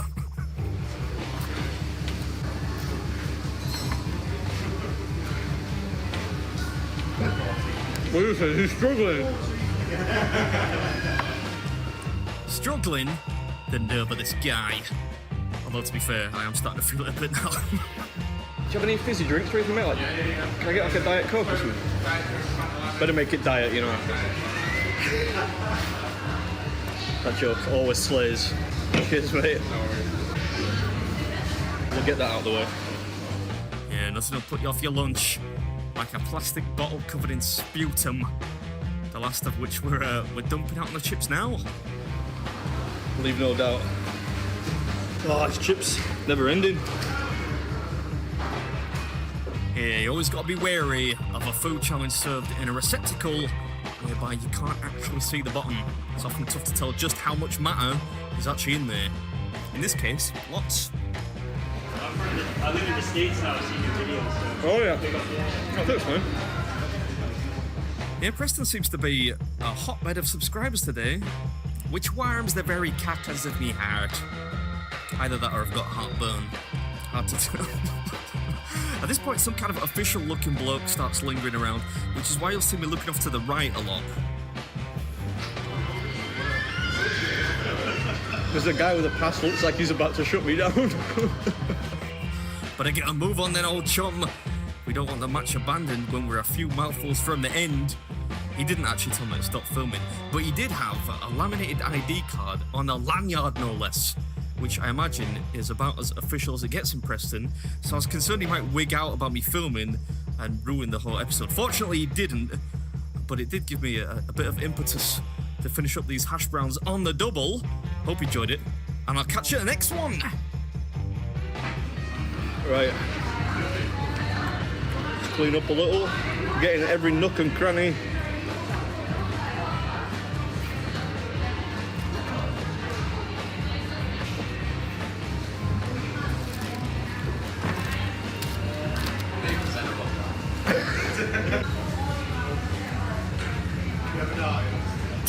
Is that right?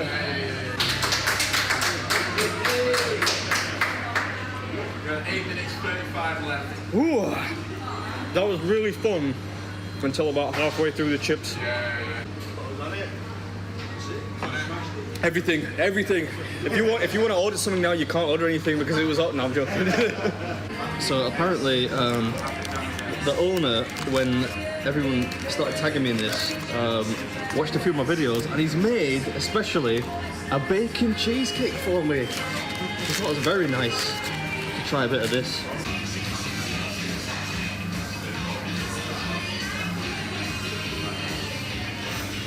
Oh, do me that.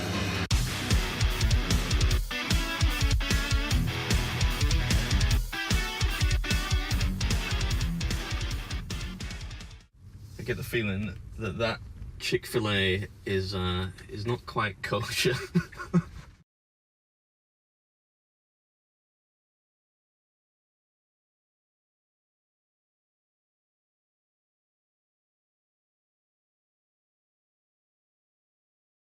Should I play one without him? Backseat gaming. Chat vote. Chat votes yes. 98% wants you to go. There was one who voted no. Well, I'm doing this for you. The rules are I won't say anything, but if you specifically ask me a question, I'll answer it. I'm wondering if I'm already regretting this. You gotta click on gameplay so they can see the game. Alright, that one. Yeah.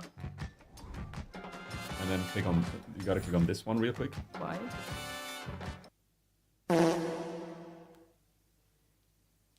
Why? It's a fart. What? It's a fart. Yeah. Yeah. Right? Play again. What do I do now? How do I know who this is? Are these rhetorical questions or do you want me to answer? No, I want to know. Right click on her. And then you see, there she is. Oh, punk. Punk? It's called Vi and she's a punk marsher. Does that mean I have to play punk? No. But if you want to. I'm back. Oh, the crab is back. I like the crab. The crab you like. Oh. Am I playing a fight right now or what's happening? You're doing the mobs in the beginning. So now you got a shop, you can buy things if you want. How do I? Okay, let's go with this one. So really smart. You bought the 2 duplicates to combine them. Good play. Are we fighting now? You're just doing the start where you don't find players. So you get a couple of turns to play a board that works. Can I put this out? No? Yep. Yep. Okay.